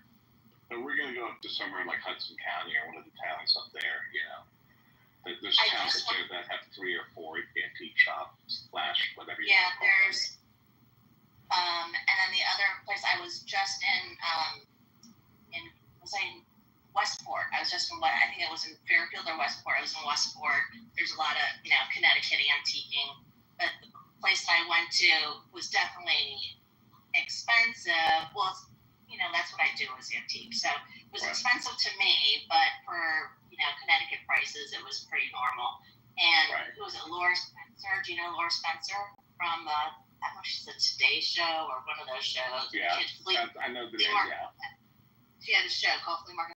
She has a booth there, so that's where really I wanted to go see what she had. But Hudson. What is the other place that it'll come to me?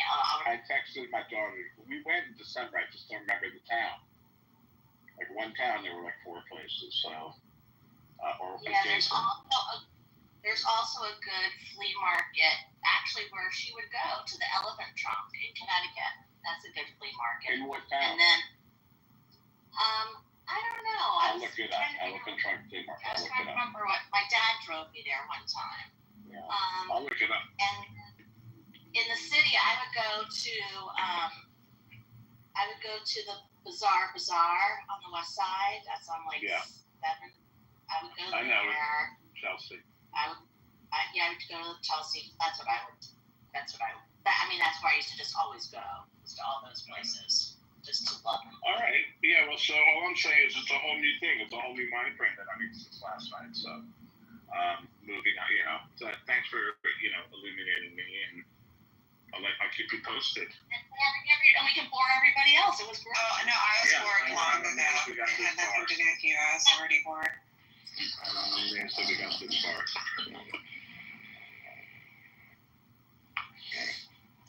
Oh, I'm up. Oh. Thank you. I'm up.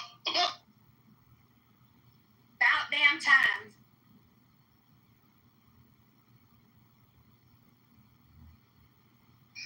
That was my invitation of the snore. Thank you. I'm at the cottage, bitch. Bitch, you're gonna go kayaking? I just built my kayak, but I'm gonna get a couple cruise. Hell yeah. You're at the cottage by yourself up in there in the north? Oh yeah, I'm by myself. Thank God. I don't even have the dog. Oh shit, I keep locking myself in.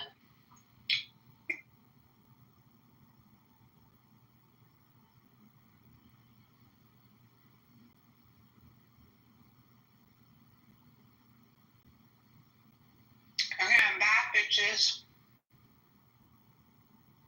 One of the locks is fun. Oh, thank God it's you. Scared away the undesirables. Alright. Yeah.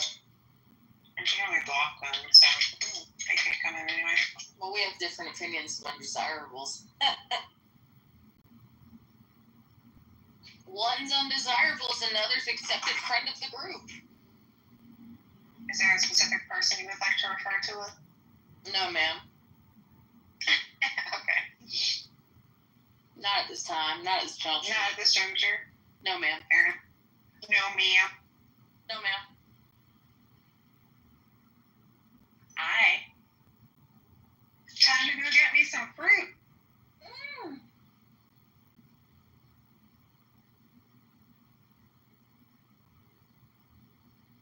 I totally understand teenage pregnancy. Like, there's not much to do in the country.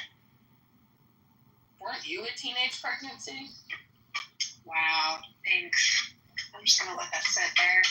Why? Why is that not a question I can say?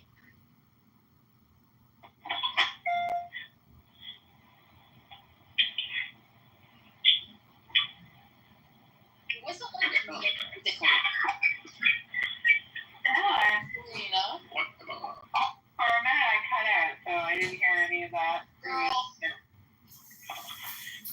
Oh no, I said, aw, thanks, seriously. Like, it's sweet that you think I was a teenager. Were you? No comment. Okay. Let that sit there. Okay.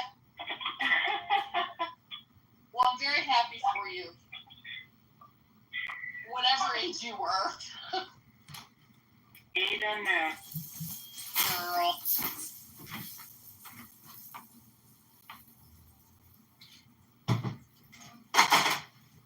No, it was fucking Roya.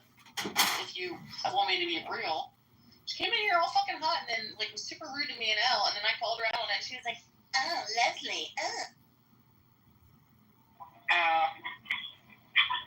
Girl on girl hate.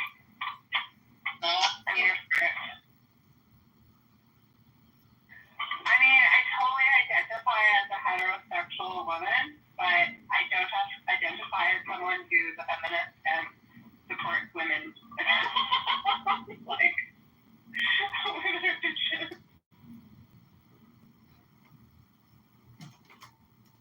Yeah, I don't give a fucking Yeah, there's a ton of women that don't like me, and you know, I just step back. Like I feel like in this way, I act like a dude. I'd like you to know I'm not one of them. No, I know. I'm just saying in general, like women, like we shouldn't be in positions of power. So the vibe is off. Yeah. Where you going now? I mean, I just unpacked everything. I set up the kayak. Hopefully it doesn't sink. Oh, there's no big trouble. God. Yeah, and so I'm just gonna head into town and get like just a couple fresh fruits to have for the weekend.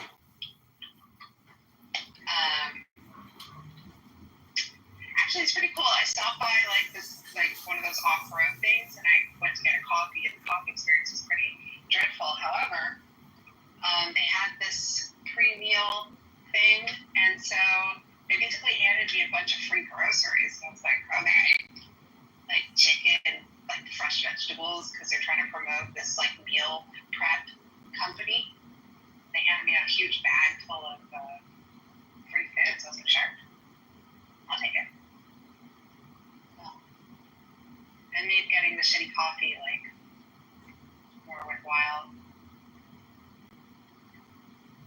And I'm not saying we have an Indian problem. I'm just saying that the people behind the Tim-Hortons coffee were Indian, and I provided very specific instructions for my coffee, and I got none of it. And then I had to wait an extra 10 minutes just to do it 2 more times.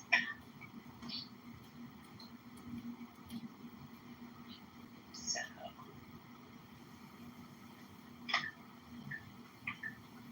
They should import people from Italy to make coffee here.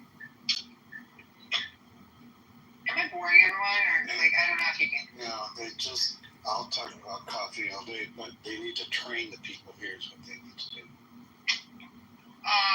So basically, I was like, oh, who's so much on this movie?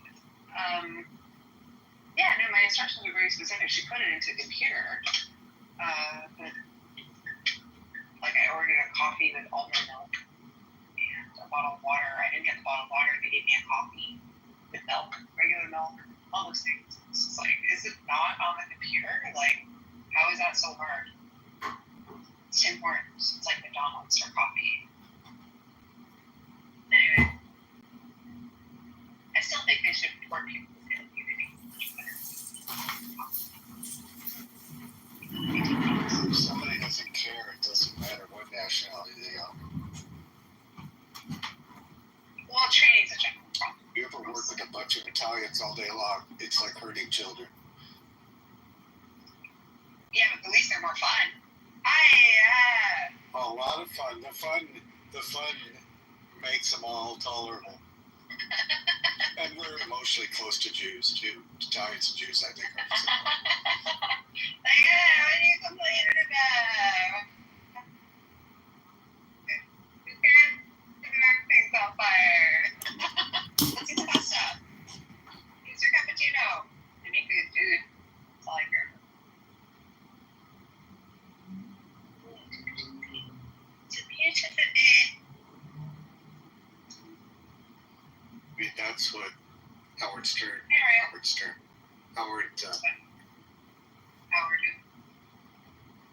Howard, who founded Starbucks, brought the Italian coffee experience to America. He was in Italy. He said, "We need to see it." Starbucks sucks though. Like Yeah, I'd rather they've have a lost Tim their Hortons way. coffee than Starbucks. It's disgusting. I don't even go there. There's so many small roasteries in Pacific Northwest that do a better job, and they're a lot of fun. Well, I do use Starbucks quite a bit. You're probably to use their toilets. That's about it. That's about it. And I think if you're on the road, maybe you might stop in one. You know what you're going to get. To use the bathroom. When I was in Japan, I went to McDonald's for coffee. Their tea is pretty consistent. Yeah. I mean, how wrong can you go with tea? How wrong can you go with tea? It's a tea bag. Tea surprise. So I don't do tea either. I drink tea in the afternoon. Well, I have been to Italy and I've been to Australia and Melbourne. It's just like you cannot get a bad coffee in Melbourne. Or Japan. I mean, when I was in Japan, the worst coffee I had was in my hotel. It was half a cup for $15. Brewed coffee was fine, but it started for $15. So I started going to McDonald's. McDonald's coffee is fabulous. So when you have that, and then you go back to Canada, America, But again, I think Japanese people are trained better, and they take it seriously. That's true. Care more. That's true. But Australians are fine. I'm glad you got good coffee. But Australians just have higher standards. They don't accept less.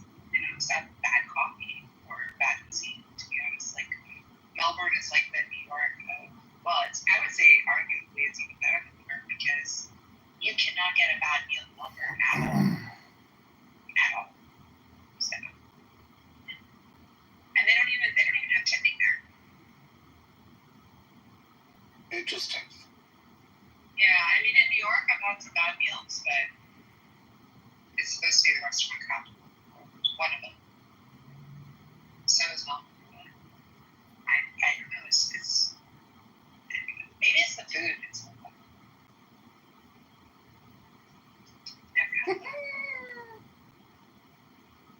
and they're lazy. Australians. They're good for dog. They take a lot. I think it's just they have higher standards. Not in Canada, though. I would say Americans are better in terms of standards than Canadians. Subs here. I went to a restaurant in Huntsville near my cottage and ordered gluten-free pasta. That stuff was shriveling up. They overcooked it. It was disgusting.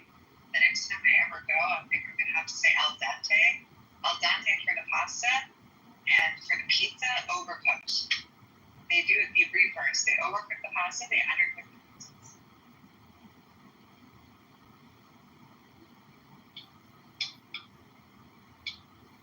I'm bad at putting everyone to sleep. It should be now.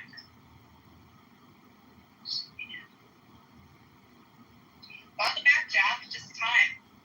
I know, the party started. What's up, my monkeys? And Huntsville, right? Huntsville. I have a problem. Is it, if it's diarrhea, I don't know. My dog had diarrhea. No. What's your problem? Your wife's pregnant? No, my dishwasher broke down somewhere. And I don't want to go pick her up. Is that normal? Is she still under Nothing warranty? you do is normal, so. Everything, remember, David, everything we have is out of warranty. Okay. Just send her an incentive Uber. I know, but then I have to still deal with that fucking car. I have to go send a tow truck. What happened? She Don't doesn't be know. a bitch. Just deal with the fucking thing. Yeah, don't be a bitch. Don't you have towing covered under your insurance already? Yes. Well, that's what she's trying to find out right now because she has CAA insurance, which you would have in America AAA insurance. Yeah. And it comes with roadside assistance, so she's trying to see if she can get it towed. Where is she? And maybe the tow driver can, tell her to where. In America, the insurance goes with the car, and you would be covered anyway. That's on the policy. No, we don't have that. And we don't have that typically in America either. Really?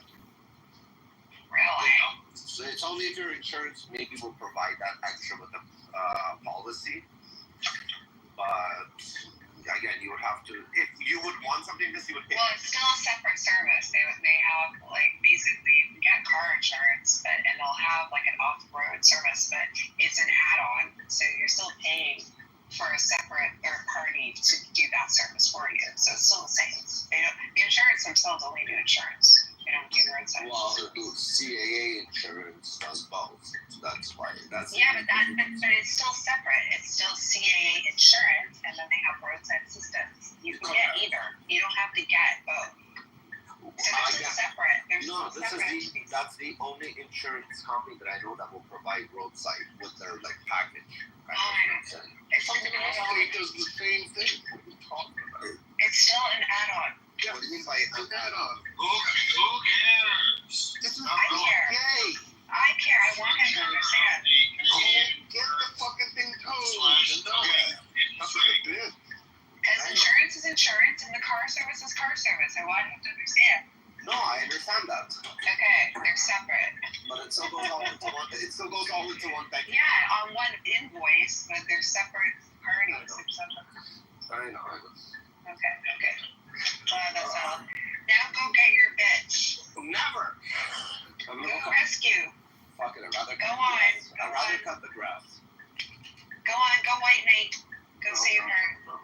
Why can't she not just call a tow and call an Uber? I don't get it. Because that's not the wifey thing to do. She can do it, but if she doesn't, somehow everything comes out to be double the charge after her. If I do it, it's your charge. So if she does it, Rafi will think everything she does is wrong automatically, so she's not going to do it. Well, no, everything was.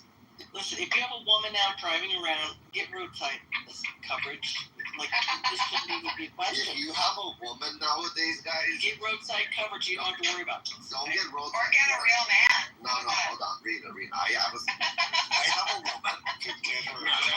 Rena, that's more about guys, they're missing the. Get a real man to change tire. I have a better solution. If you have a female that's living with you, instead of getting roadside, get a long enough chain about maybe 50 meters away from the house so she has that radius to go around. Okay. Meanwhile, he's going, come here, foo-foo, she, come sit down, you little thing.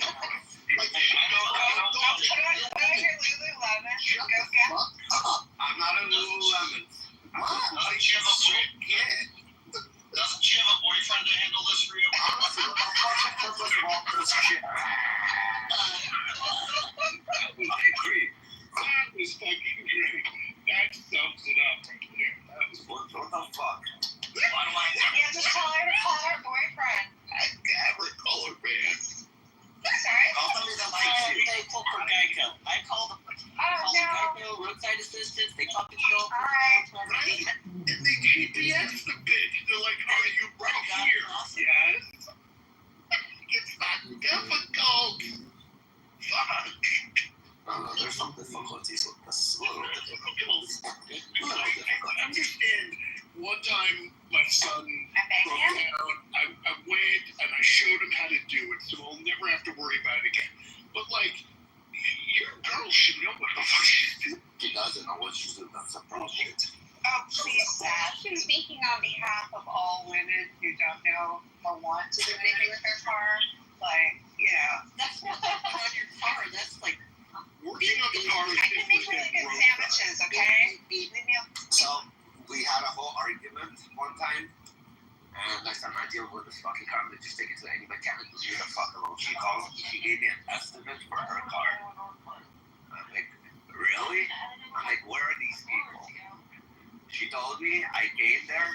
Diego, did you get my text message? They looked so fucking confused when they saw me. I texted you. Diego, I texted I you. called my buddy and fuck, I have to actually deal with this. The invoice came out 1/3 of what she she was charged. But she went by herself. This is her fault. You understand that, right? But it's not her fault. She just nods her head. No, anytime you send. What? Okay, send a you woman tell in. I'm sorry, but you send a woman in, and they're going to they take see it her down. coming, unless she knows what all of that is. And by the way, most men don't either. You're at their mercy. So if you walked in and you knew what they were talking about, and you could look at it and see what they were talking about, then yes. But if you're going to send her, they're going to see her coming and gouge her. Trust me, I've been through this. They gouged the shit out of her. Yeah, but that's not only that, Rafi, but you're also comparing her going to Joe Schmo, the mechanic, and you going to, Vladimir Isakov, the mechanic, right? Who half of his parts are stolen. Right. Well, her car doesn't need new parts. From the junkyard. Rafi comes in and then he puts out an order to steal them. They don't do that ahead of time. That's right. So.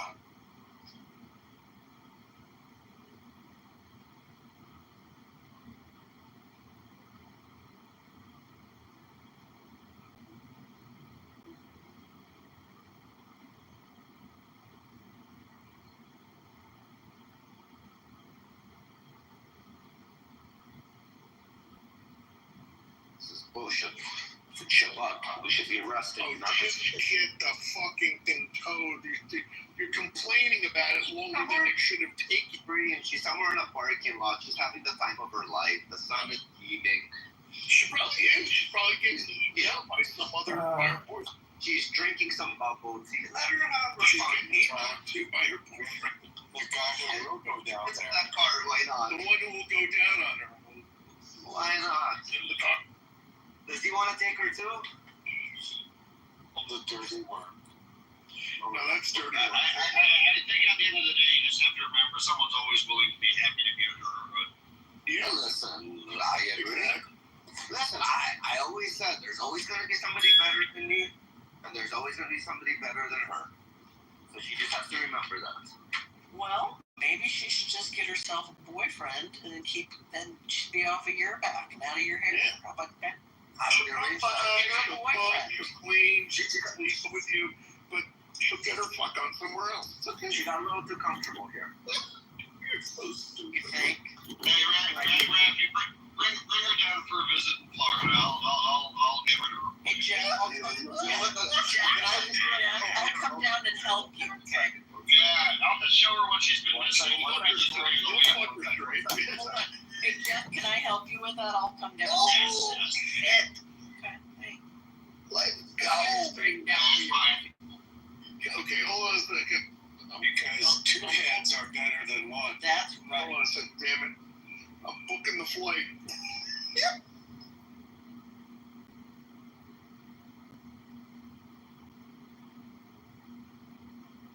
Might as well come down. I'll come down. Well, that's fun.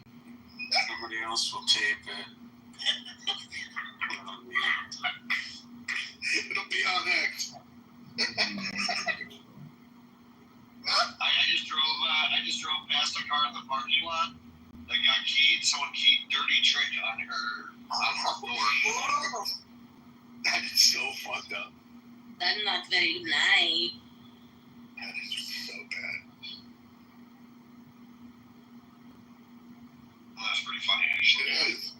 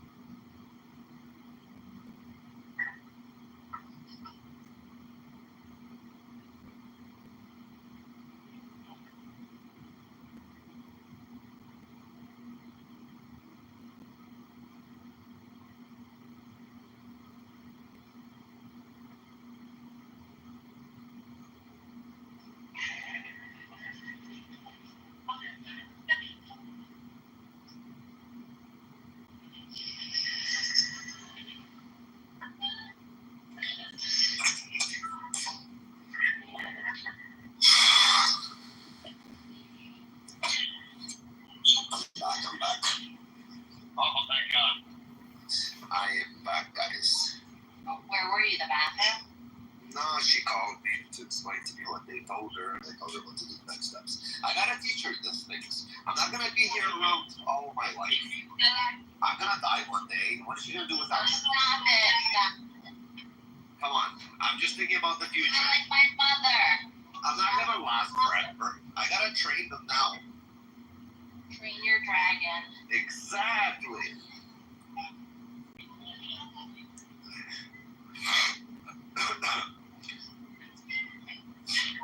Do you have to sniffle straight into the microphone? What sniffles?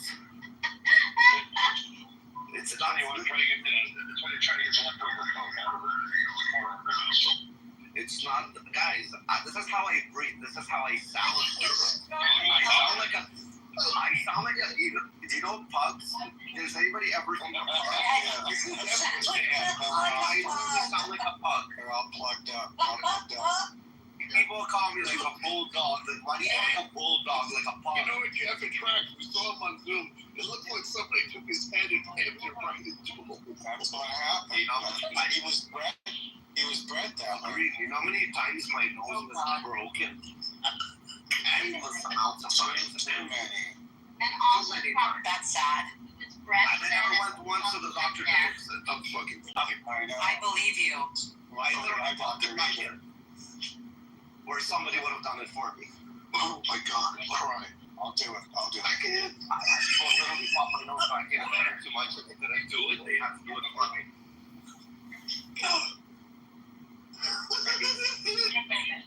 I think Zadie popped it in for me once or twice. I wouldn't let it touch. Okay. Zadie, come over here.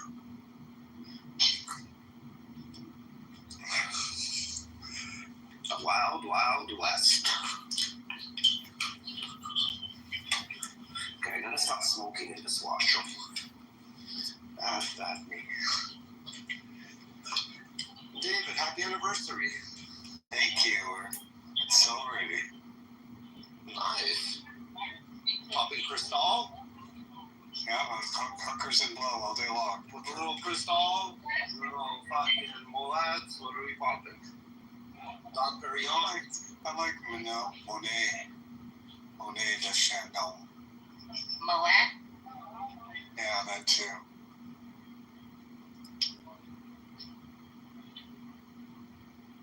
Okay, guys, I literally just walked around my house maybe, what the fuck is this? About 5 to 6 times. Literally? Like, no, just like every single room, and I cannot find what I'm looking for unless it's. But literally?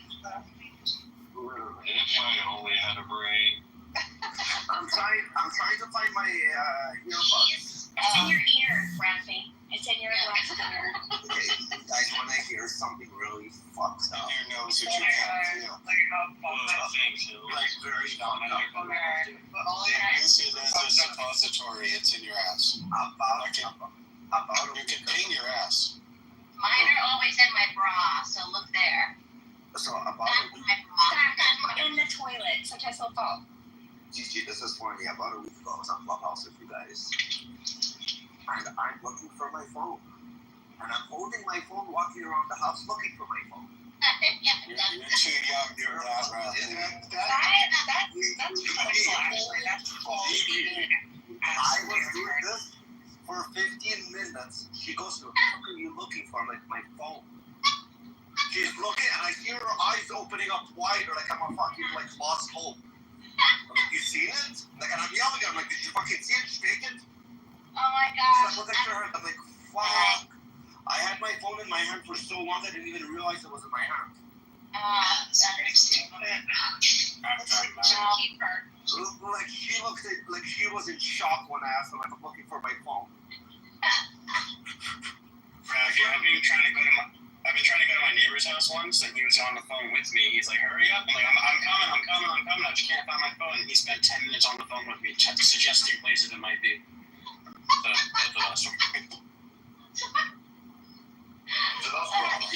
Me too. Oh my gosh, my face hurts so much from smiling and laughing. And I went over the bridge and didn't die. It's even better. Oh my gosh. That's pretty funny. But yeah, no, that was my brain fart moment of like last week. Oh, they just evacuated the Marriott. There's a Bearcat outside. Wait, where? Where you are?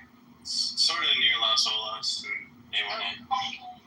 Fort Lauderdale. That's where my bestie's friend's daughter's right now. But that's where she used to live. She just is there right now. Yeah, all I saw was a bunch of people, a bunch of chaos, and a vandalized car out front. And the big, like, tank-looking sheriff car. Bearcat, I think it was. I opted out of shooting anything while I was there.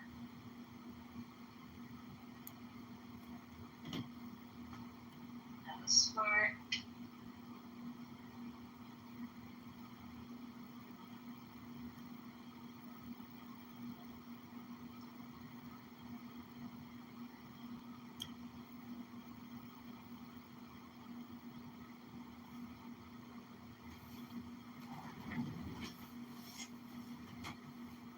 Randy, have you heard of the movie Life of Chuck? Yeah. Who's in it? You know? I'm pulling it up to make sure I know it. Okay. Let me pull this up now. It's a brand new movie. Yes. No. Guess what? I've only seen ads for it. I don't know what it's about. Okay, who's in it? It's written and directed by Mike Flanagan, and let's pull up I'll tell you real quick. It stars Tom Hiddleston, Jacob Tremblay, and Benjamin Haddock. Do I know those people? Okay, other actors in it. They're the top three in IMDb. Mark Hamill has a part. The ice skating person? Mark Hamill, the Star Wars guy. Yeah. Oh, Star Wars. Skywalker. And Tom Hiddleston was Loki. Okay, and who was the ice skater? Tom Hiddleston, yeah, that's the name I know. He was he's famous for dancing on Jimmy Fallon, right? Isn't that the guy? Oh, that's okay. He does like a wild dance. He was in The Night Manager. Oh, okay. Okay. He's also Loki from the Avengers and all the Marvel. Oh, there you go. Now, Benjamin Padgett is a child actor. He plays young Chuck. He won the People's Choice Award at Toronto Film Festival this past fall, having a wide release now. Benjamin Padgett is also an upcoming Seth Rogen movie. So he's a happening guy on the rise. Doesn't have a lot of credits. And he's the third biggest actor in here. So it's giving indie vibes, you know what I'm saying? Oh, okay. But then again, there's a lot of new actors who I don't keep up. Oh, here's an actor who's in it. I know I'll mispronounce his name, but Chiwetel Ejiofor, the amazing actor in 12 Years a Slave. He's the star. I see he's like the fourth build here. So, you know, it brings his A game. I mean, 12 Years a Slave, the acting in that is fantastic. Even if you don't agree with the message of the movie, you have to respect the acting that he brought to life. Thank you. Sure. I'm not going to respect it, Randy. I don't care. I mean, I'm against slavery personally. No, me too. We need to stop making movies about slavery. Like, just stop. Even the black people are sick of it. Like, cut it. No, I think the movie's definitely anti-slavery. It shows slavery in a bad way. You like watching actors perform that way, do you, Randy? Is that what you're into? It's a great performance. I think the movie, I don't see how you could see that movie and think that it's pro-slavery. I mean, I'm always open to the other side, but I don't see how you could see that movie and think that. I challenge anyone in the room to, you know, please. But anyway, it's a great movie. Moving on, who else is in it? Well, that's it, you know. I'm looking for anyone else who I might know here. And I just don't. I mean, I'm gonna see it tonight, so I'll tell you if it was any good. Holy cow! Talk about burying the lead. Where are you seeing it? I don't know, at the movie theater. So it's in theaters now, huh? Yeah, yeah. Well, that's cool. Sunday night is date night for me, and I'm looking for a movie to see. But I kind of also left it to the woman to pick the movie, although I told her that I've written down what I think she's going to pick. I've written it down on a piece of paper, and I'm predicting what she's going to pick. It's gonna be Two Girls, One Cup. No, it's The Mentalist. I know women. You guys really keep things interesting for date night, don't you? So, Pedro Pascal. Come on, women's going to turn down the Pedro Pascal. date night is supposed to be. Yeah, for date night, a man should decide what she's watching. Absolutely, Rafi. Like That's what I let my husband do. This is Randy. Everything else around the house she does. When you go out, you have to decide for her. Oh, thank you. Everything outside, you make the decision. Everything inside the home, she gets to do around the kitchen. Yeah, well, first of all, we don't cohabitate, so whatever. I have a different take on things. You heard the expression "happy girlfriend," whatever, snappy girlfriend. No, I've heard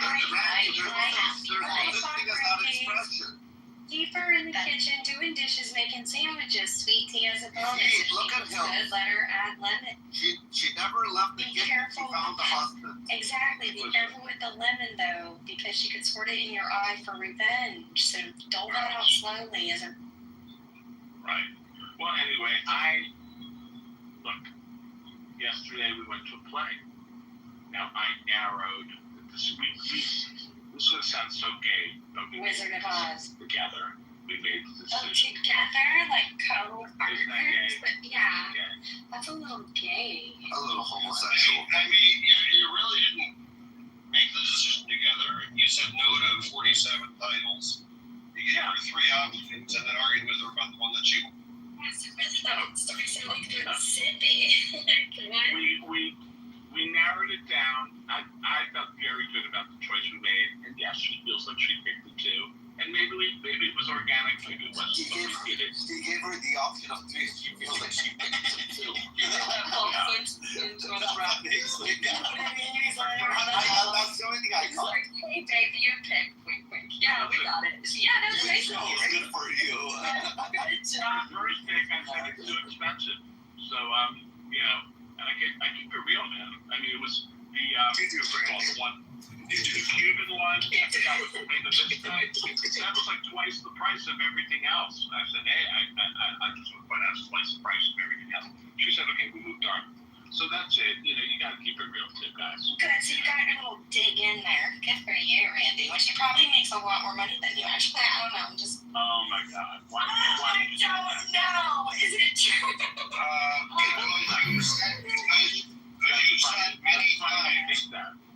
You've said many more times she's more successful than you.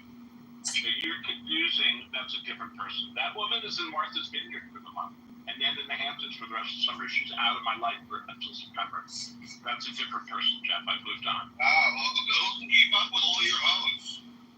Well, you don't have to. That's the good news. Okay? There you go. I'm sharing my stories. I'm just saying, she roll with it. Assuming she's the impression of the same girl. No. That girl, now that she's away for the summer, now she's texting me all the fucking time. Bye-bye. I'm calling you in September. Okay? I love your game. Like, I love your game. I hope you only answer, like, 1 out of every 5 of them. No, but, I mean, really, all 3. Don't tell me you answer every one. Yeah. Don't answer every one. Wow. You're gonna have that heart pick, too, aren't you? Listen, guys,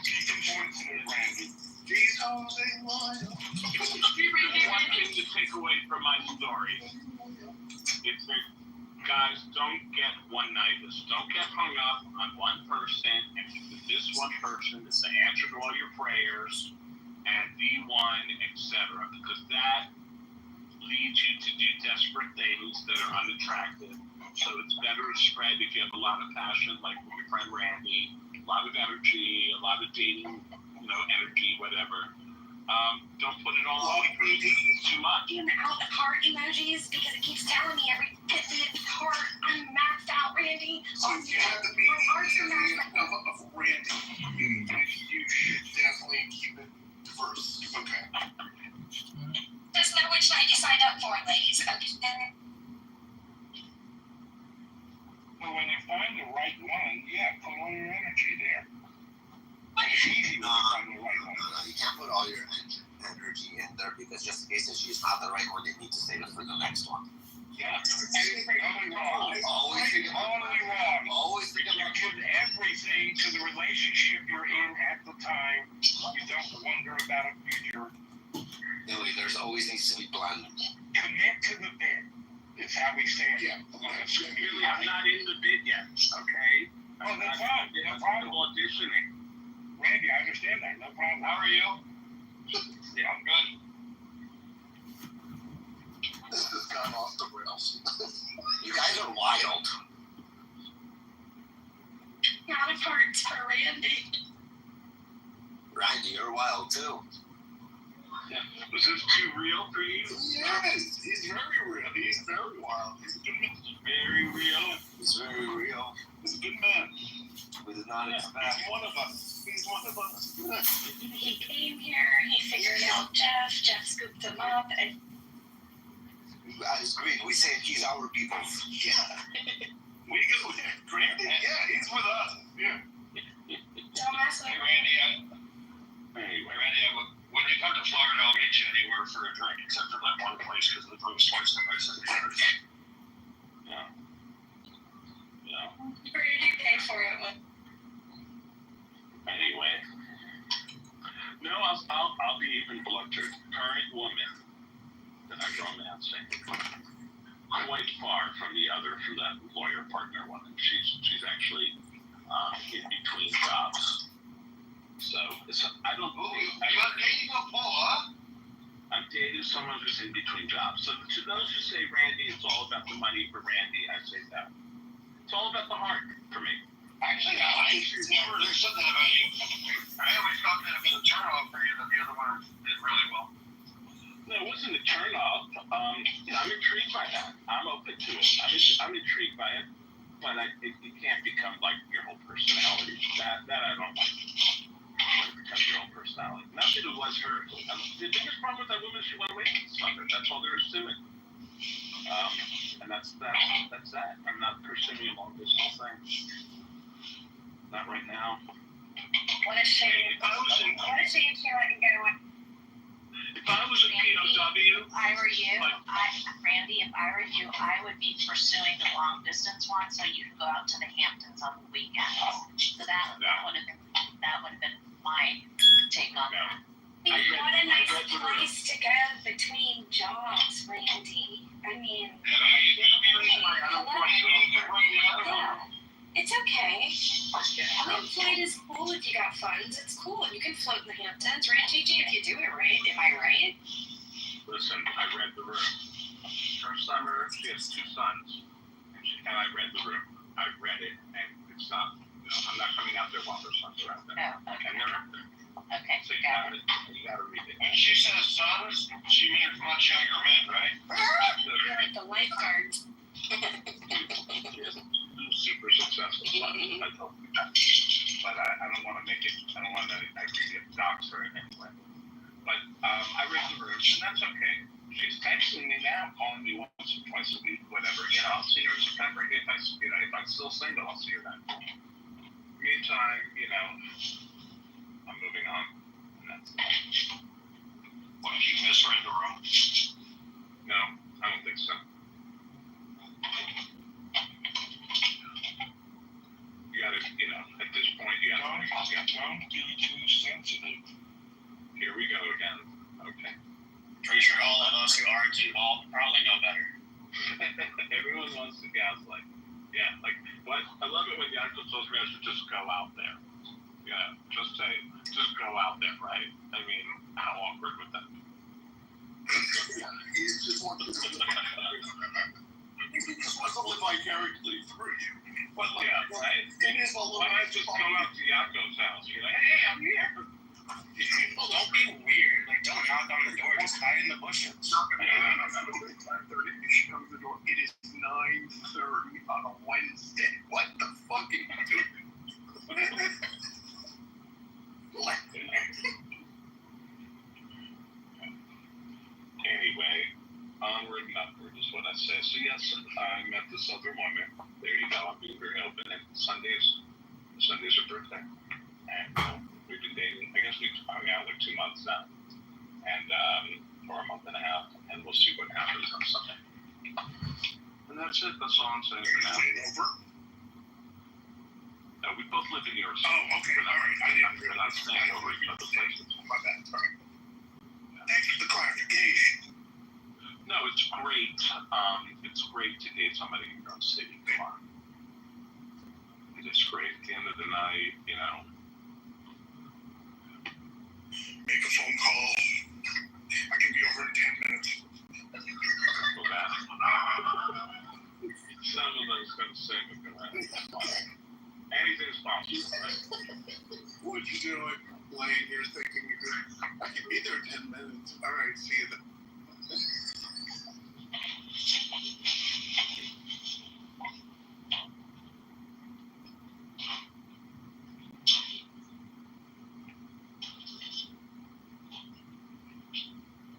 What a weird coincidence. I'm actually going after Martha's interview to spend some time with a very successful woman and her 2 sons. Give her my regards. I don't know why she's texting me that. Really? I mean, You are? she's texting me. You are? No, she's not for you. I'll be really honest. She's texting you because she likes you, Randy. Yeah, I know that. And you should not be upset that she decided to go to the, I'm not to the island for the Billy. Billy, if I was upset, I tell you I'm upset. I've moved on. I mean, it is what it is. There's nowhere to move on to. Why am Do you like her? Do you like the woman or not? I like this other woman better. Oh, okay. Yes. I'll always, this is my number one advice to everybody.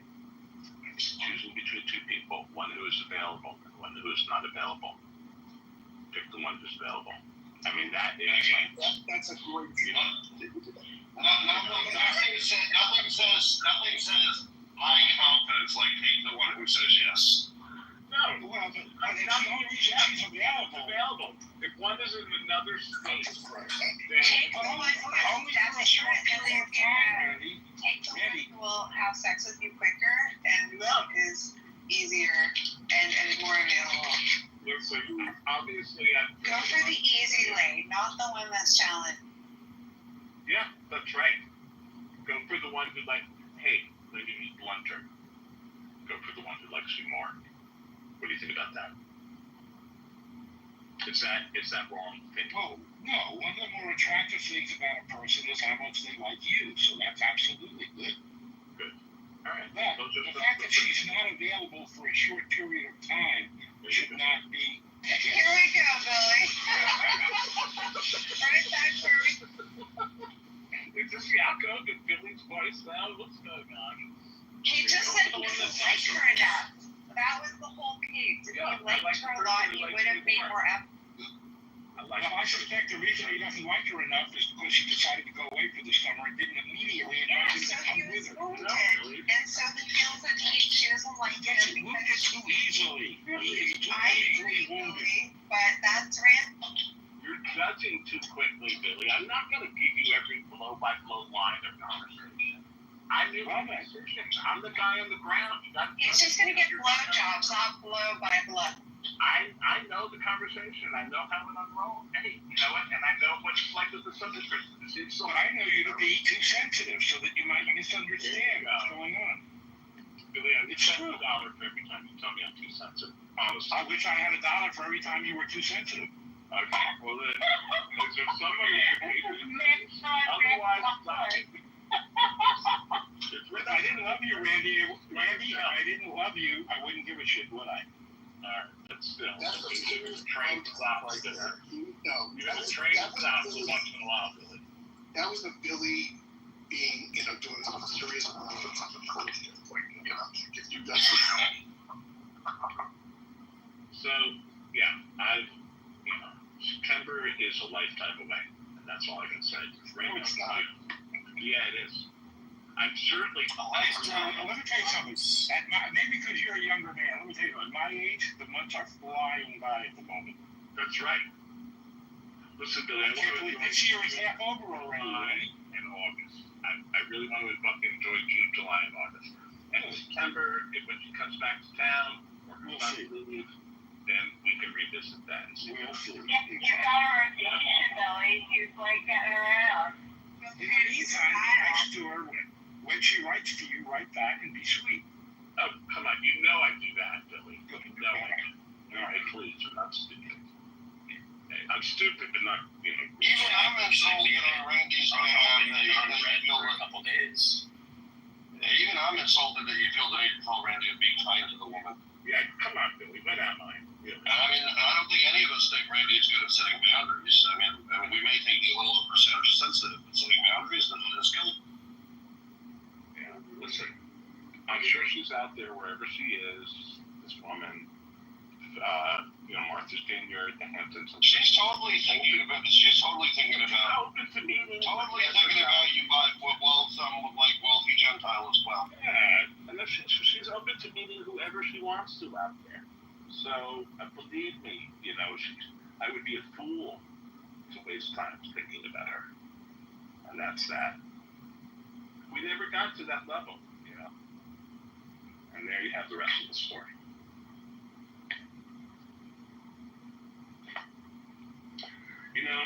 Enough about me, as we say. I mean, I feel I've done a lot of material here. Yeah, don't worry. We'll judge you for the next woman, too. We'll just keep it going. I would suggest that we talk about me, but I have nothing interesting going on, so never mind. I can talk about me. There you go. You're dating. Look at you. I am, yeah. But I got some alcohol for the weekend. I've got 2 cans of alcohol. So at some point, I'm going to be drunk this weekend, and it'll be a lot more fun. Because it only takes like 2 cans. I hope there's someone to take advantage of you while you're drunk. Oh, thanks, Billy. But no, just me. I'm on a hiatus with myself. No, I nothing exciting about the cottage. I just got some groceries, and they sell alcohol now in the grocery store, which I thought was fascinating. So by the can. Yeah, I'm trying these little diet, 5% cans with some seltzers and juice. See how it goes. I'm not drinking much either, so that's all for me. See, it's not really exciting, but I changed the topic anyway. There you go. Thank you, Rita. You're welcome. Wait, they sell alcohol in the grocery store now? Yeah, they sell weed and mushrooms in stores now, Zach. You've been waiting for a while. No, I know about that, but the grocery, funny enough, the alcohol in the grocery store, that is fascinating. It's a big difference, yeah. You can't get hard liquor, so you still have to go to the LCBO if you want to get the original alcohol. Oh, you can only get wine and beer, I thought. You can get wine and beer. But I thought but also these little soda drinks. So I cleared out the cider, but I thought I would try to make these little cans. I don't know. Because I am on a diet and I'm not drinking that much alcohol, but this was one of those diet girly drinks I thought I would try. It's like a gin soda. If only you could get hard. Huh? What, Billy? What did he say? If he wants to review. Anyway. I love coming up to my friend's cottage, which is really high maintenance. So I have to be super careful with everything. And now she's texting me saying, all these things I have to do back at the place. It's oh man. Still, it's nice. I'm in this 4-bedroom estate by myself, right by the lake. Not bad for free.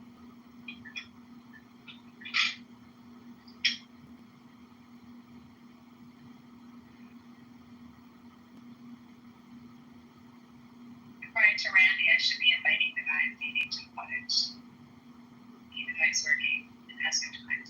Wait, say that again? Yeah, exactly. What do you think he thinks when he's not invited? Listen, really. I don't think this He works weekends. But I don't think this lawyer woman had to invite me. I just certainly, she doesn't have to invite me at all. I don't go where I'm at, right? But I'm certainly not going to hold, like... Well, actually, I would do it differently. If he said he'd be interested in going up, then I would say you're absolutely welcome. But, he works weekends, so it just seems kind of fruitless to invite him. Because he doesn't have time.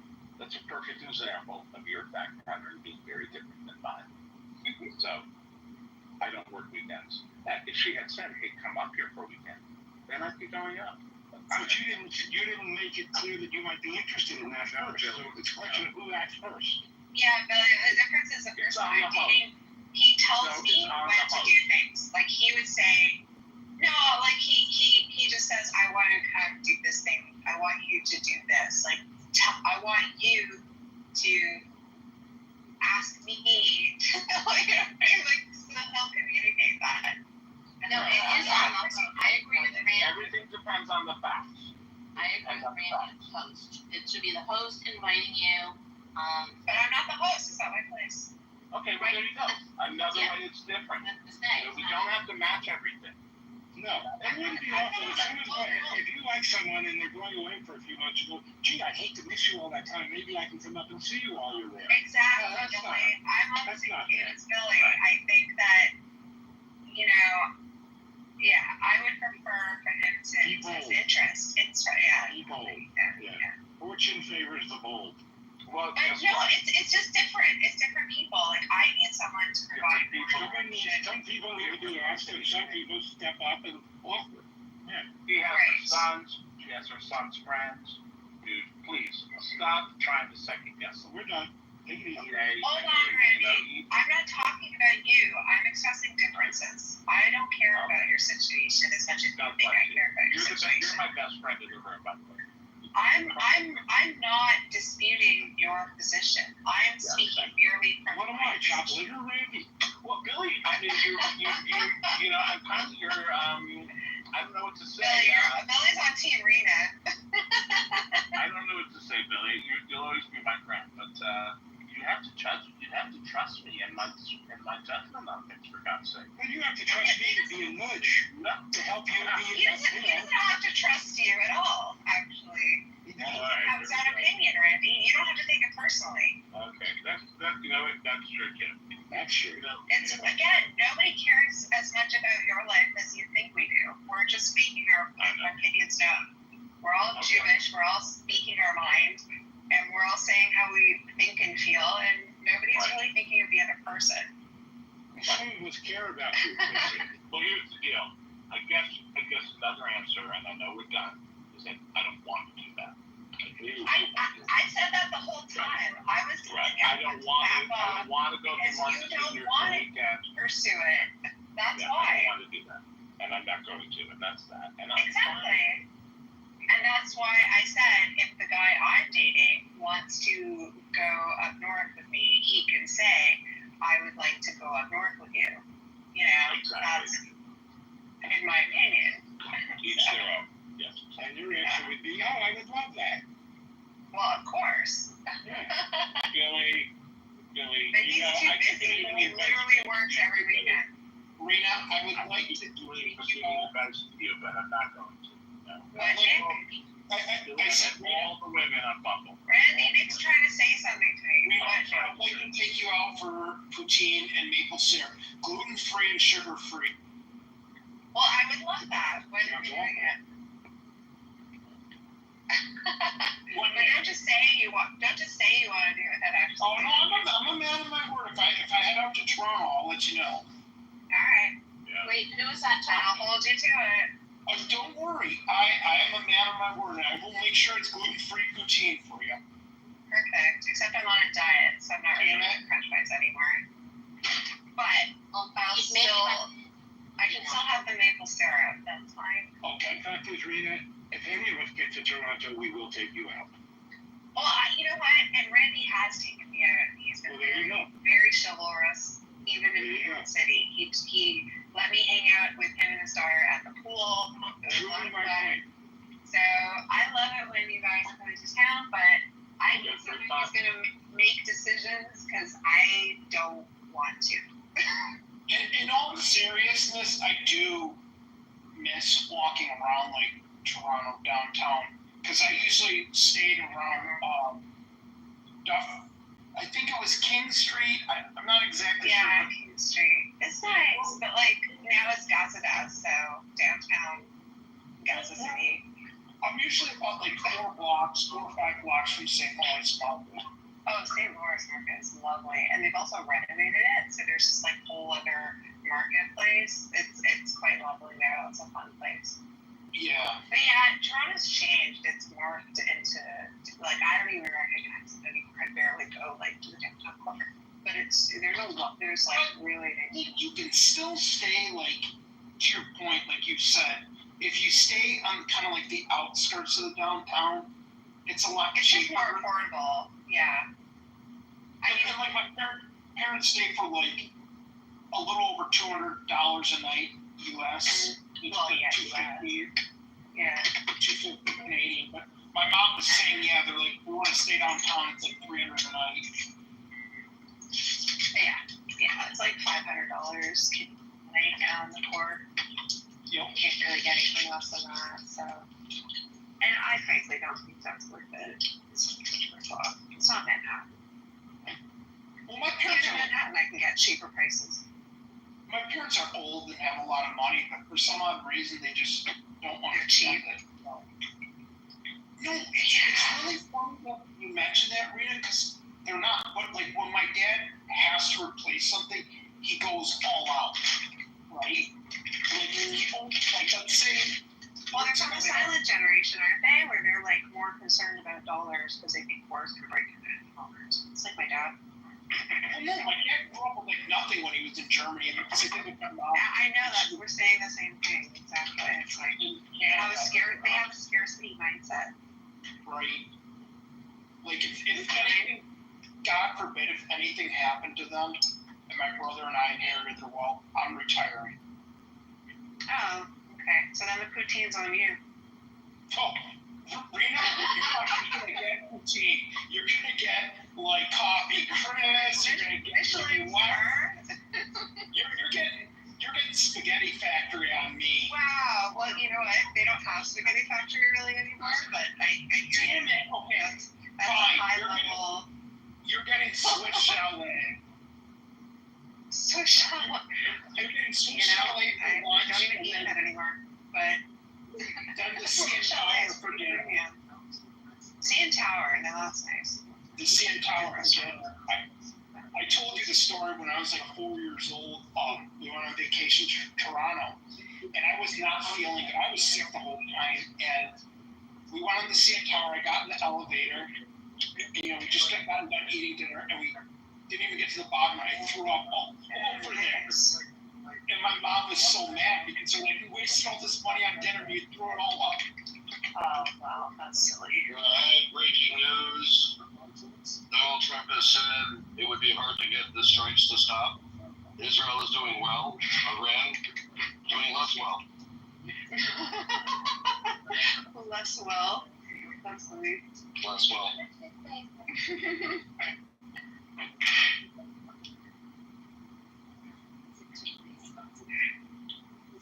Yeah. Intense. But they're staying like this summer, like I said, when they're going for my cousin's wedding, they're doing one day in Ottawa and then 4 days outside of Montreal where my mom's family's at. And then like 1 or 2 days in Toronto. So I usually do about a 7-day trip. Yeah. Okay. Line up there. Yep. And unfortunately, I'm going to like Pittsburgh that weekend, so I can't join them. Pittsburgh's nice. Yeah.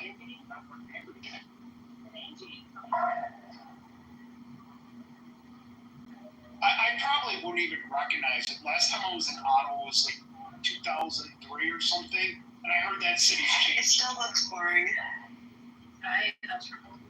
Wow. I don't think it's boring, but That's just my sovereign. I'll date them. Hey Billy, can you mute your mic? Alright, so my sister doesn't have a fluency. Oh, I'm muted. Understands no English whatsoever. She doesn't. There's someone else.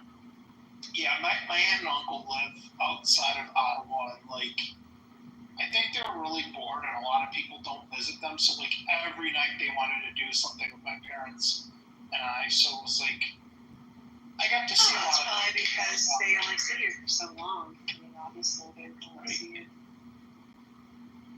Well, they told me like if I want to go down there, I can stay at their place for free or whatnot. But like my uncle has throat cancer, and he needs like he needs more assistance now. And you know he's 77 years old, so.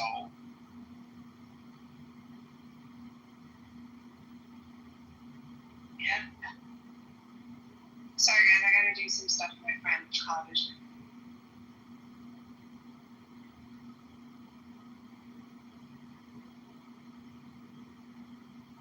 All right, Seth, you want to hear some Muslim jokes?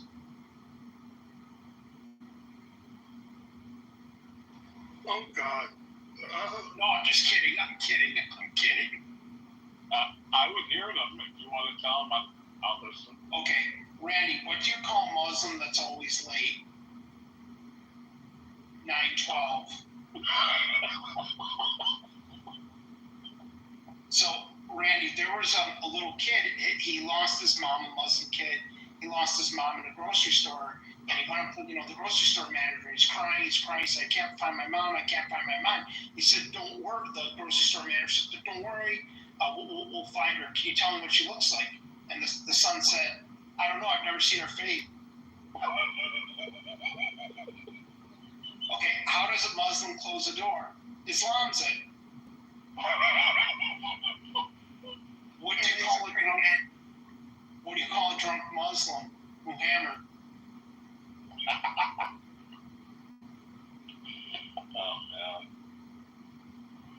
Oh, what did the Muslim say when he sat on a thumbtack? I don't know. Allah. What? No, The fuck? Even if I give you the benefit of the doubt, that doesn't make any sense. I know. It's not well thought out. But basically, he's mad. I'm mad. But I'm mad. Figure it out, guys. Yeah, there's a German joke there. Well, I love your jokes, man. You made me laugh. Okay, which is what I come to the app. I always get kicked for Muslims, and I'm not even Jewish, but like I have zero respect for Islam.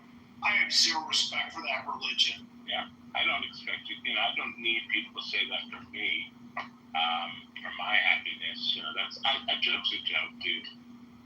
We had a lot. Let me tell you something for real. We got like a free Jewish paper growing up, and it had. I guess they buy them from a syndicate, and we had, Jewish jokes. And when I was like 11, 12, 13, at the Shabbos table, my father would bring it out. We had a lot of fun. All Jewish jokes. So there's a long tradition of self-mockery, or whatever the right word is. deprecation. Being able to laugh at yourself. Yeah, it's all good.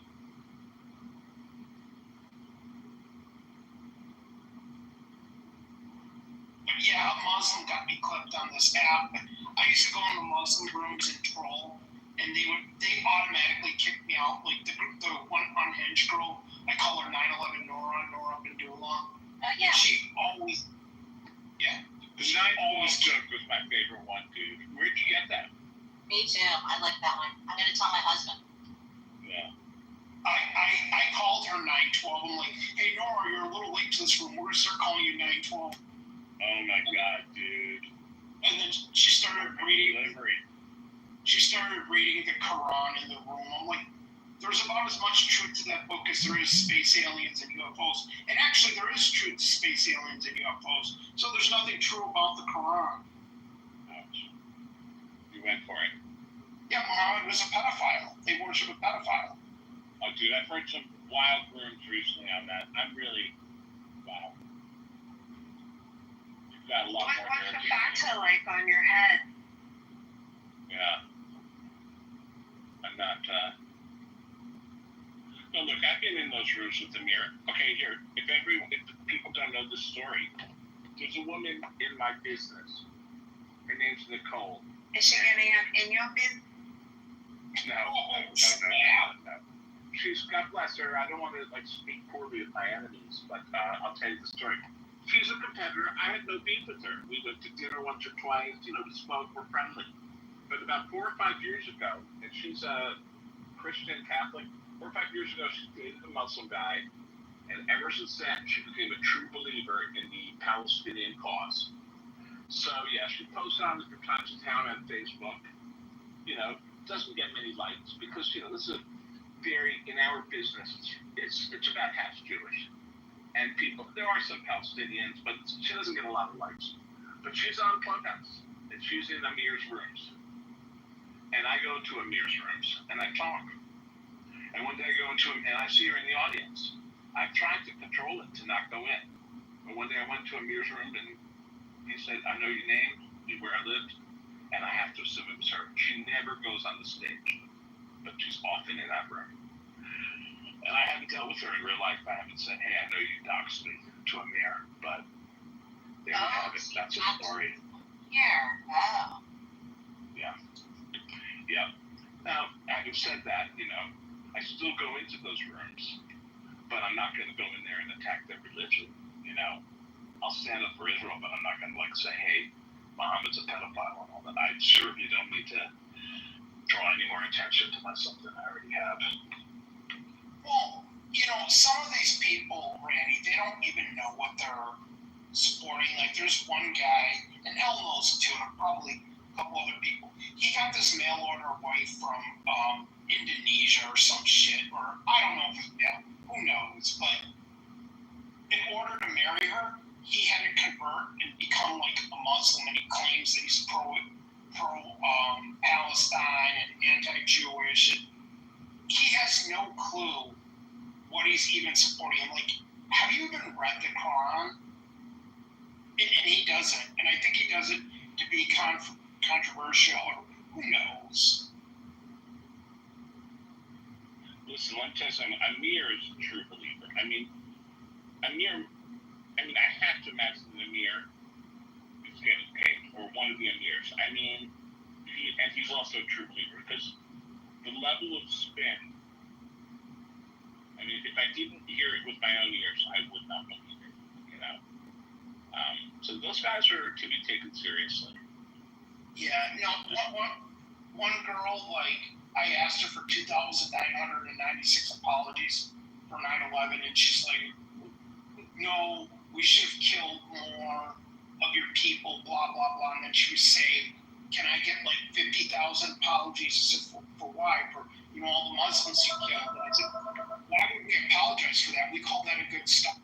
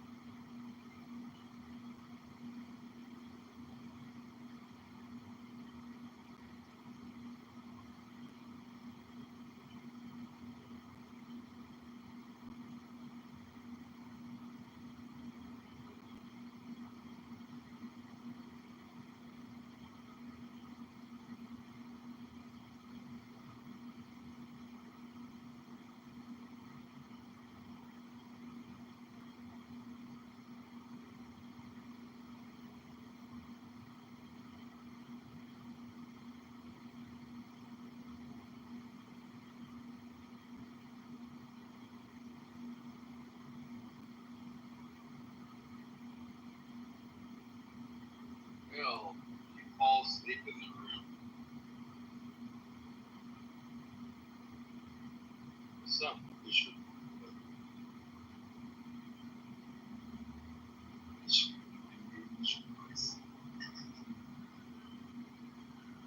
I hope you sleep well.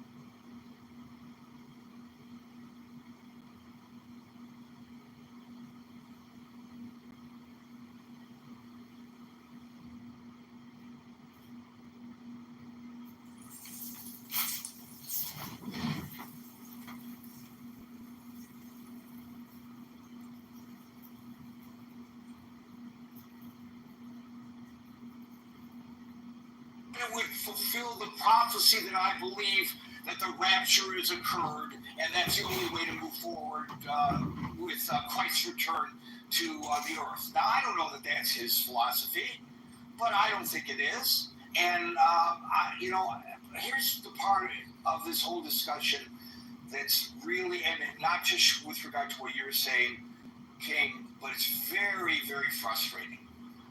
Oh, they are considering tactical weapons. Is there anybody on the record saying that they are considering tactical weapons? No. The only thing on the record is Hegseth, who has said all things are being considered. Yeah, all things are being considered. Could that include tactical weapons? Hell, it could include dropping the freaking bomb on Tehran and wiping the whole population out. Maybe that is something that is considered. Is it being seriously considered? We have to be just careful in our reading of the tea leaves. And we all do it. I read the tea leaves as much as anybody else, and I reach conclusions, and we all reach different conclusions. But just because there have been reports, and it wasn't just the BBC, it was in The Guardian, it was on Fox News, it was on Newsweek. There's all this discussion because you know what? We don't know what the thinking is at the Pentagon, and we don't know what the thinking is with the president. We only know what is done. We don't know what isn't done. Think about what Rumsfeld said. We only know what we know. We don't know what we don't know. He was right.